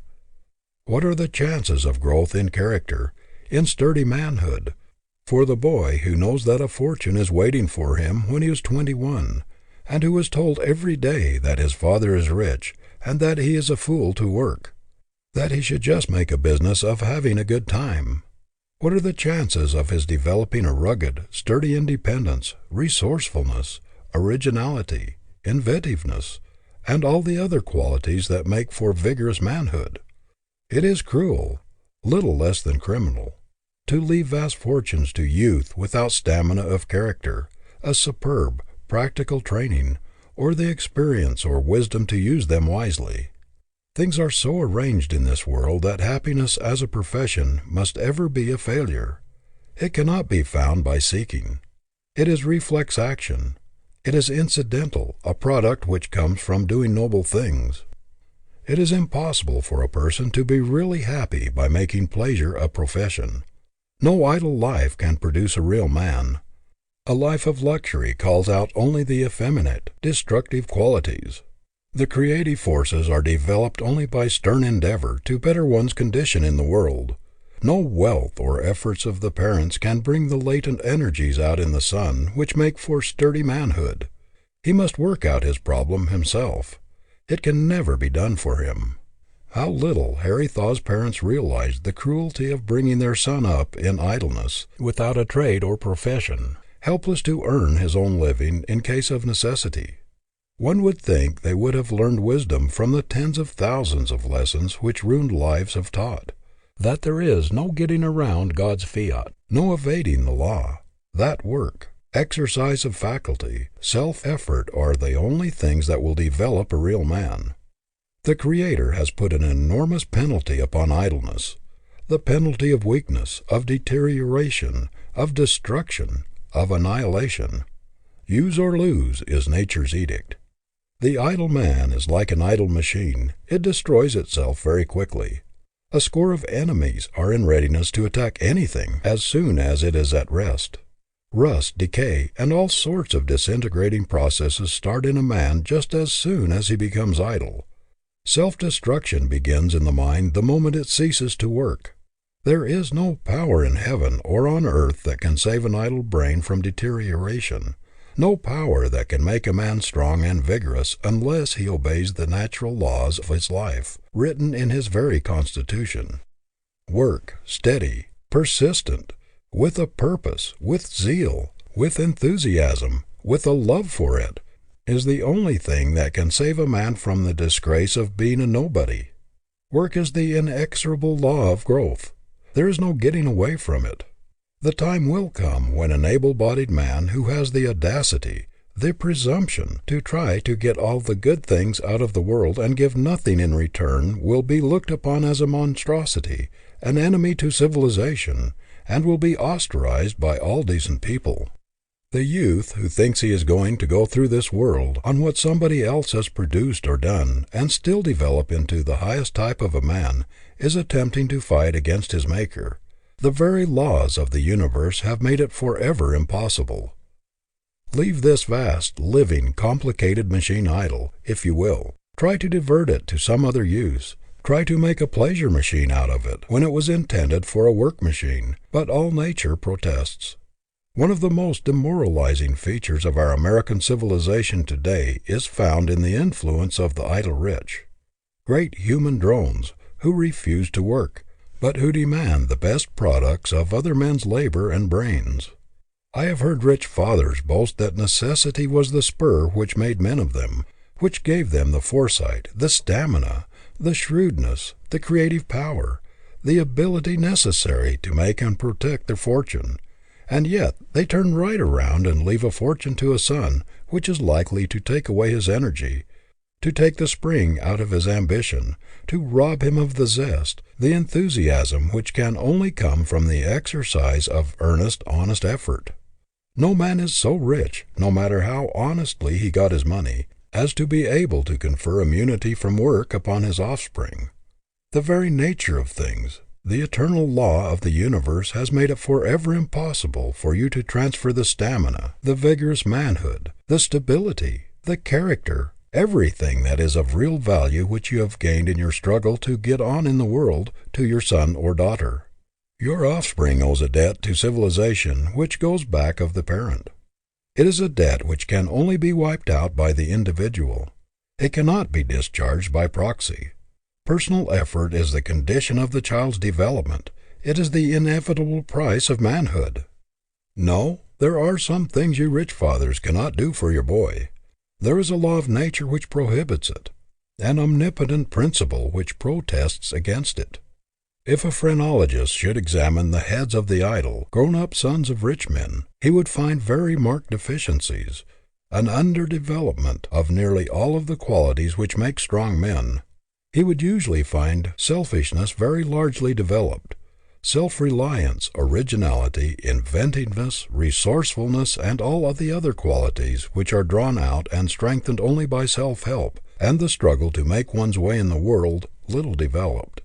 If he should compare them with the heads of their self-made fathers, he would find very marked inferiority, so marked that there would apparently be no relationship between the owners of the heads. The contrast would be as great as that between the hard, tough, firm fiber of the mountain oak and the fiber of soft, spongy sapling, which never struggled with the storm and tempest because sheltered by surrounding trees.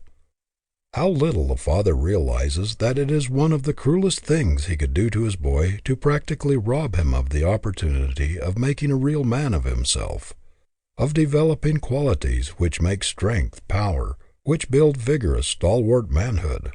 There is something about the actual making of one's way in the world, of burning behind one all bridges which others have built, throwing away all crutches and refusing to lean, to be boosted, refusing all assistance and standing erect upon one's own feet, thinking his own thoughts, fighting his own battles, bringing out his own latent possibilities by actual exercise, bringing into action every bit of one's inventiveness, resourcefulness, ingenuity and originality, tact, that makes a man strong, vigorous and stalwart, which indicates that this is the normal life of a man, the only life which can develop the true man. The army of inefficients, the namby-pambies, the dressed-up nobodies, with soft hands and softer heads, who are expert only in saying silly nothings to silly women, or in the practice of some useless fad, the amount-to-nothings everywhere, ought to convince you that there is no way of getting something for nothing. If you will not do a man's work, if you will not pay a man's price for manhood, you will be only an apology for a man. Of course, you can live the life of the idle if you will. If you are the son of a foolish rich father, no one may be able to hinder you, but you must take the idler's reward. You must go through life branded with the shame, labeled with the weakness, marked with the deformities of idleness. You must pay the penalty of your choice and be a nobody. End of chapter 15.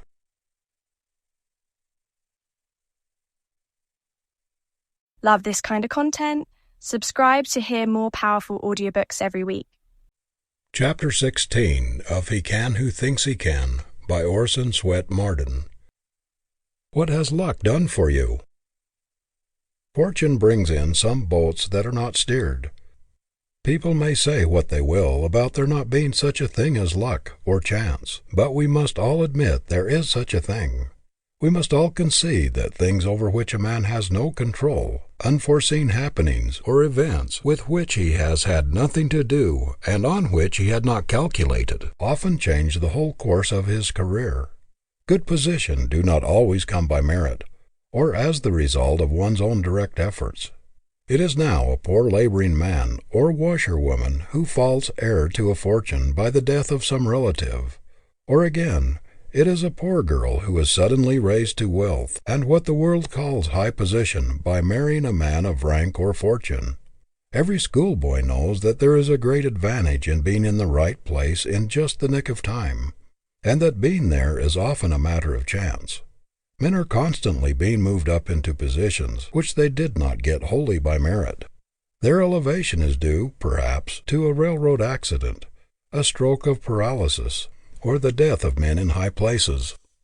We had a striking instance of this recently in the death of two presidents of the Long Island Railroad within a few months, which led to unexpected promotions. Everyone knows that men are constantly being put at the head of large concerns because of kinship with the owners of the business, when perhaps a score of those who are working in the establishments at the time are much better fitted to fill the positions. But after all, who will be foolish enough to say that man is the toy of chance, or that true success is the result of accident or fate? No, luck is not God's price for success, nor does he dicker with men. When we consider the few who owe fortune or position to accident or luck, in comparison with the masses who have to fight every inch of the way to their own loaves, what are they in reality but the exceptions to the rule that character, merit, not fate or luck, or any other bogey of the imagination, controls the destinies of men? The only luck that plays any great part in a man's life is that which inheres in a stout heart, a willing hand, and an alert brain. What has chance ever done in the world? Has it invented a telegraph or telephone? Has it laid an ocean cable? Has it built steamships or established universities, asylums, or hospitals? Has it tunneled mountains, built bridges, or brought miracles out of the soil? What did luck have to do with making the career of Washington, of Lincoln, of Daniel Webster, of Henry Clay, of Grant, of Garfield, or of Elihu Root? Did it help Edison or Marconi with his inventions? Did it have anything to do with the making of the fortunes of our great merchant princes? Do such men as John Wanamaker, Robert Ogden, or Marshall Field owe their success to luck? Many a man has tried to justify his failure on the ground that he was doomed by the cards which fate dealt him, that he must pick up and play the game, and that no effort, however great on his part, could materially change the result. But, my young friend, the fate that deals your cards is in the main your own resolution. The result of the game does not rest with fate or destiny, but with you. You will take the trick if you have the superior energy, ability, and determination requisite to take it. You have the power within yourself to change the value of the cards which you say fate has dealt you. The game depends upon your training, upon the way you are disciplined to seize and use your opportunities, and upon your ability to put grit in the place of superior advantages.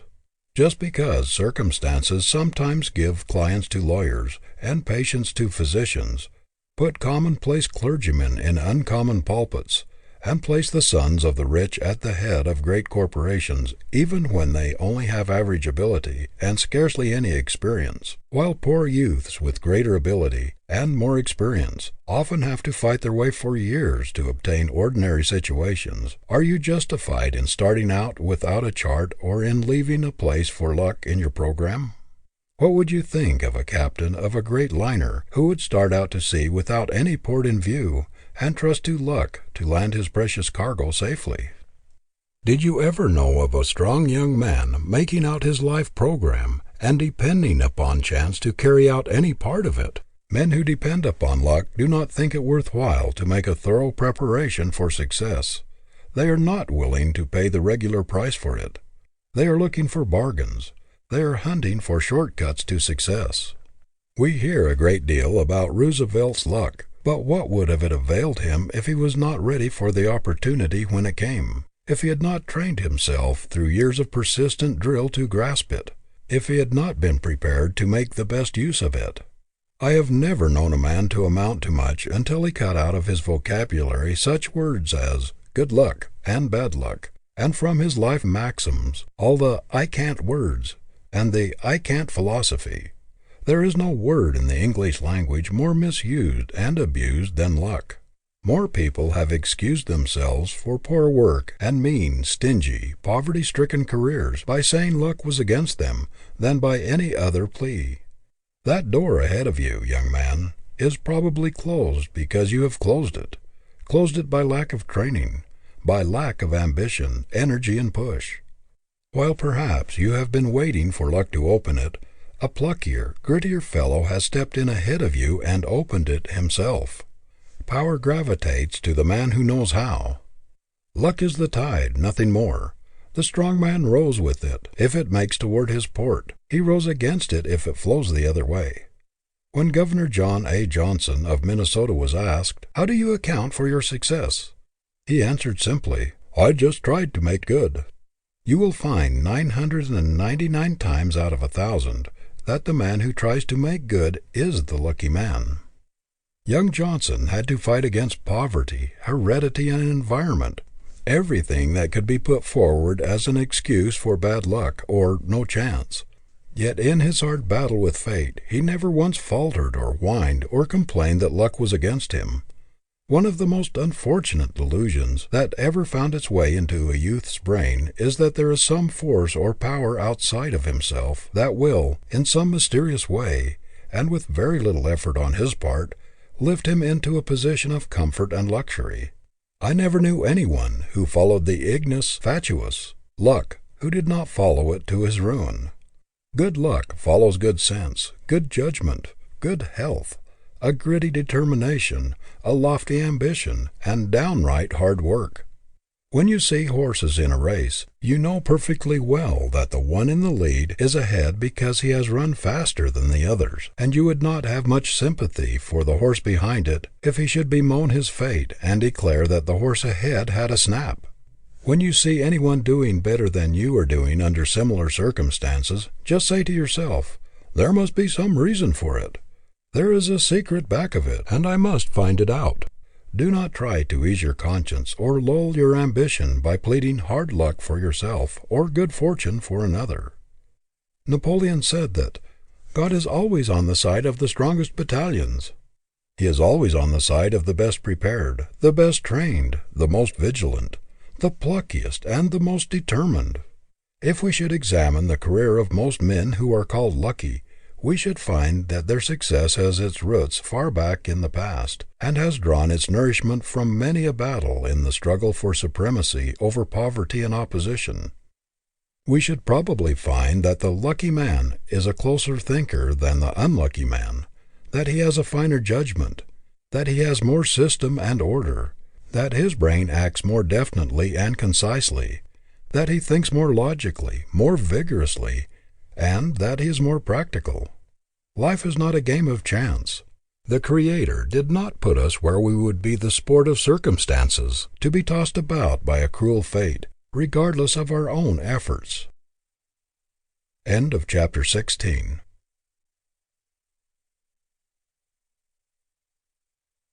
If you enjoy timeless wisdom like this, consider subscribing for more audiobooks just like it. Chapter 17 of He Can Who Thinks He Can by Orison Swett Marden. Success with a Flaw. Just now, the American people are receiving some painful lessons in practical ethics, said President Nicholas Murray Butler recently.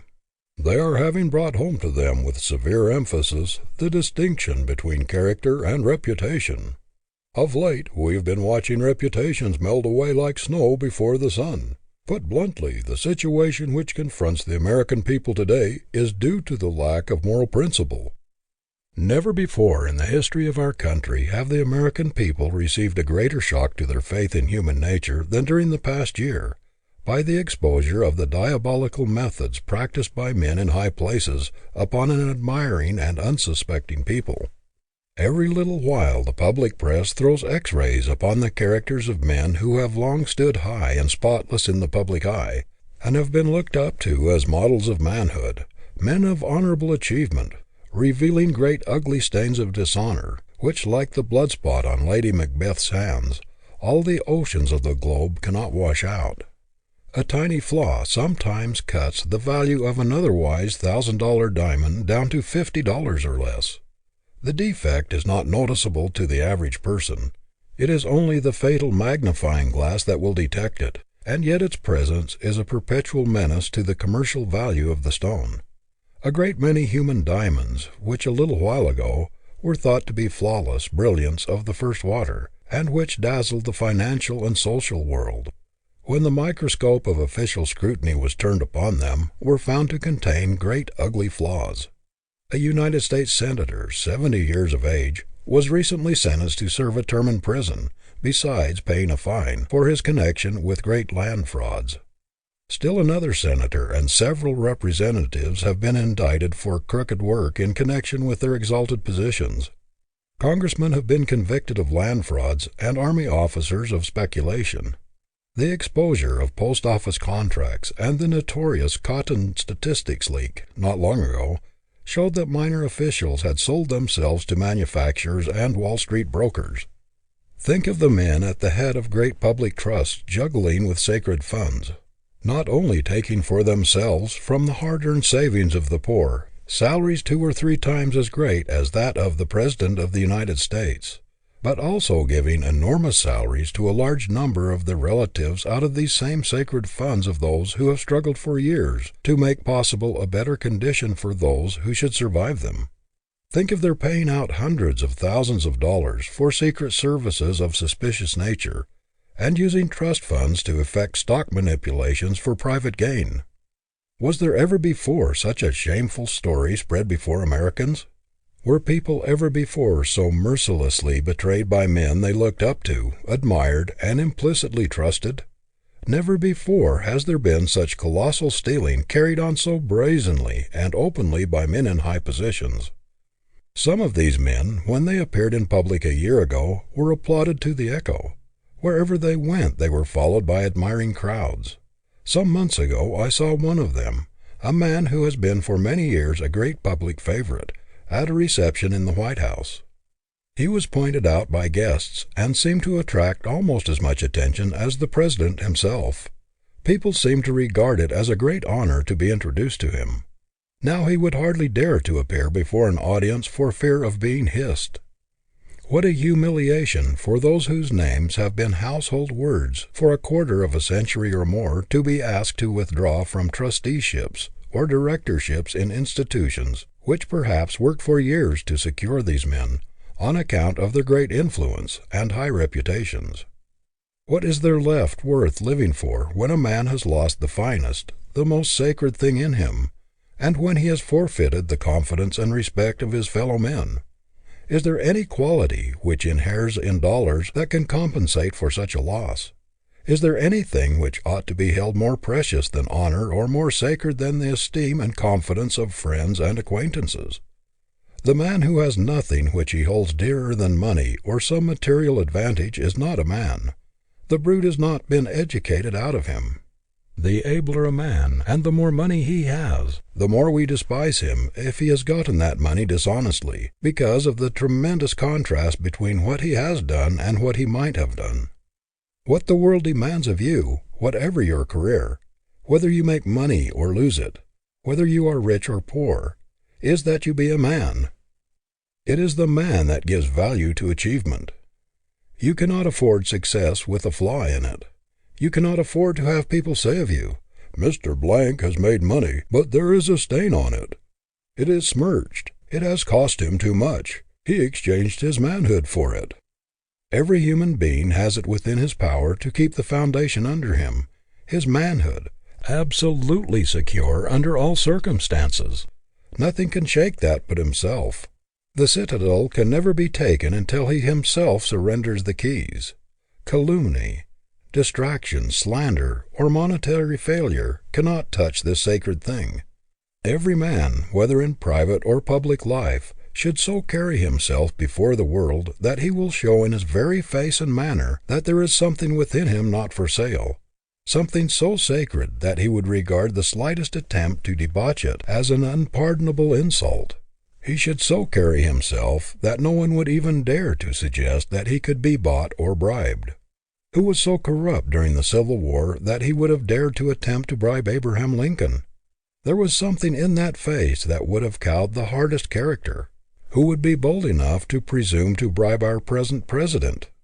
Many a one has failed because he was not a man before he was a merchant or a lawyer or a manufacturer or a statesman, because character was not the dominating influence in his life.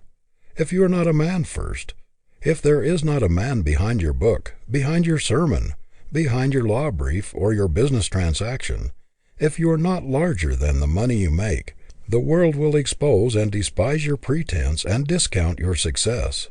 History will cover up your memory no matter how much money you leave. That is the lesson of the startling disclosures of late. These men whose reputations have melted away so rapidly, men who have had such a drop in the public regard, were not real men to start with. There were flaws in their character foundations, and the superstructures of their achievement have fallen before the flood of public indignation. Those criminals in high places are beginning to realize that no smartness, brilliancy, genius, scheming, long-headed cunning, bluffing, or pretense can take the place of manhood or be a substitute for personal integrity.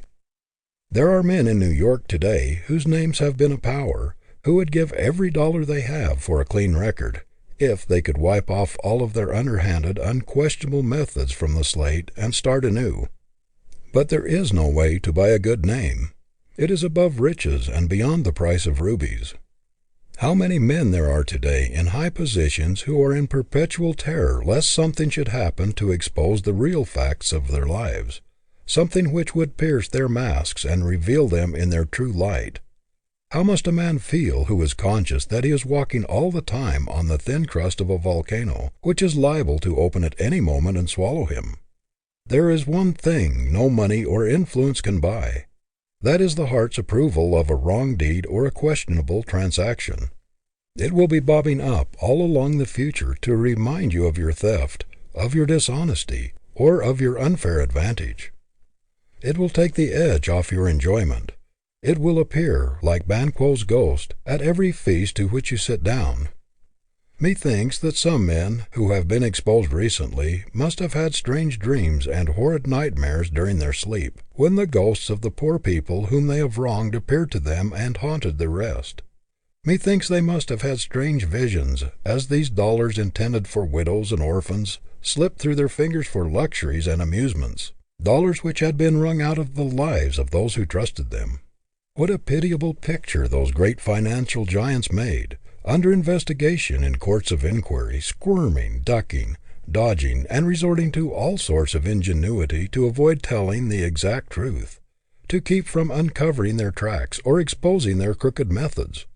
No man has a right to put himself in a position where he has to cover up anything or where he must be afraid of the truth. Every man should live so that he can hold up his head, look his kind in the face without wincing, and defy the world. A man went to President Roosevelt before the last presidential election and told him that someone had unearthed a letter of his which would be extremely damaging to his canvass were it made public, and that with a little diplomacy the damaging part of the letter could be suppressed. After listening to the man, the great president said, "I have never written a letter which I am afraid to have published. Let them print the letter, the whole of it. I have nothing to conceal. I am not afraid to face anything I have ever done." How many of our public men dare take that attitude? Isn't it a disgrace to this fair land that there are men in our Senate and House of Representatives, and in almost every legislature, whose votes and influence can be bought, and upon whose honor there is a price? If there is anything which a man in a responsible position ought to prize, it is the esteem of the young men who look up to him as their idol or hero. Is it strange, when our youth find their idols smashed, and their heroes betraying them, that their ideals should become blurred and twisted? Is it strange that they should ignore the old-fashioned methods of slow fortune-making when they see the smooth, oily, diplomatic schemers getting rich in a few months, and young men who were mere clerks a year ago, now riding in costly automobiles, giving expensive entertainments, and living in fine houses? Why should they not catch the spirit, and try to do the same thing themselves? You wrongdoers in high places, If you should live as long as Methuselah, should devote every minute of balance of your lives to doing good, and should give every farthing of your wealth to charity, you could not repair the damage you have done in crushing the ideals of these tens of thousands of youths who have looked up to you as their models of successful men. How can you escape responsibility for the crookedness which may be repeated in their lives when they shall come to fill these high positions which you now hold? They thought that square dealing, honesty, and integrity had been the secrets of your success, and now they see it was won by your smooth, oily, cunning dishonesty, your ability to deceive, to cover your tracks, and to live a double life. Who but yourselves will be responsible for the cracks in their characters which may come from the terrible shaking of their confidence in humanity? But, young men, don't lose your faith in humanity. Don't let your fallen idols shake your faith in your fellow man, for the great majority of people are honest. Let these terrible examples that have been recently held up to you make you all the more determined to build your own superstructure on the eternal rock of right and justice. Let the man in you stand out so boldly in every transaction that the deed or task you do, however great, will look insignificant in comparison. Get what you can and keep your own good name, not a penny more. $1 more than that would make your whole fortune valueless. If there is a pitiable sight in the world, it is that of a man with executive ability, sagacity, and foresight to make a clean fortune, yet using his energies and abilities in making a dirty one, a fortune which denounces and condemns him and is a perpetual disgrace to himself and his family. The right ought to thunder so loudly in a man's ears, no matter what the business or transaction in which he is engaged, that he cannot hear the wrong or baser suggestion. Men have two kinds of ambition, one for dollar-making, the other for life-making. Some turn all their ability, education, health, and energy toward the first of these, dollar-making, and call the result success. Others turn them toward the second, into character, usefulness, helpfulness, life-making, and the world sometimes calls them failures, but history calls them successes. No price is too great to pay for an untarnished name.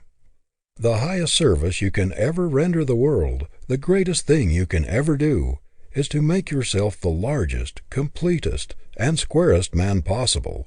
There is no other fame like that, no achievement like that. End of chapter 17.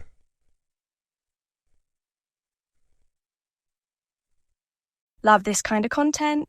Subscribe to hear more powerful audiobooks every week. Chapter 18 of He Can Who Thinks He Can by Orison Swett Marden. Getting Away from Poverty.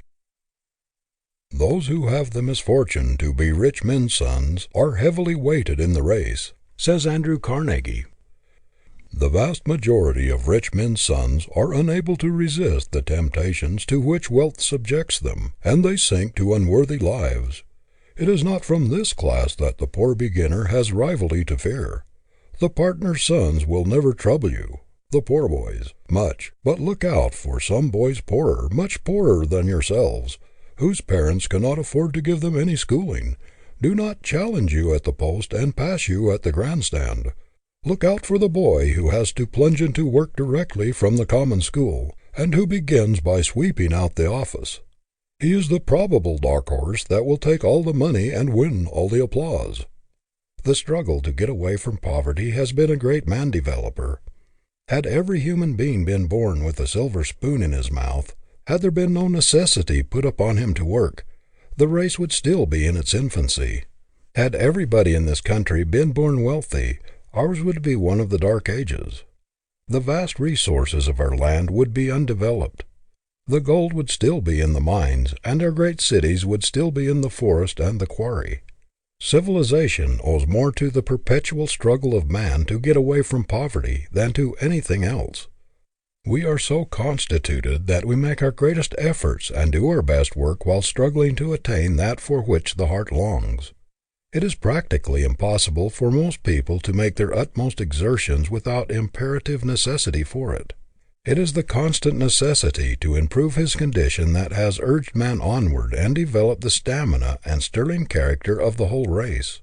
History abounds in stories of failures of men who started with wealth, and on the other hand, it is illuminated with examples of those who owe everything to the spur of necessity. A glance at the history of our own country will show that the vast majority of our successful men in every field were poor boys at the start. Benjamin Franklin, Alexander Hamilton, Andrew Jackson, Henry Clay, Daniel Webster, Abraham Lincoln, Horace Mann, George Peabody, Ulysses S. Grant, James A. Garfield, to mention but a few of the great names of past generations, rose to distinction from an iron environment and direst poverty. Our most useful and successful men of today have also been involved from the school of want and stern necessity. Our great merchants, railroad presidents, university presidents and professors, inventors, scientists, manufacturers, statesmen, men in every line of human activity have for the most part been pushed forward by the goad of necessity and led onward by the desire to make the most of themselves. A youth born and bred in the midst of luxury, who has always leaned upon others, who has never been obliged to fight his way up to his own loaf, and who has been coddled from his infancy, rarely develops great stamina or staying power. He is like the weak sapling in the forest compared with the giant oak which has fought every inch of its way up from the acorn by struggling with storms and tempests. Power is the result of force overcome. The giant is made strong in wrestling with difficulties. It is impossible for one who does not have to struggle and to fight obstacles to develop fiber or stamina. To live without trial is to die but half a man. Strength of character is a thing which must be wrung out of obstacles overcome. Life is a great gymnasium, and no man who sits in a chair and watches the parallel bars and other apparatus ever develops muscles or endurance. A father, by exercising for his son while he sits down, will never develop his muscle. The son will be a weakling until he uses the dumbbells and pulley weights himself. How many fathers try to do the exercises for their boys, while they sit on soft benches or easy chairs, watching the process? And still those fathers wonder that their boys come out of the gymnasium weak, with as soft and flabby muscles as they had when they entered. Isn't it strange that so many successful men who take pride in having made themselves, and consider it the most fortunate thing in the world that they were thrown upon their own resources, and were obliged to develop their independence and stamina and self-reliance, should work so hard to keep their children from having the same experience? Isn't it strange that they should provide crutches so that it will be all the more difficult for them to walk alone? That they should take away the strongest possible motive for development of power by making it unnecessary for them to strive, by providing for every want and guarding them on all sides by wealth? A famous artist, who was asked if he thought a young man who was studying with him would make a great painter, replied, "No, never. He has an income of £6,000 a year." This artist knew how the great struggle against thwarting difficulties brings out power, and how hard it is to develop a strong, manly fiber in the sunshine of wealth. How many young immigrants have come to this country uneducated, ignorant of our language, friendless and penniless, and yet have risen to positions of distinction and wealth, putting to shame tens of thousands of native-born youths who possessed every advantage of wealth, education, and opportunity, but who have never been heard from. I have in mind a young man of this class who came to this country a comparatively short time ago, but who has already risen to a very important position wholly unaided. He is a remarkable example of a self-educated, self-trained, self-disciplined man, and in the persistent process of his development he has evolved a very strong, positive, aggressive character. He has brought out his latent powers and strengthened his weaker faculties.